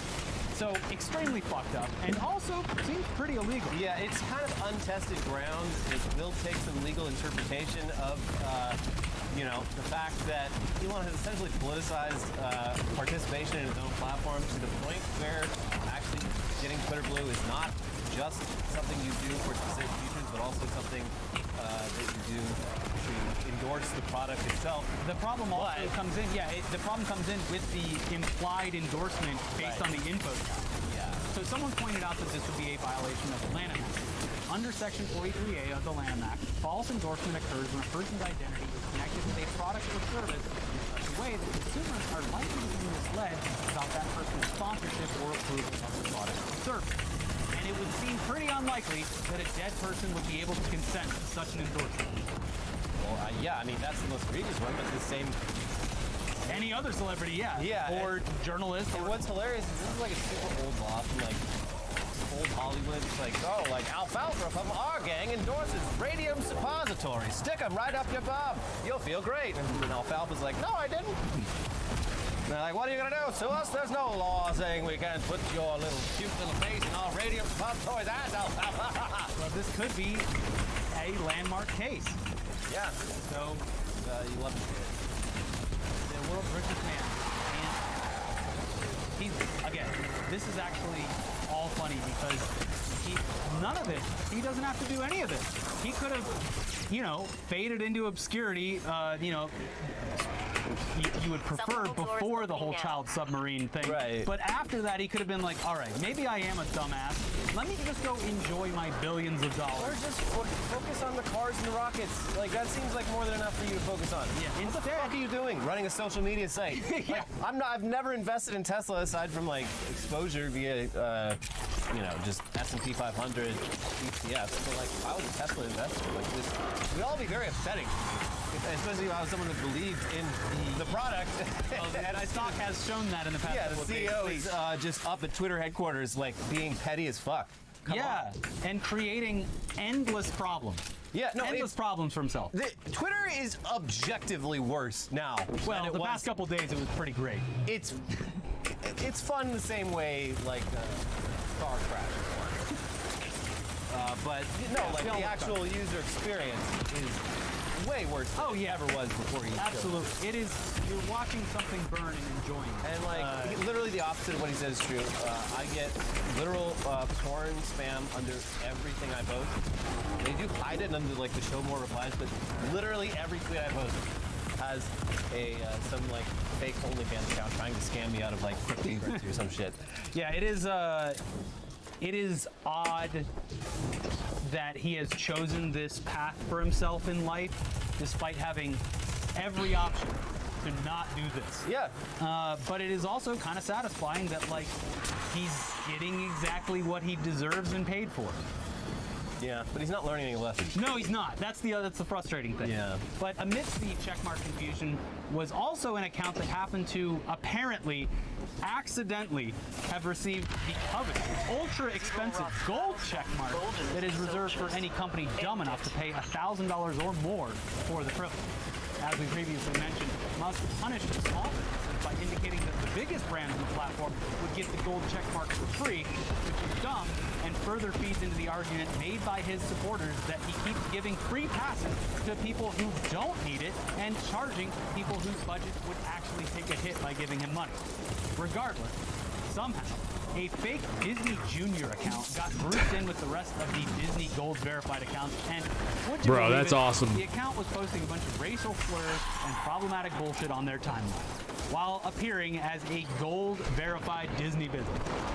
Seems like a bad system all around, Elon. You fucking moron. You absolute rube. Here's Devin. A Disney Junior branded Twitter account has been suspended after receiving a gold tick from the social media platform. The account, which has the handle @DisneyJuniorUK but is completely unaffiliated with Disney, has been removed in the last few minutes. The account holder tweeted, "No fucking way," earlier this morning in the UK, an apparent reference to the verification. It's unknown how the holder got the gold tick, which is reserved for the official and verified accounts of businesses who pay $1,000 per month. The account tweeted several other messages before being shut down, including one using a racial slur and profanity against Twitter CEO Elon Musk, and another claiming adult animation South Park was launching on Disney Junior. I mean, kind of funny. Not the best use of $1,000. Yeah, the fact that either A, this was grouped in with a bunch of other Disney accounts, and that, you know, who knows. But the other option, B, is that someone paid $1,000 and no one at Twitter looked further into the account, which has apparently been around for more than 2 years, into any of their tweets and thought maybe this isn't an actual Disney account or a business at all. It turns out both scenarios are bad. But believe me, I'm sure we'll have more to talk about regarding Elon Musk's Twitter.com on the next episode. But before we get out of here, we do have an update on one of the funniest videos to come out of the recent war on woke, at least in the past couple of weeks. Remember that anti-woke beer that we told you would never actually be released for multiple reasons? Well, once again, we were right.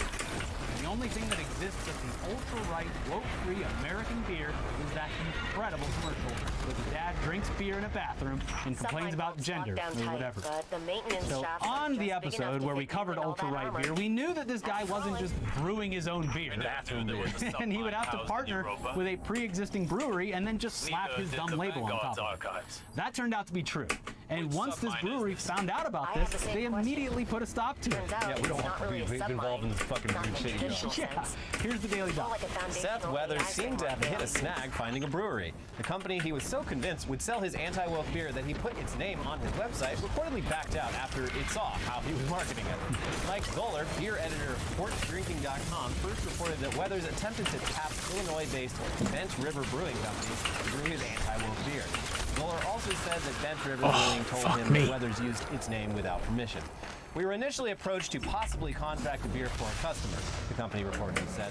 Without our knowledge, our name was listed on our website for a brief period of time. When we were made aware of the marketing for the product, we chose to pass on producing it. Zoller included screenshots that show former versions of the website for what Weathers bills as Conservative Dad's Ultra-Right Beer, claim it is brewed and canned by Bent River Brewing Company in Block Island, Illinois.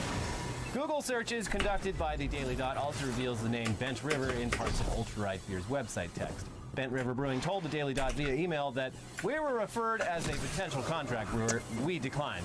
They declined to comment further. Ultra Right did not respond to an email seeking comment on Wednesday afternoon. And according to Ultra Right Beer, they had, according to them, a ton of pre-orders, which I believe. Yeah. And if you'll remember, those pre-orders cost over $30 for a six-pack after shipping. Hell yeah, man. Freedom ain't free. So you'd assume that they would be scrambling to find another brewery to work with, or not, or they just take the money and run, because honestly, who gives? That's how the grift works. Anyways, there was a bunch of other news today that we didn't have time to get to and might be outdated by the time this goes up anyway, like the fact that apparently Bam Margera is on the run somewhere in the woods of Pennsylvania after apparently beating up his brother, and there's a warrant out for his arrest for that. Also, a nice cherry on top of an already wonderful day. Carpool Karaoke was canceled. Good. So with this news and James Corden leaving his late night show where the stupid Carpool Karaoke Send him back. Send him back to England. We don't want him anymore. With that and everything else, there's a whole lot less stupid, talented, hack bullshit on the airwaves in general as of today. We will be back ourselves right here with more episodes. Fox News can't fire us. No, that's true. But so don't worry about that. We'll be back with another episode soon. But until then, you know what to do. Make sure you hit that like button. Get that confetti shooting all over the video. I think we hit a new like high with the last one, like 15,000 likes or something. Let's get those numbers. We gotta bump it. Those are rookie numbers. Bump it up. We need $50 a day in weed budget. So bump those numbers up. Also, subscribe to the channel. We're gonna hit 250,000 subscribers soon. Do it. And also, leave a comment, reply to a comment. Just have a wonderful conversation down there in the marketplace of ideas. I'm sure there's a lot for you to talk about today. And in the meantime, if this wasn't enough, we have an hour of other news over there and another video about Tucker Carlson. So, I don't know. Looks like there's plenty for you to do. But we'll see you soon with another video.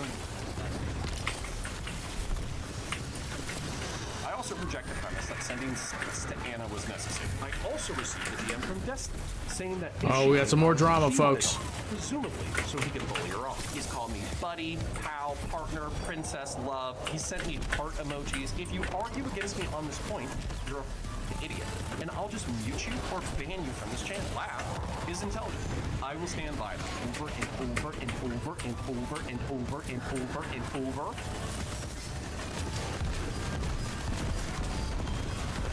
I'll be honest with you, my boyfriend's cancer battle was ruining my mental health, so I left him. Now I'm running a marathon in his honor. Okay. I'll see you this story, and I'll raise you this. 4 men gang killed and 8 a protected monitor lizard. What the actual fuck is this headline? Oh, it's in India. Right, that makes sense. Okay, I get it now. I get it. As an Indian man, I don't claim these people. I've never seen a crime like this. Amazing. Anyway, I'm going to save my voice. 4 men gang raped, killed, and ate a protected monitor lizard. Forest officials in India are investigating 4 men who gang raped, killed, cooked, and ate a monitor lizard in one of India's most protected forest reserves. It was the only monitor lizard in the park, and found photos and videos on their phones of them gang So I have to raping complete a the strike, not an op. Okay. and eating it. They filmed it inside the market of miracle lizard oil that claims to give long, hard erections. I have never seen a crime like this before, Division Forest Officer Vishal Mali told Vice World News. Inside the sad and disgusting black market trade in monitor lizard penis. While the suspects are out on bail, Mali said the photos and videos of the incident have been sent to a forensic lab to build evidence for the case. Dude, what the actual fuck are you... Right, So let's watch 2 this strikes, video. 40. I'm actually super fucking... listen, I'm honestly done with the fucking lab shit, okay? We're going to watch this, and we're moving on. I think we're all done with the lab stuff. It's just kind of like we're all just like over it. I just want to address the situation to make my position clear and explain the mindset and timeline from my perspective, and also specific. Do I really want to watch this?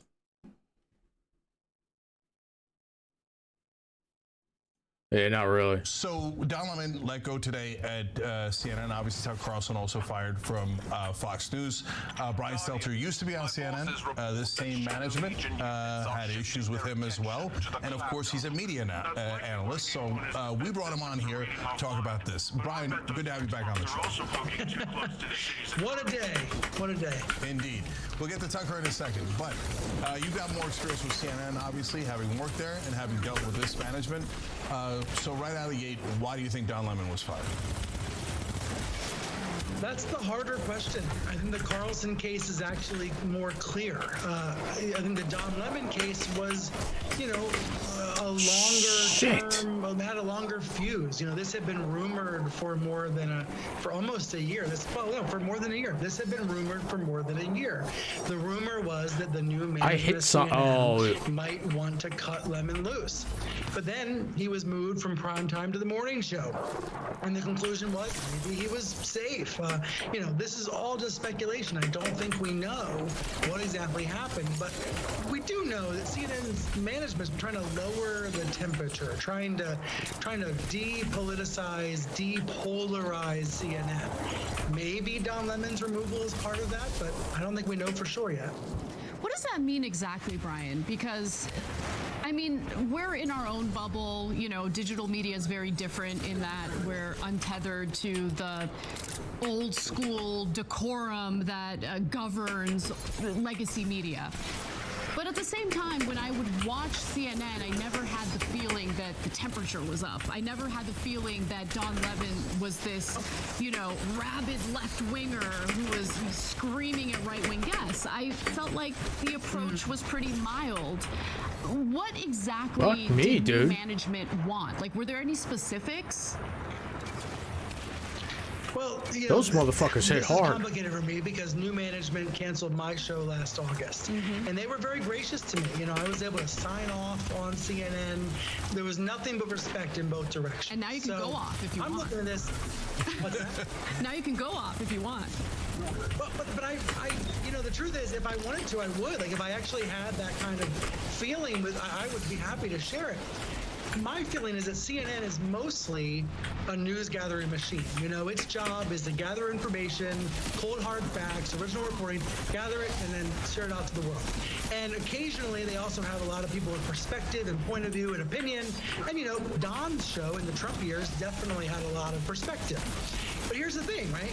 When a president of the United States is calling you the enemy and trying to destroy your network, and also lying through his teeth to the public every day, then the anchor should try to be louder than the liars. That's the thing about cable news.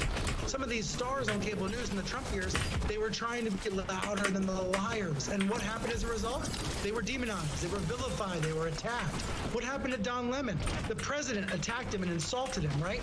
So I think what we're seeing is some of the downstream effects of the Trump years. What I mean by that is John Malone, who is a top shareholder of Discovery, of Warner Bros. Discovery, the mentor to the current CEO of Warner Bros. Discovery, he said in an interview on CNBC in 2021, I want CNN to go back to having real journalists. That's kind of insulting to the journalists at CNN, right? He also said he also expressed his respect for Fox News. So if you try to connect some dots here, when Don Lemon says in his statement today that he believes larger issues are at play, he may be referring to that management situation. I don't know that for a fact. This is just me trying to connect the dots. But I know that those comments from John Malone were concerning to some CNN staffers back when they happened, back when they were made. And, that may be, I don't know, let's see what Don says on the record, that may be a factor. Yeah. So, Brian, again, you're thinking, of course it is, but I don't know. As a reporter, I don't know. Yeah, I hear you. No, look, I want to double down on what Anna said. We live in a different world, right? And in our world, the cable news is all established, right? To be fair, Tucker wasn't very established, and he was populist right-wing, which is a different animal altogether and has its own problems, right? But so to us, Don Lemon was very comfortably inside the establishment, a little, and by the way, Brian, honestly, you were too, right? But you guys would every once in a while say, hey, what that politician said isn't true. which I view, again, I'm being super frank here, I view to be the bare minimum, but that proved to be too much for CNN. That's what it seems like to me too, exactly. Because I mean, what exactly is so objectionable? Like Malone's statements in regard to CNN and in comparison to Fox News really do blow my mind. What do you mean you respect Fox News? Do you think Fox News is this like straight and narrow news gathering operation? I mean, Fox News is nothing but right-wing propaganda.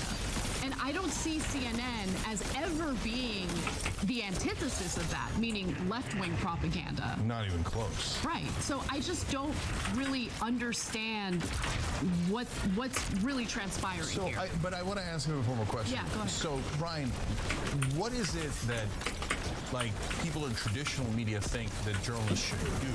Should they not question politicians? Should they not challenge them when they're on their air? Because he just got criticized for that interview with the Republican candidate of Vivek something or other, and is he again? I just don't know what the standard is. Are you not supposed to point out lies of politicians?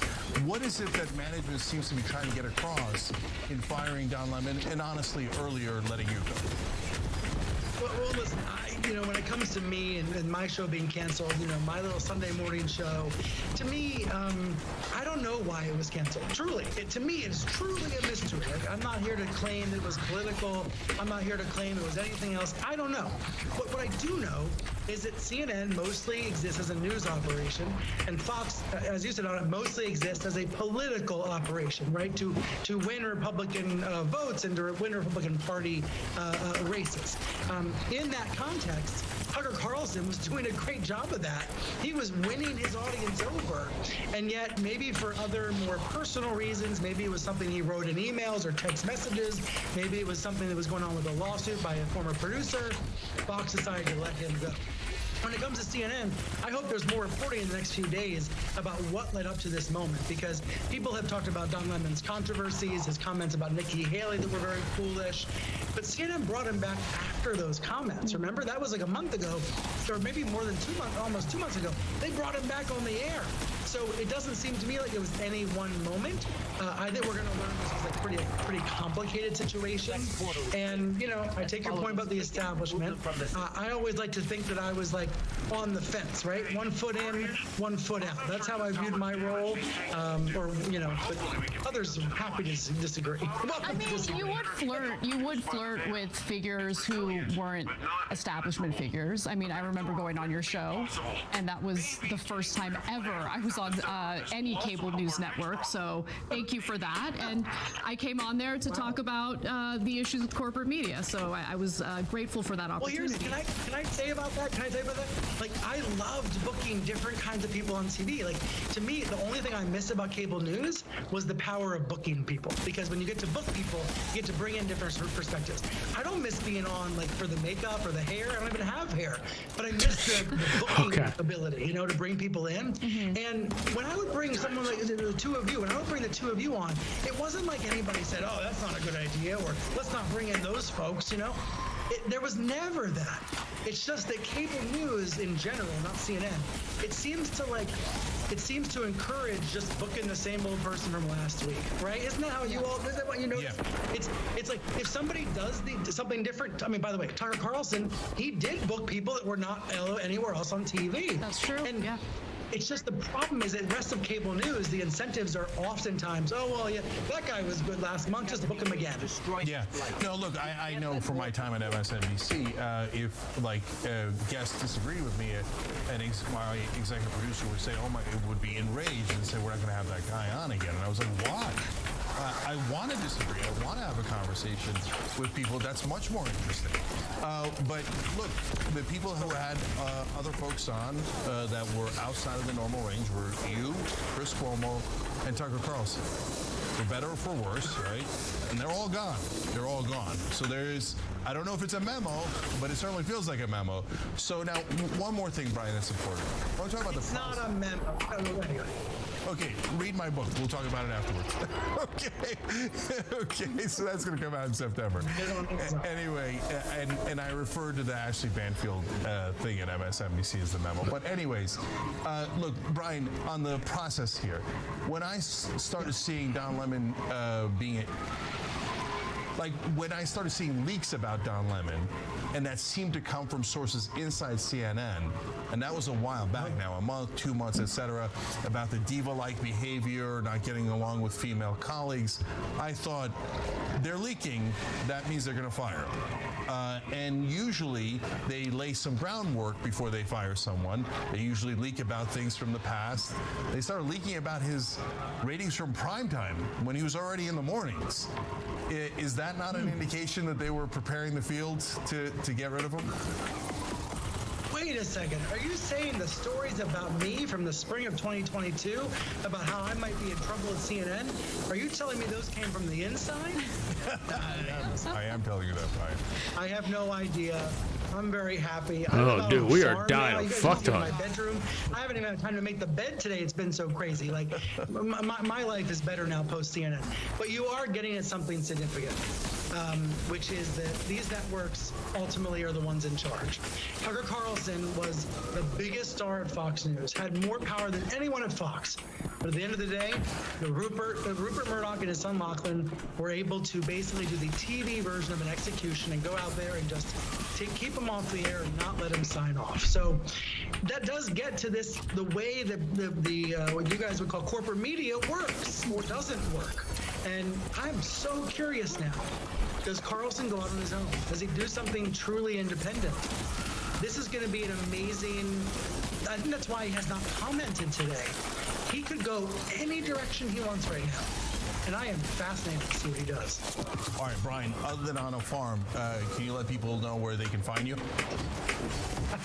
Other than the horses, and I do want to raise goats, so if you have advice on raising goats, email me, bseltzer@gmail. In all seriousness, special correspondent for Vanity Fair, and I'm writing a book about Fox called Network of Lies that comes out in November. So I was probably supposed to turn in yesterday, but now I have to rewrite it because of Tucker. Thanks for watching The Young Turks. Really appreciate it. Another way to show support is through YouTube memberships. That's actually pretty good. Interact with us more. You know, he was saying some things that You've got emojis of me, Anna, John, JR. So those are super fun. But you also get playback of our exclusive member-only shows and specials right after they air. So all you gotta do is click that join button right underneath the video. Thank you.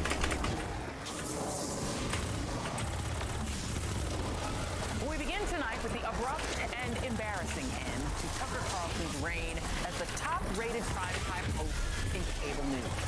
This morning, Fox announced that the two had agreed to part ways and thanked him for his service to the network.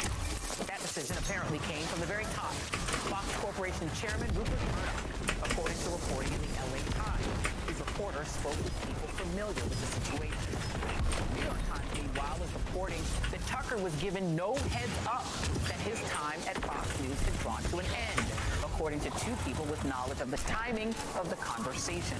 The anchor was told of the network's decision on Monday morning, they said. In fact, the Wall Street Journal says Carlson only found out he was being let go about 10 minutes before the network announced his departure, according to people familiar with the matter. That could explain why Fox shows this morning were still promoting an interview Tucker had in store for tonight's show. Sources at Fox told the news rundown site Mediaite that the news hit like a bomb inside the network, shocking even staffers close to the ex-primetime host who had no idea this was coming. Many at Fox, sources said, found out about Carlson's ouster when it broke in the news. And here's how Fox viewers learned of the news this morning. Fuck. We have some news. This is like the from within wrong our strike Fox to do family. this. Fox News Media and Tucker Carlson have mutually agreed to part ways. Tucker's last show was this past Friday. And starting tonight, Fox News Tonight will air live at 8 p.m. Eastern. It will be an interim show with rotating Fox News personalities until a new host is named. We want to thank Tucker Carlson for his service to the network as a host and prior to that as a long-term contributor. So, no grand send-off for Tuckums. No final show for him to sign off with his viewers. It's almost hard to believe. that just months ago, Tucker wielded so much power, Kevin McCarthy traded him 40,000 hours of exclusive January 6th footage in his hostage deal to become Speaker. Yet today, Tucker has officially achieved something that I don't think anyone else in our industry can claim. Being let go by all three major cable news networks. MSNBC, yes, he used to work here. CNN, after Jon Stewart humiliated him live on air. I remember him at CNN. I don't remember him at MSNBC. He arguably has done more on cable television to spread the gospel of hate, fear, and paranoia than anyone since radio propagandist Father Coughlin in the Nazi era of the 1930s. Here's just a sample of the content that arguably radicalized millions and millions of Americans. The left becomes unhinged if you point out that American voters are being replaced by Democratic Party loyalists from other countries. White supremacy, that's the problem. This is a hoax. Just like the Russia hoax, it's a conspiracy theory used to divide the country and keep a hold on power. Here's a funny thing we noticed the other day. People debate all the time about mass immigration. Our leaders demand that you shut up and accept this. We have a moral obligation to admit the world's poor, they tell us, even if it makes our own country poorer and dirtier and more divided. You may be wondering, how am I, quote, personally responsible for the behavior of a Minneapolis police officer? I've never even been to Minneapolis, you may think to yourself. And why is some politician telling me I'm required to be upset about it? Those are all good questions. So it's not an actual threat of violence from Christians that's inspiring some trans people to buy AR-15. It's got to be more fundamental than that. And it is. The trans movement is the mirror image of Christianity, and therefore its natural enemy. Along the way, he became the Kremlin's favorite TV show. It might be worth asking yourself, since he's getting pretty serious, what is this really about? Why do I hate Putin so much? Has Putin ever called me a racist? Has he threatened to get me fired for disagreeing with him? Has he shipped every middle-class job in my town to Russia? These are fair questions, and the answer to all of them is no. Vladimir Putin didn't do any of that. So why does President Washington hate him so much? If you've been watching the news, you know that Putin is having a border dispute with a nation called Ukraine. And he built that stuff for years, y'all. For years. And he was rewarded for it by his $3 million Border dispute. You hear the language he's saying? Border dispute. So why would Fox drop their leading primetime host now? That is a question that we are still trying to get answers for. So here's what we do know. Fox is still licking its wounds from its massive $787 million settlement with Dominion Voting Systems, which, among other things, revealed Carlson and other hosts' lies and duplicity around Donald Trump and the big lie. There's another big defamation case on the horizon from Smartmatic Voting Systems. That one is demanding even bigger damages. $2.7 billion. A lawsuit from former Fox producer Abby Grossberg, who worked on Tucker's show and claims that he presided over a misogynistic, gross, and discriminatory workplace I'm gonna have to culture. grind that out. In a legal filing, she alleges that Tucker Carlson created a work environment that subjugated women based on vile sexist stereotypes, typecasted religious minorities, and belittled their traditions, and demonstrated little to no regard for mental health. So pretty much what you saw from him on television. According to the LA Times, Tucker's exit is related to that lawsuit. That is apparently the line that is considered too far for Fox. Not the racism or the on-air misogyny or the anti-immigrant bashing, the white replacement theory, or being a tool for Russia and other authoritarian regimes. Not that. That was all fine. But when the toxic culture within Fox is exposed and it threatens to cost Rupert money, that's when you got to go. Remember, that is what happened with Tucker's predecessor, Bill O'Reilly, who was then Fox's biggest star. She's completely right on the ball with all this too, by the way. Allegations against him became public, with settlement payouts totaling about $13 million.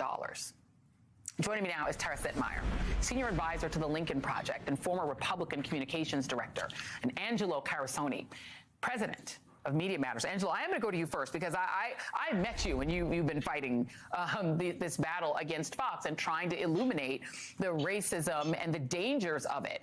I am very curious what you made of Tucker's firing today. I mean, a couple things. When Glenn Beck got fired, it was because he was contrary to their business model. He drove away all their advertisers, and they couldn't make any more money off them, and they even said so. What they did after that, though, was actually insulate themselves by sort of shifting most of their revenue to come from cable carriers, and part of that was actually to pave the way for somebody like Tucker Carlson to do exactly what he does. So that to make it accountability-free, consequence-free, so that there could be nothing that hits their bottom line. So when you ask me what do I think about it, I mean, the first is that it's great for America, it's really bad for Fox.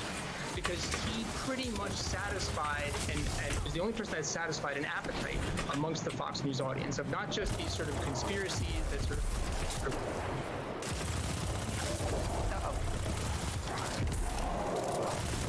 Okay, we lost Angelo for a minute. Let's get his audio back. You know, the magic of the interwebs. Let me bring you in, Tara, and get your response to it. I mean, Tucker had to fire his chief writer at one point because he was on pro-Nazi websites posting.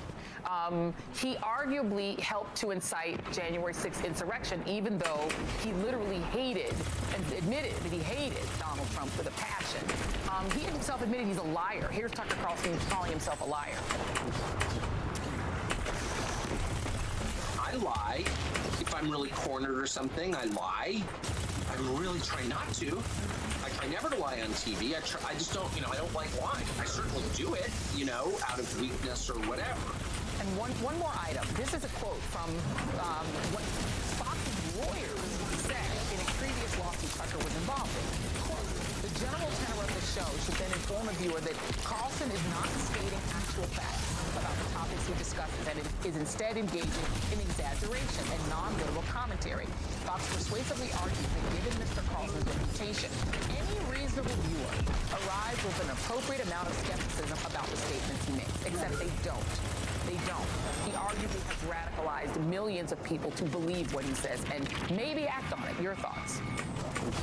Well, first of all, rest in peace to the furrowed eyebrow, feigned outrage of Tucker Carlson, that we no longer have to listen to him spew his garbage every night. I mean, this propaganda has been platformed and financed and encouraged by the Murdochs. Let's not forget who's responsible for Tucker Carlson's success here. They allowed him to platform conspiracy theories, pro-insurrectionists, to have love affairs with authoritarians like Orban, to become Putin's families had business with Orban too. Here in America.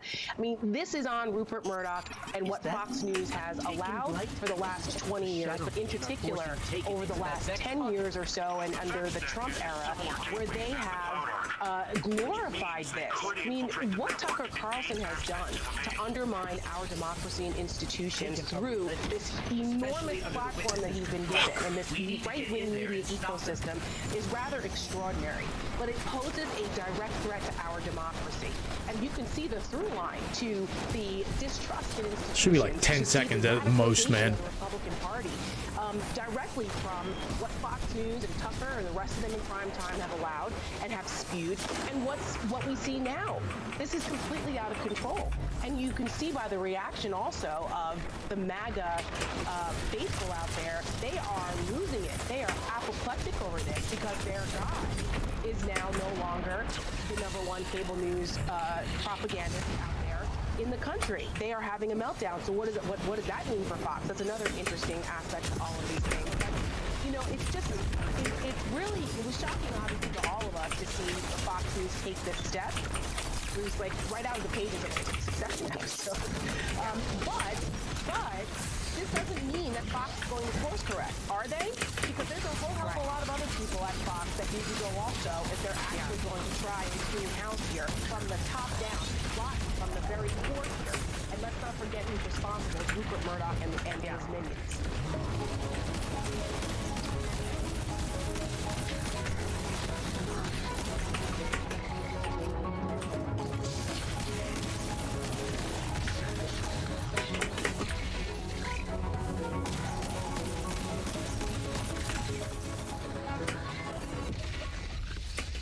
Which one should we do? Should we do Shapiro or should we do the Taibbi Elon? Well, we should probably do Taibbi Elon, right?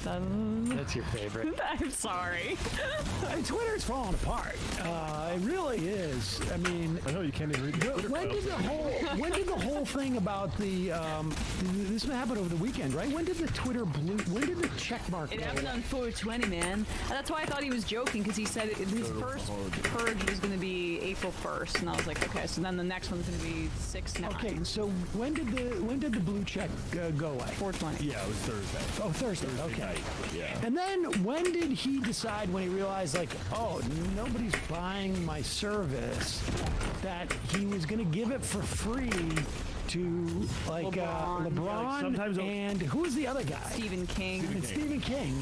And then... Because they were making fun of him publicly, so it was a troll move. Yeah, LeBron said, I won't pay for this, so he gave it to him. Right. Which, by the way, if LeBron wanted to be litigious, they could look into, like, you are ascribing a service, you're saying, you're falsely advertising that I subscribed to a service initially as advertising for your service, Twitter Blue. But anyway. Without a doubt. And the thing is, like, apparently Elon said, well, I'm paying for it out of my own pocket. Which is also weird because, like, can anybody just do that? Like, can I pay for, like, Emma, like, out of my pocket, like, you know, without Emma knowing about it? He's not paying for shit, he's pressing a button. Well, of course not. So he's getting some underwear to press a button. But there have been weird things because now some people have been seeing that he's potentially restoring verification for accounts with over 1 million followers, and even some posthumous accounts like that of like Anthony Bourdain, who was, of course, passed away 5 years ago, is now verified. This is like, you know, from the system.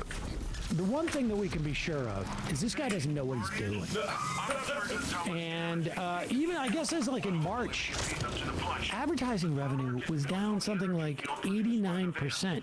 We are, and just to be clear, the most that advertising revenue can go down is 100%. Although, I guess, theoretically, you can go into negative territory, which is sort of what he's doing with LeBron and Stephen King. He's actually expending money because of the lack of advertising. And Matt Binder. Well, wait a second. So let me see if I understand this too. Like,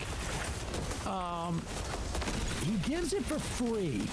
Now remember, when he bought it, he said, like, we're no longer going to have this, like, we're going to democratize this. Free speech for everyone. Free speech for everyone. But there's a little bit better free speech if you pay for it. And so LeBron and King don't want to pay for it because it's embarrassing and they think it's stupid. And so he forces it on them. And then he gets mocked for doing that because, wait, you were supposed to democratize this and now you're giving it to free because they made you feel bad. And I guess, like, then he gave it to Binder? Well, Binder's been on top of it. Still, does he still have his blue check? He still has it. He gave it to... Can I not see it because I don't have a blue check? No. You could just go. He has it. You're overcomplicating it. He is a petty little shit, and he saw Binder in his replies getting a lot of traction, making fun of him, and so he's giving the checks to guys that he wants to troll who don't like the service, which is just a really fascinating way to run a major social media company. Or to run a company. I mean, there's going to be a lawsuit with shareholders, right? Do they have shareholders? No, he took it private. He gets bonesawed by the Saudis. Yeah, who knows? Oh, yeah, okay, so Binder does have it. I can see that now on his thing. At that. But, and let me make this clear. I have told Twitter that I refuse to have a blue check now. I told Jack Dorsey that. I said, I have said it. I haven't been able to reach anybody in particular, but they know, and that's probably why I don't have my blue check anymore. I've told them, I'm not going to do it. Right. Well, then that would probably stops here. Give you a blue check. Is the point. But with all that said, Matt Taibbi went on to the Jimmy Dore program to talk about his relationship with Elon Musk. And, you know, this is of interest only because, you know, there was a lot of talk come on, about dude. how you have sources.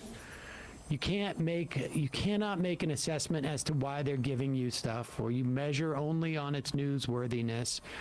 And Taibbi was very, very offended by people who said, hey man, you're coming off as if you're working for Elon Musk. Like, it really appears you're just carrying water for him. Like, you're putting his interests are really the most important interests here. And he said, that's ridiculous. I would never do that. I don't operate in the interests of my sources. I operate in the interests of journalism. And here is Matt Taibbi, and there's a co-host. There's a fill-in host for Jimmy Dore. I know that recently it's been reported, and you've talked about this, that you and Elon Musk, the owner of Twitter, had a rift. He became convinced for some odd reason that Substack, which you write for, is a threat to Twitter, and that led to basically a dispute between you. As I understand, he wanted you to leave. That is Aaron Mate, yeah. Twitter, and you refused to do. And by the way, Aside from just finding out that's Aaron Mate, it's quite evident why Elon Musk, and maybe they just don't do, maybe it's just sort of like a rule of the show. Don't read anything before you come on if you're hosting this show. Prerequisite. But the reason why Elon Musk perceived Substack as a challenge to Twitter is because of the introduction of notes. Now, I just know this from reading material. I haven't used Substack Notes, but it sounds like it is a competitor to Twitter. The notes being shorter pieces of writing. And I think Elon Musk got, a little bit uptight about that. So I don't know. I mean, I would understand why he feels threatened. Like little notes that you subscribe to and they come in your feed and you subscribe to specific authors, that makes much more sense as a business model than paying a subscription service so that your own tweets become a little bit more prominent. Like, I like the Substack model a little bit more if that's what he's going for. I'm just curious how Taibbi squares this with the statement he made on Joe Rogan's show, which is that Elon Musk is a guy with a good sense of humor who just loves free speech. Breakups are really hard. I mean, free speech is a malleable term, but go ahead. I know that recently it's been reported, and you've talked about this, that you and Elon Musk, the owner of Twitter, had a rift. He became convinced for some odd reason that Substack, which you write for, is a threat to Twitter, and that led to basically a dispute between you. As I understand, he wanted you to leave Substack to join Twitter, and you refused to do. And by the way, the people who accuse you of doing Elon Musk bidding have been conspicuously silent on that you refused Elon Musk's demands there. But what does this mean for the Twitter? Like, I mean, let's be honest. Just give him all the grace in the world. Soros calls me and says, "Hey, man, I want you to move to Florida." I say no, or something like that. Taibbi's entire, like, the way he makes a living is through Substack, and the entire announcement of the Twitter files was preceded by one of these conditions that Taibbi leapt and met, which is that this all needs to be on Twitter. Yes. So this idea that but you did not leave your source of income, and frankly, when Elon said, "Will you get a divorce?" you said, "No, I'm staying with my family." So I don't think you could be accused of doing whatever Elon said. Yeah, he said he wanted you to wear a raincoat 6 days out of the week, and you said no. Put your foot down. So I think you deserve a lot of credit for that. And you refused to do. And by the way, the people who accuse you of doing Elon Musk bidding have been conspicuously silent on that you refused Elon Musk's demands there. But what does this mean for the Twitter files? And can you give us any sense of what's coming next? Well, we still have a lot of stuff. I mean, we have a, I wouldn't say a lifetime, but we've got a lot of material. So we're going to report all that out as much as we can. I'm sad about it. I like Elon. I think he did a really great thing. I think there's a misunderstanding here, and it's unfortunate. I hope he continues it with other reporters. You'd be a great choice, if he decided to go that way. Yeah, no, it's unfortunate, and you know, he's indicated that he doesn't really want. He thinks that all good things really have to come to an end. He's made political comments about it. It's too bad. Just one last thing about that. You know, this whole business about me maybe. Wait a second. Pause for 1 second. Like, wait a second. If he's got all these Twitter files, why doesn't he just give them to Mate and Mate can report them out? Like, why does everybody need to wait to see if Elon is willing to get back on the dance floor? Leak it. Yeah, he told me that all relations But honestly, have a like, season but and wait a our second. season's over. Where is, like, even from an ethical obligation, like, what is the obligation that Taibbi has to Elon Musk with those documents? Like, why can't he simply say, I'm going to copy them and let you do some reporting? And Elon might post their private messages again, like he did. But I mean, honestly, like, we've seen this with WikiLeaks. Right? Like, we've seen multiple organizations, news organizations, get together, particularly with the Chelsea Manning material, and form a consortium and go through this material. I mean, if this stuff is so earth-shattering, why is it being hoarded and by these reporters so that it can be monetized in piecemeal? If there's really important stuff in here that is important to democracy, why don't you set up a consortium, give access to other reporters, so you don't have to wait for Elon Musk to tap the next, like, Cinderella at the ball? Yeah. I mean, honestly, like, this is. I mean, I'm trying to take at face value what we've been told here about this material being so earth-shattering and so important. Why is the behavior of these reporters really more about, like, I've got a lifetime of stuff here? Well, hopefully the boss gives you access to it too. Why don't you get this information out? It's so important. Do we really have to wait until you're 85 to see the end of this? Continue. And you know, he's indicated Come on, that man. he doesn't really want. He thinks that all good things really have to come to an end. He's made these sort of elliptical comments about it. It's too bad. Just one last thing about that. You know, this whole business about me maybe going to Twitter. He's wearing a Japan hat? Why? New subscription service that they have, and yeah, I was trying to protect Elon actually in that situation. Like, my understanding of the whole thing, and I was trying to communicate this to him, is that the Twitter files wouldn't be taken seriously if people saw that there was any kind of financial, even theoretical financial relationship between the two of us, and this had to be public. You know, that there was no kind of connection, and you would be getting lots of negative PR if I had done that move. You would never hear the end of it, but he didn't see it that way, which is unfortunate. Wait a second, so... pause it. Now wait a second. So doesn't what Taibbi mean to say is, like, this would compromise my integrity as a journalist if I did this? Yeah, people would say what they actually said about it, given that he did actually meet one of Elon's conditions, which is it has to be exclusively on my platform. But I mean, like, it is so strange that he is at least delivering this message in this way. Because it feels more like he's doing this interview to communicate to Elon Musk. Right? Because, I mean, I really honestly think that what, you know, Taibbi, you would imagine if the primary point of this was to say, it would be an impingement upon my integrity. Mm-hmm.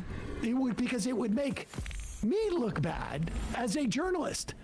For Elon, it would just look like a coup, just like the original one did, frankly.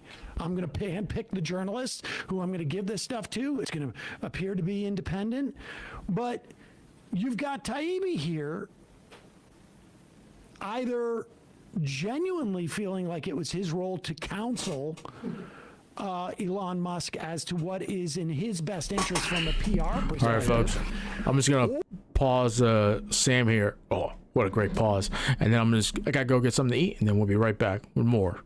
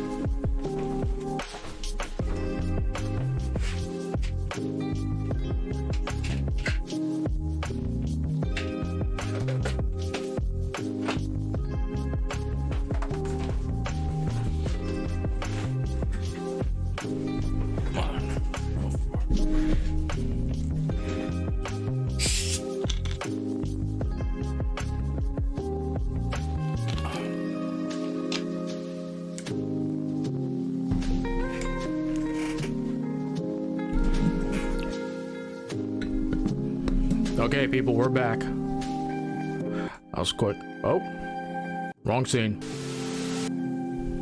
Or you have Taibbi trying to communicate to Elon Musk that I have your genuine interest, and this is his way of basically trying to say, like, bring me back in. No, Elon unfollowed him on social media, so he's got to get his friends to post a photo of him looking cute. So, but honestly, I want to like I'm just curious about this. Like, what's the third option here? No, it's the PR thing. It's what we've been saying all along. It was a targeted information dump with Matt Taibbi, where he met seemingly all of the conditions that were important to Elon Musk, including posting it on his own platform.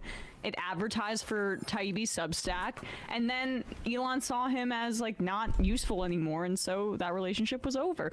That's what happens when you get in bed with a mercurial psycho billionaire who has no other interests except his own kind of except himself. Sad. Is there any more to this, or no? Finish it out.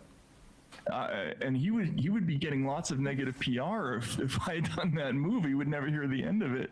But he didn't see it that way, which is unfortunate. So, but you know, it was a good thing while it lasted, and I think we learned a lot of good stuff. There we go. I mean, I certainly learned some things. Yeah, we've all learned so much.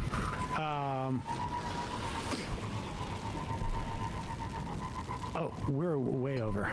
Okay, Do you think that it's sorry, just really quick, that the New York Times is reporting that Don Lemon conducted an interview last week with Vivek Ramaswamy, and that played a role in his firing, and then we have that interview. Maybe we can play it tomorrow. But why is Vivek Ramaswamy now central to the two major media firings that we saw, like both Tucker Carlson's interview and could we just be a coincidence? He got in like an argument with Lemon about something where basically he was like, if you're not black or if you're not the ethnicity of what you're talking about, you can't say this thing. And so Vivek obviously took that and ran with it to numerous different media appearances. So I wonder if maybe they were like, that was embarrassing or shoddy or whatever. But well, I'm sure more will come out. Yeah, it's.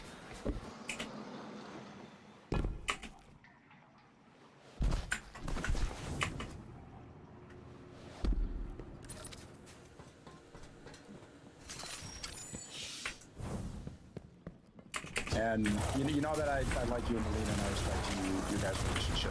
Oh my God. Yeah, probably, we're cool.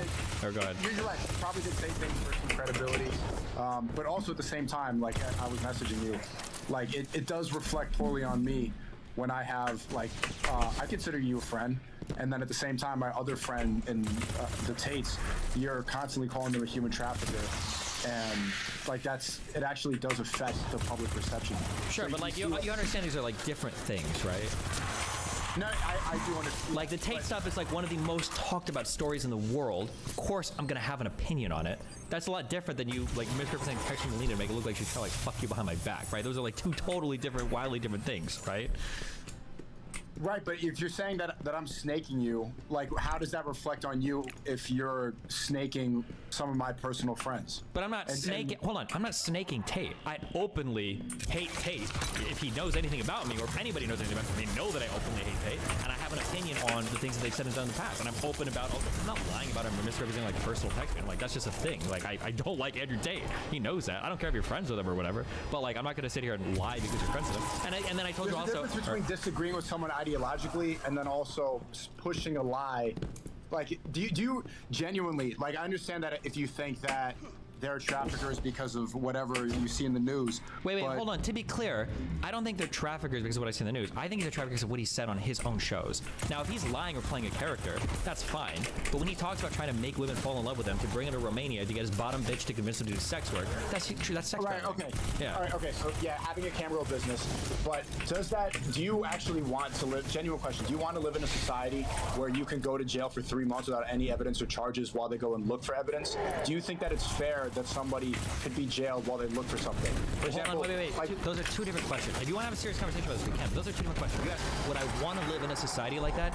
Not really. No, I don't personally like that approach to criminal justice. Being able to be held while an investigation is ongoing. so you agree it's unjustified? No, So I you didn't agree say it that was. the No, hold imprisonment on. was unjustified? You said two different things. Would I want to live in that world, or is that fair? Now, whether it's fair is a different question. Romania in the past has had trouble doing convictions like these. Okay, it's fair. What is it fair? That's fair in terms of criminal justice is a question that is subject to the sovereignty of an individual nation, right? Laws are allowed to be dictated by their countries. So yes, it's justified to lock someone up for 3 months while they go look for stuff. Not They 3 look months, for 6 months. For 6 months, yes. In Romania, their process is that they are allowed, given sufficient evidence presented to a panel of judges, to hold I somebody understand for that. 6 So months. do you think that's fair? Yes, I think they've given proper justification. okay. For it. However, also you got to keep in mind too. It also extra hurts when you chose to move there because of these particular things. So, a quick example: there's a huge difference between how the United States and the UK handles defamation lawsuits. Right? In the United States, you got to prove a lot to do defamation. For the UK, you don't. If I were to move to the UK, defame somebody, and then get sued for it, and then complain about it, well, what the fuck? I moved there literally saying I wanted to take advantage of their system.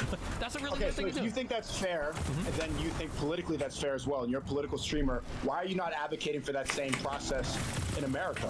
Why do you have all these different policies and these different ways that the society should run? Why are you not saying that if someone smokes drugs, that the police should be able to lock you up for 3 months while they go and look through your house, look through your drawers, and find a gram of weed? Wait, hold on.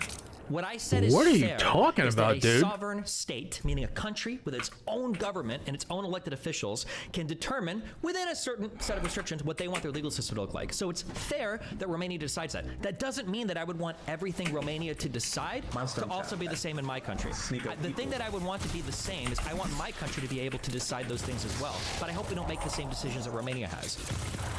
Okay. I'm very surprised that you think that that's fair. That's more, I mean, politically fair. I guess you're saying you think that's morally and ethically fair. Why do you think Romania does that? Because it's a corrupt nation. Okay. You haven't even begun to engage with the questions. I don't even know how you have an opinion on this, okay? But the reason why Romania does this is because in the past, when they that's not an answer. No, you didn't, dude. The reason why, because in the past, and maybe you can counter this in future podcasts if you think about it, so at least you know. In the past, when Romania tries to do cases like this, two really huge issues crop up. One is when an investigation starts, witnesses can be tampered with hardcore, meaning that it's no longer possible for the prosecution to build a case. Or two, people just flee the fucking country, right? Now, witness tampering, if you believe the leaks, is something that Tate's already tried to do by sicking fans on potential victims, if you believe they did that, if you don't, or whatever. Yeah. And then two, escaping the country. That's Fine. Maybe you think that's bullshit. Fine. Two, escaping the country is also something they've attempted to do. Like when they lied about Tate having a serious cancer issue and they tried to get him flown to Dubai where he wouldn't be extradited back to Romania to stand trial for any potential crimes, right? So this is Romania's justification. So when we do cases like this, sometimes we need to lock people up as we finish the investigation if we've got sufficient evidence, because witnesses will be tampered with and because people try to flee the country. So we just disagree completely. And I think that you should be worried about this, as a man too. You've constantly had this drama, and I'm seeing now I'm getting lumped in with the snake thing with all the other orbiters that you say are burn the bridge and snaking them. Oh shit, she has her old ID card right there. You committed SA. This is a problem for men of high value right now, of men with status. You can get accused and then people will immediately assume that you're guilty just because of an accusation. All the evidence right now against them is just accusations, and you're siding with the system that's oppressing us, that's oppressing you too. As a man, you should be worried about the same thing happening to you. If you can get accused by somebody like Lav, if you can get accused by some random e-girl, and then they go and lock you up for 3 months while they go look for evidence that does not exist, I'm actually surprised that after all this back and forth, having a similar attack against you, you're siding with the system that's oppressing you. Okay. I don't have a similar thing because I didn't abuse Lav. I don't think that if she were to show that information, even to a Romanian judge, that they would agree to lock me up while they go and look.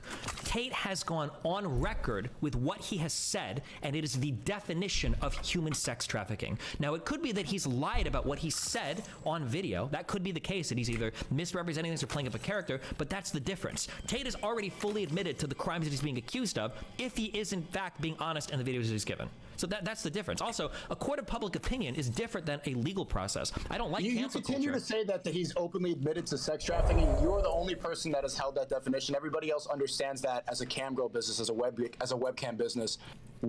At what point is that defined as human trafficking? Sure, it's defined in the Romanian criminal code as when you use deception to get somebody to come to your country to engage for exploitative purposes in sex work. The deception would be when he's misrepresenting that he's going to be faithful, loyal, or marry these women, and then the sex work is when he brings them over to the country and then has them work in his webcam business. That's sex trafficking, by definition, in the Romanian criminal code. Now, you guys don't like that because you don't think that's sex trafficking, but that's just your opinion. I'm only going by the legal definitions. It can be of your opinion that the legal definition sucks, but by legal definition, it is sex trafficking. Yes, Anastasia. Okay, you keep going with the corrupt Romanian government's definition when it comes to them being put in jail or. No, it'd probably be in any country in the world this would happen, but. That would not happen in America. You could not be put in jail for 3 months because of accusations while they go and look for evidence. No, hold on. Can I be put in jail or can I be charged with sex trafficking? Those are two different things. If you want to condemn the process, that's different than whether we're talking about he was a sex trafficker or not. If you want to talk about that, those are two separate conversations. In America, they would just arrest you when they've got evidence to take you to court. No. Okay, so I mean we've debated about this before. I'm calling you up to clear the air about. Name. All right. Remember to hit that like and subscribe, and don't forget the notification bell so that my videos show up right in your feed. Need I remind it was you who volunteered for Project XO? The right has really tried to lean into the culture war, but they also love embracing the language of freedom. We're in favor of freedom, and the left wants to take your freedoms away. You were always a bastard. This is the narrative that they've gone with. Now, what they don't realize is, oftentimes, in these culture war battles, they end up overreaching, and they end up advocating for restrictions on freedom. So they end up advocating for authoritarianism. Well, here we have a perfect example of this. Ben Shapiro is doing some sort of live stream. He's answering questions. And look at what his take is on dress code. Should wearing dresses and skirts be illegal for men in public? If so, should wearing pants for women be illegal in public? Well, pants not so much, because there is a female version of pants that is nearly indistinguishable in many cases from male pants. But men wearing traditional female clothing in public, I think that there's a case that local communities should be able to stop that. Sure, I mean, we have local laws about being naked or indecent exposure, or at least we used to. For humanity. Anna's right. We have what we came for. Time to take it to the ziggurat. There are no Come find me words. after. Right. How immensely arbitrary is it to support laws like that? Look, just to give some examples here, I wear earrings. I have earrings, right? And I had 2 when I was younger. There was a time when I had 4. And, you know, in the further back you go, when you get to like the 1950s, that was not socially acceptable at all. At all. It was viewed as super weird and you know, beyond the pale and feminine and all these things. And then, you know, as the years went on, the decades went on, at some point, it became normal for guys to have either an earring or earrings. And these days, nobody bats an eyelash. Nobody even thinks it's like a feminine thing. It's just like, no, yeah, guys can have an earring or earrings, and that's totally, that's normal, right? That's not entirely true. Different, Fallen had invaded. Different grooming procedures, right? Like, there was a time when race that appeared after the collapse. Guys never, you know, touched up their eyebrows, you know, plucked the spare hairs, the spare hairs that are underneath or whatever. Then at some point, you know, nobody bats an eyelash at that. You could have a guy with like very manicured eyebrows, and nobody's like, whoa, that's weird. I mean, maybe in some extreme circumstances, if they have like the little razor thin ones, maybe something. But again, that's like, it's whatever. Just doing your hair in a certain way, like a guy with long hair, right? Back in the day, oh, that's taboo. You can't do that. That's very come on, now, Mets. Nobody cares if a guy has long hair. It doesn't even like.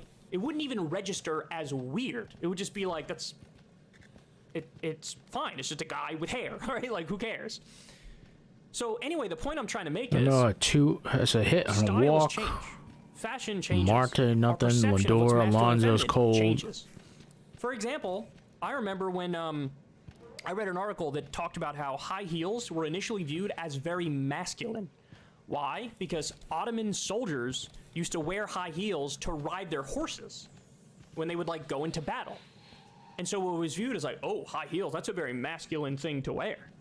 And then at some point, obviously, it flipped, and now high heels are viewed as very, very feminine. There was a time when blue was the girl color, and pink was the boy color. That's true. And, you know, now it's viewed as the opposite. There was a time when little boys used to be put into dresses when they were kids. You know, this is, I don't, you know, remember the exact time frame, but maybe like the 1900s. That was sort of standard operating procedure. Nobody batted an eyelash at it. These things are not nearly as essentialist as Ben Shapiro thinks they are. And he's okay with drawing lines in an essentialist way around these concepts. And it's just idiotic, right? Because again, the biggest point here is it takes away personal freedom and liberty. Because people should have the right and the ability and the decision to wear whatever they want. You know, just do whatever you want as long as you're not hurting anybody else. It's very simple. It's a very straightforward thing, right? And it's not even like these are neatly defined concepts that are never changing. It's quite the opposite. It's amorphous, it's nebulous, it's fluid, and it's always changing. Our perceptions, so what's masculine, what's feminine, what's acceptable, what's not acceptable, these things have been changing forever. That is going to be interesting too. Sorry, I'm just reading a tweet from Ed Cranston. Bernie Sanders is not going to run for president. I think he commented on that before, and he will endorse Joe Biden. Yeah, the Democratic Party seems to be a little bit more united than the Republicans at the moment too. Even though you got Kennedy and Marianne Williamson, I don't think there's going to be any debates for the Democrats either, which I think is a shame. But I think it's also a smart play because they want to protect Biden as much as possible. And I don't think you want to really get into war words with Williamson and Kennedy. Kennedy, you can nail him on the anti-vax stuff. Williamson, she said some things over time too, but she's been really careful with what she's been saying too. And the thing is, the people on the left, like further left than me, they'll vote for Williamson, but I think we can convince them, us good old-fashioned libtards, going to convince them that Biden's going to be the nominee. You know he's going to be the nominee. Because every other Democratic voter is going to vote for him. You might as well vote for him because you can get more out of him. And you know that Williamson's going to endorse him, and Kennedy's probably going to end up endorsing him too. Maybe not Kennedy so much, but probably Williamson.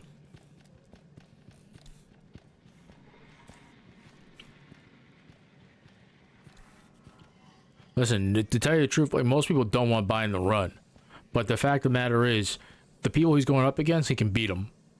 And I'd rather have 4 more years of Joe Biden, where we have a decent shot at keeping the Senate. The map still doesn't look good, but there's things on the ground that can help us. And I think we can flip the House. And it's really looking good that we can flip the House. So wouldn't you want people who can work with Joe Biden and get things done, make that child tax credit permanent? The human infrastructure bill, get that passed. Wouldn't that be nice? Student loan debt finally being handled. Maybe the Mets can finally get off their asses and do something. All right, sorry, Kyle. Back to you. Hair, Kyle, blonde hair, you know, I'm sure there was a time when that was viewed as like feminine. Now for a guy to dye his hair some color or bleach it, nobody cares. Nobody bats an eyelash. People are just like, yeah, whatever, that's fine. People get to do whatever they want to do. He's like, it's fine if people want to make local laws. You know what it reminds me of?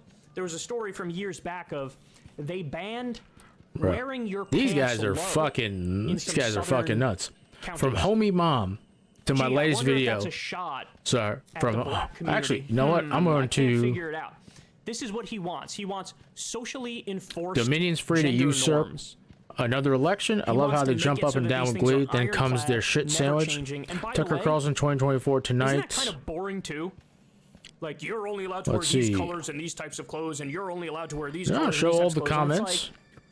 Who really cares, man? Who's this asshole? Who really cares? It's really not that serious. Must be another dumbass Democrat. Joe Biden should be getting scared for all the corrupt shit he's done with his crackhead scumbag son.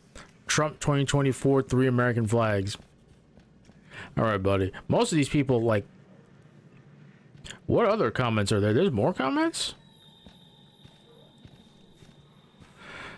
Let's see, from James Edwards 2777. CNN, MSNBC, Fox, etc. are all owned by BlackRock and Vanguard, run by Nazi cocksucker George Soros. They sued themselves. Jesus. Okay. I'll leave that one alone. Let's get those likes, people. Let's get more of these likes. It's getting good views though. We gotta up the ante, folks. We gotta up the ante.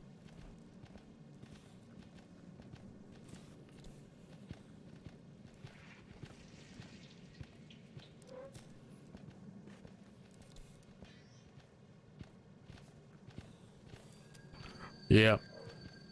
One of these days I can go can go live on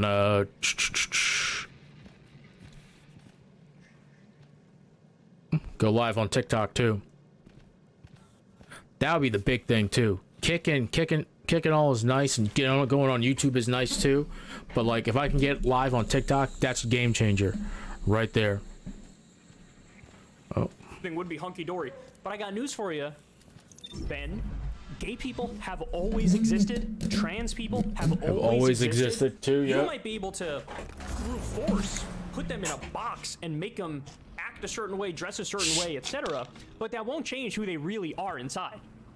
You know, that won't change. It didn't matter how much you tried to force Caitlyn Jenner to be Bruce. At some point, Caitlyn came out, right? And if you hear, Caitlyn's perhaps a bad example because she's an annoying person who's killed somebody with her car. But when she talks about what she felt like when she put on dresses when she was younger, she was like, oh, I knew right away, like, this is it, this is me. She knew that her whole life. And all like the Macho Man Olympian stuff was overcompensation for the fact that Caitlyn felt like a girl.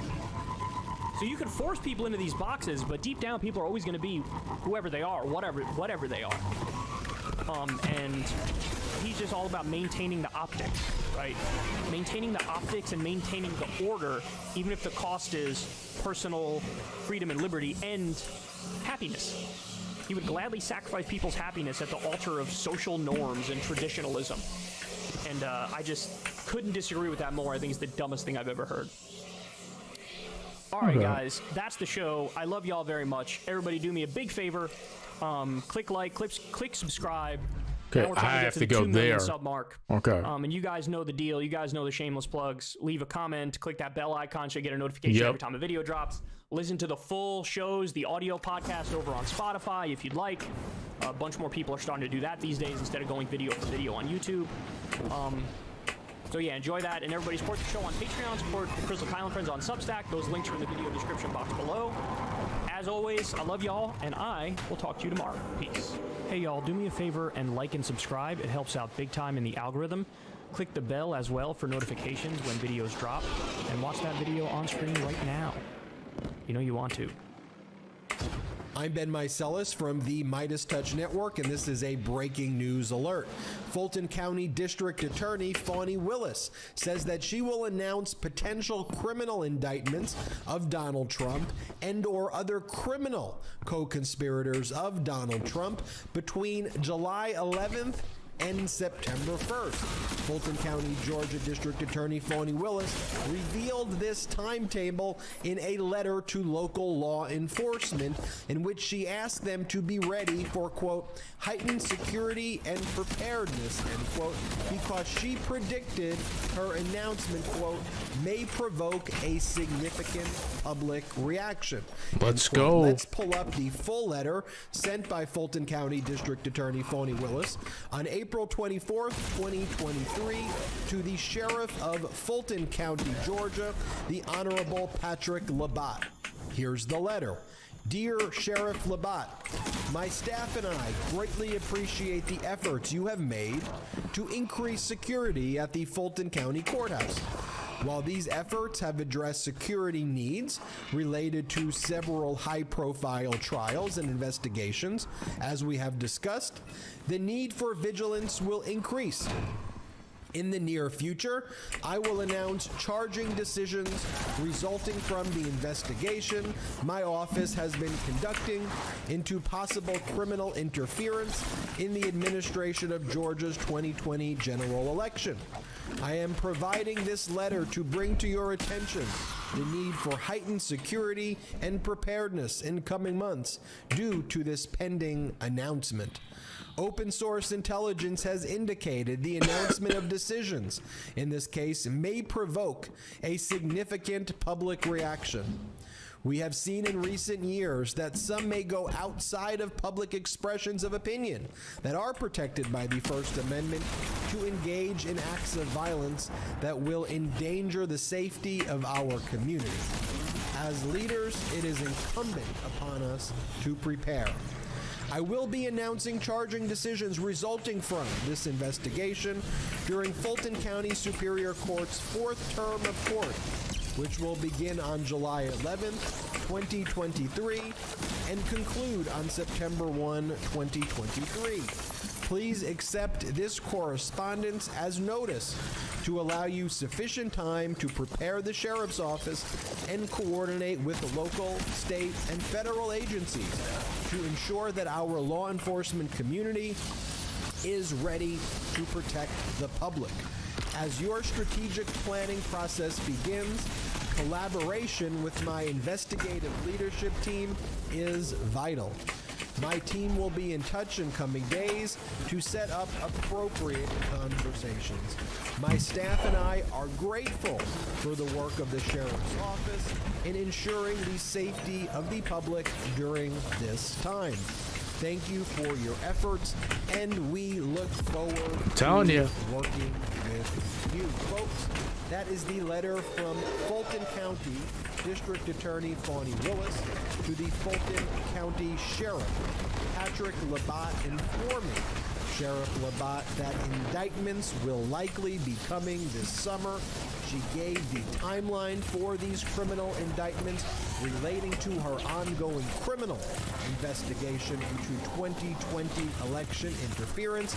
She states in her letter that those indictments will likely take place between July 11th, 2023 and September 1 of 2023. And she reiterates that while First Amendment speech is absolutely protected, what we have seen, and she's obviously referring to the January 6th insurrection and all of the other efforts by Donald Trump's supporters and other MAGA Republican leadership to try to incite violence and go beyond their First Amendment freedom of speech and go into territory of provoking serious criminal acts. Here, Fulton County District Attorney Fani Willis wants to take no chances, and she is alerting the sheriff of Fulton County well in advance of the time frame. So for those wondering what the time frame would be, she's laying it out right here, folks. So what will be taking place between now and July 11th through September 1st of 2023? Well, the grand jury will be meeting. The grand jury will be convening. We believe the grand jury will convene in May. It will receive evidence for several weeks, likely through July 11th. And then you'll have that period between July 11th and September of 2023, where you will have the grand jury deliberate and make its vote on the various criminal charges. They will vote on who to indict. Now let's take a quick break to talk about our next partner, Manukora Honey. Did you know that the best tasting honey on the planet comes from New Zealand? It's called Manuka honey. Manukora has absolutely mastered the art of beekeeping. Their super honey is always 100% raw and has a rich and creamy texture that's unlike anything you've ever tried before. Now, it's a super honey because of its unique antioxidants and prebiotics, as well as a natural antibacterial compound called MGO that only comes from the nectar of this tea tree. Now, I tried the 850 MGO rated Manukora honey from the bottle, and wow, it was better than I could have ever imagined. Not to mention that it contains nutrients that support optimal immune and digestive health. Every batch is 100% traceable with a unique QR code on every jar. You can verify potency, purity, and even learn about the specific beekeeper that harvested your honey. Now, I had my honey straight from the spoon, and it was delicious by itself.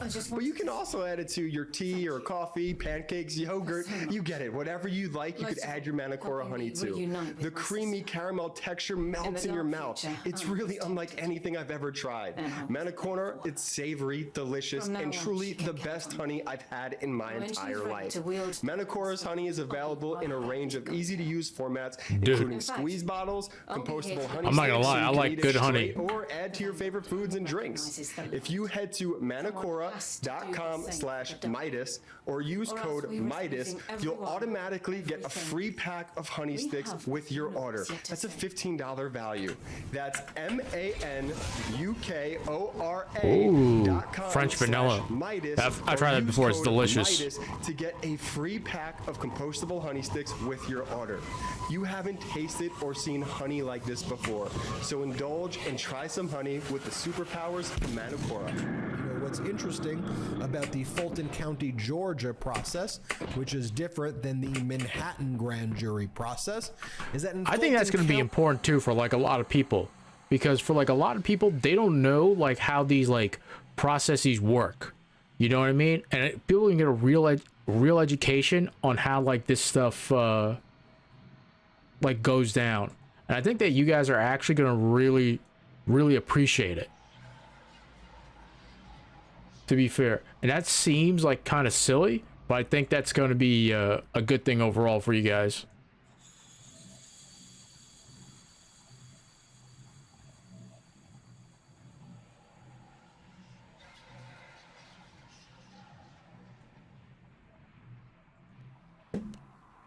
County, Fani Willis opted to go through a two-step process. Step one of her process, she impaneled a special grand jury. That special grand jury took in evidence. They heard from various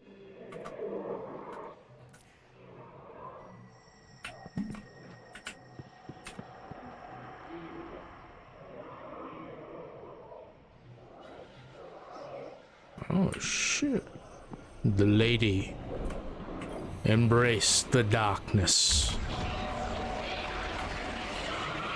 Various witnesses, dozens of witnesses, in fact, over the past several months, and ultimately prepared a report and made recommendations about who the Fulton County District Attorney should indict.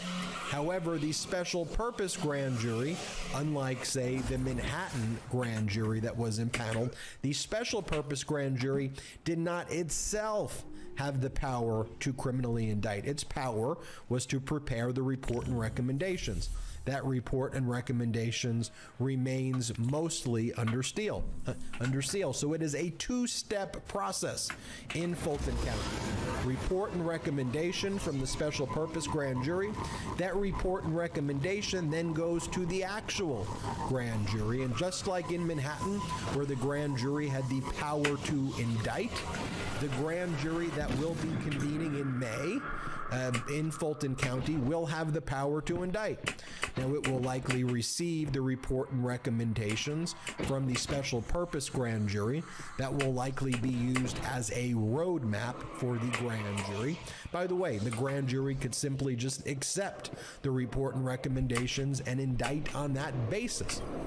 However, what will likely happen is the report and recommendation by the special purpose grand jury will be used by the actual grand jury as a roadmap, and I suspect that you will have additional witnesses now testify before the grand jury. And I think we will see some different witnesses testify before the grand jury than who would not testify or who may have testified before the special grand jury. For example, we've reported here on the Midas Touch Network that many of these so-called fake electors, these individuals who attach their names and certified falsely that Donald Trump won in Georgia and submitted their names to be counted on January 6th, fraudulently and falsely, that some of these fake electors have been turning on other fake electors and have been pointing the fingers as things start to get very real and as indictments are looming. One of the motions that Fulton County District Attorney Fani Willis has filed recently is a motion for disqualification, for example, against a lawyer named Kimberly Burrows Dubrow, who is representing 10 of the fake electors. She used to represent 11, but there was a conflict between one of the fake electors and the other 10. But this attorney, Kimberly Burrows Dubrow, is now representing 10 of the fake electors. And in this motion for disqualification that was just filed last week by Fulton County District Attorney Fani Willis, the motion set forth that some of those fake electors are pointing the fingers at each other and blaming each other because there is this adverse relationship between these fake electors in the same case. Fulton County District Attorney argues that there is an unwaivable conflict of interest. Yes, that's literally what I have. Conflict of interest, such that Kimberly Burrows Dubrow should not be able to represent all of these fake electors in order to coordinate their testimony when they don't all want to testify the same way. One of the other very serious allegations that Fulton County District Attorney Fani Willis also put in her motion to disqualify Kimberly Burrows Dubrow last week is that certain immunity offers were conveyed to some of these fake electors, and that Kimberly Burrows Dubrow, the lawyer for these fake electors, did not convey offers of immunity, which would be a serious ethical breach if she did not convey those offers of immunity to her clients. So there are new developments happening there, and some of those fake electors who did not testify before the special purpose grand jury may testify before the grand jury. But folks, this was a big announcement. Fulton County District Attorney Fani Willis will announce potential indictments of Trump and or others between July 11th and September 1st of 2023. You've seen the letter for yourself, and you got Fulton County District Attorney Fani Willis saying, get ready. This will be a summer of indictments. I'm Ben Meiselas from the Midas Touch Network. Hit subscribe. We're on our way to 1.5 million subscribers here on the subscribe, Midas Touch people. Network. They do good. They do the work of the Democratic Party. So please hit subscribe right now. Also, subscribe to wherever you get your audio podcast. Subscribe to the Midas Touch audio podcast. Just search Midas Touch podcast, whatever device you use to listen to audio podcast. Also, check us out on patreon.com/MidasTouch, patreon.com/MidasTouch. Let us know what you think about our memberships there, but if you can right now, subscribe on our YouTube channel. It is free. Thank you so much. I'm Ben Meiselas. Have a great day. Hey Midas Mighty, love this report? Continue the conversation by following us on Instagram @MidasTouch to keep up with the most important news of the day. What are you waiting for? Follow us now.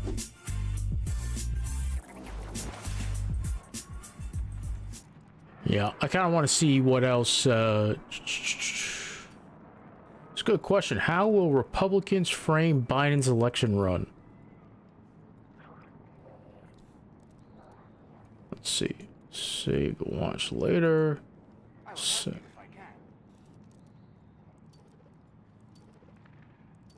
Save all that to watch later. Refresh the page. You get the PBS NewsHour.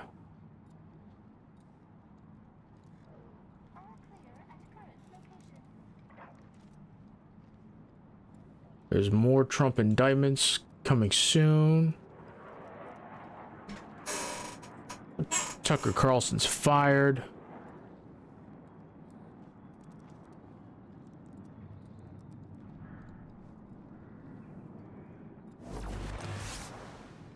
We can do that again. You can watch some Bo. We haven't watched Bo in a while.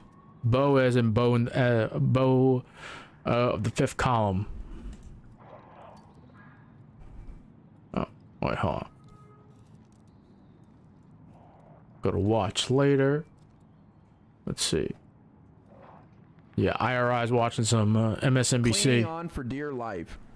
Biden placed, I believe, 5th in Iowa. He was a dead man walking until South Carolina, where Jim Clyburn brought him back to life. So he did the Lord's work, and fucking, I'm shocked too. But you know, he likes Biden. Biden has good relationships with a lot of like Democrats in the party. He's not like people. It's not like people like don't like the guy. They just think like he's too old to run, and they want somebody younger. Oh shit, this is actually a good roll. The mod isn't that great though. That's actually pretty decent.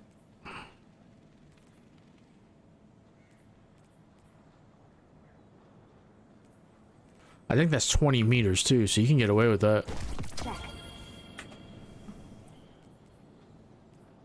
I still think hung jury is better, but we'll lock it just in case. Let's see.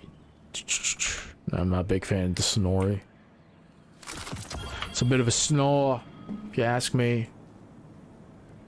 It's a bit of a snore. thank you for the raid. What's up, guys? Welcome in, welcome in, welcome in. Dylan coming in with the raid.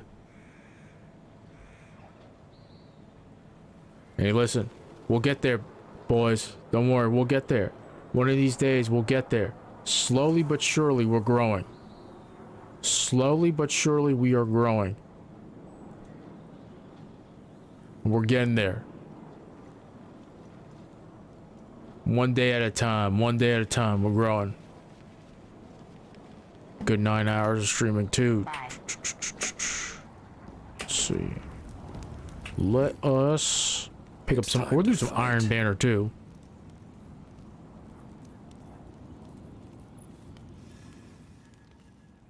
Now. Damn, 20,000 glimmer for this shit. Okay.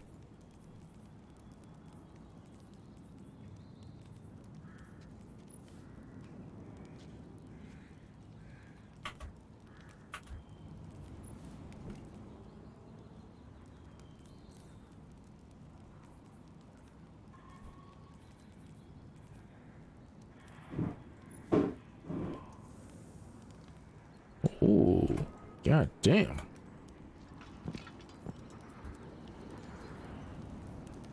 Okay. It's time to fight. Does he have like no? Bonds can break, Guardian. Even ones. We'll probably just do some Iron Banner. The Crucible beckons, Guardian. Will you answer? I know you'll use this well.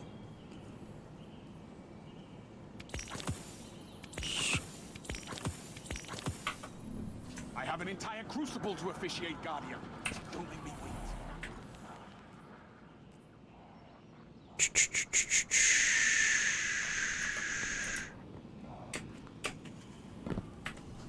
Now, where did I put that blasted dematerialization lens filter? No, what am I doing? Oh yeah, let me get the oh, hold on. Let us go here. Put on some bow. Well, howdy there, Internet people. It's Bo again. So today we are going to talk about Trump and the Republican primary debates and why he certainly appears to be unwilling to engage in them. We will talk about what he said, his stated reasons, and then we're going to talk about what the logical reasons probably are. Because the stated reasons and the real reasons may not be the same thing, and I think that his reluctance may mean that he has learned something about himself, and it may actually be one of the smarter moves that he is going to make. You know what? Okay, I don't so think what I did he have the say? stompies. I see that everybody is talking about the Republican debates, but nobody got my approval or the approval of the Trump campaign before announcing them. When you're leading by seemingly insurmountable numbers and you have hostile networks with angry Trump and MAGA, all caps, hating anchors asking the questions in quotation marks, why subject yourself to being libeled and abused? Also, the second Ooh, debate wow. is being held at the Reagan Library, the chairman of which is amazingly Fred Ryan, publisher of the Washington Post. No! Exclamation point, all caps. So it certainly seems that the former president is unwilling to debate. But let's be real. These statements here, his stated reasoning, that's just a normal day for Trump, isn't it? Doesn't that actually fire up his base typically when Yeah, he knows what they want. somebody that he can other, some network he can other, like goes after him, that normally coalesces his base. So that seems weird. So you have to look at other reasons he might not want to debate. The first is that Trump is actually not great at debating. He really isn't. He's good at insulting. He's good at deflecting. But after all of this time and already having served a term in office, that's not going to fly anymore. And he knows it. The other thing is that anytime he steps on that stage, either a moderator or another potential candidate is going to bring up things like, I don't know, his election claims. If he doubles down on them, he loses moderates he needs to win. If he doesn't and backs away from them, he upsets his MAGA base. Jan 6, same thing. Documents, same thing. He has too many legal entanglements that can constantly be brought up. His debate, his debate posture can't be aggressive. The one thing that he can do well, insult, is just going to provoke other Republicans to talk about the many issues that accompany Trump. And then the other thing that I think is important is I think that Trump has realized what a lot of Republicans have realized. You can't win a primary without Trump, and you can't win a general with him. The stuff that he has to say to get his primary base fired up, it would hurt him in the general election. That rule, that applies to him too. The stuff that he would have to get out there and push, the rhetoric that he would have to use, will alienate moderate voters. It will alienate the general public, those that are outside of the Republican primary process. He's right. So he's in a no-win situation. He cannot win a debate by the real standards, the standards that matter, meaning convincing more people to vote for him. Because no matter what he does, he loses one side or the other. Trump has realized that Trump is not a great political brand. It's not a winning brand. He has to do a whole lot of very delicate backwalking and shifting his base while trying to bring in more moderates. Yeah, I don't know that it's even possible, but that's what he's going to have to do if he wants to stand a chance. And all of this is against the background of all of these different legal cases that just keep coming. So it's probably a very smart move for him to bow out of the debates. He can't win. Doesn't matter what he does. And some of his rivals, they have kept their cards close to their chest. And Trump does not respond well to surprise. And I have a feeling that if he gets on the stage with them and he starts his normal Trumpiness, he's going to be held with a surprise. And it will definitely hurt him more than it hurts them if they do that, if they go on the offensive.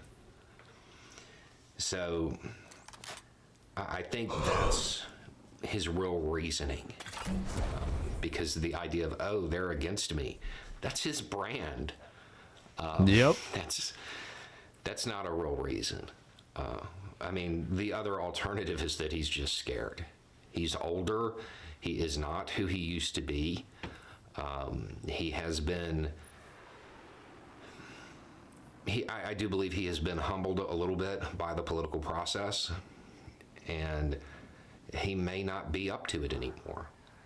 I mean, that is an option, that he just doesn't have the nerves for it, which, I mean, he has given his opposition a lot of mud to sling at him. So it may be that. Or it may be the loyalty pledge. You know, he's afraid of losing, and he doesn't want to have to support another candidate, because deep down, he knows that he needs to win. On a personal level, he needs to win. So he may not want to rule out that third-party run. There's a lot of options. That would be nuts, dude. If he runs as third party, doesn't win the nomination. That one of the real options is, oh, the media doesn't like me. I mean, that's his brand. Anyway, it's just a thought. Y'all have a good day. New and existing. Okay, folks. As you can tell from the yawning, I am tired. It's nearly like 10 hours of streaming. I'm done for the day. I appreciate everybody's time and attention. Check me out on TikTok. Check me out on all my socials right over here. They should be popping up on the screen on both YouTube and on Kick. I appreciate everybody's time and attention. And as always, stay frosty, touch grass, and Godspeed. I'll see everybody tomorrow.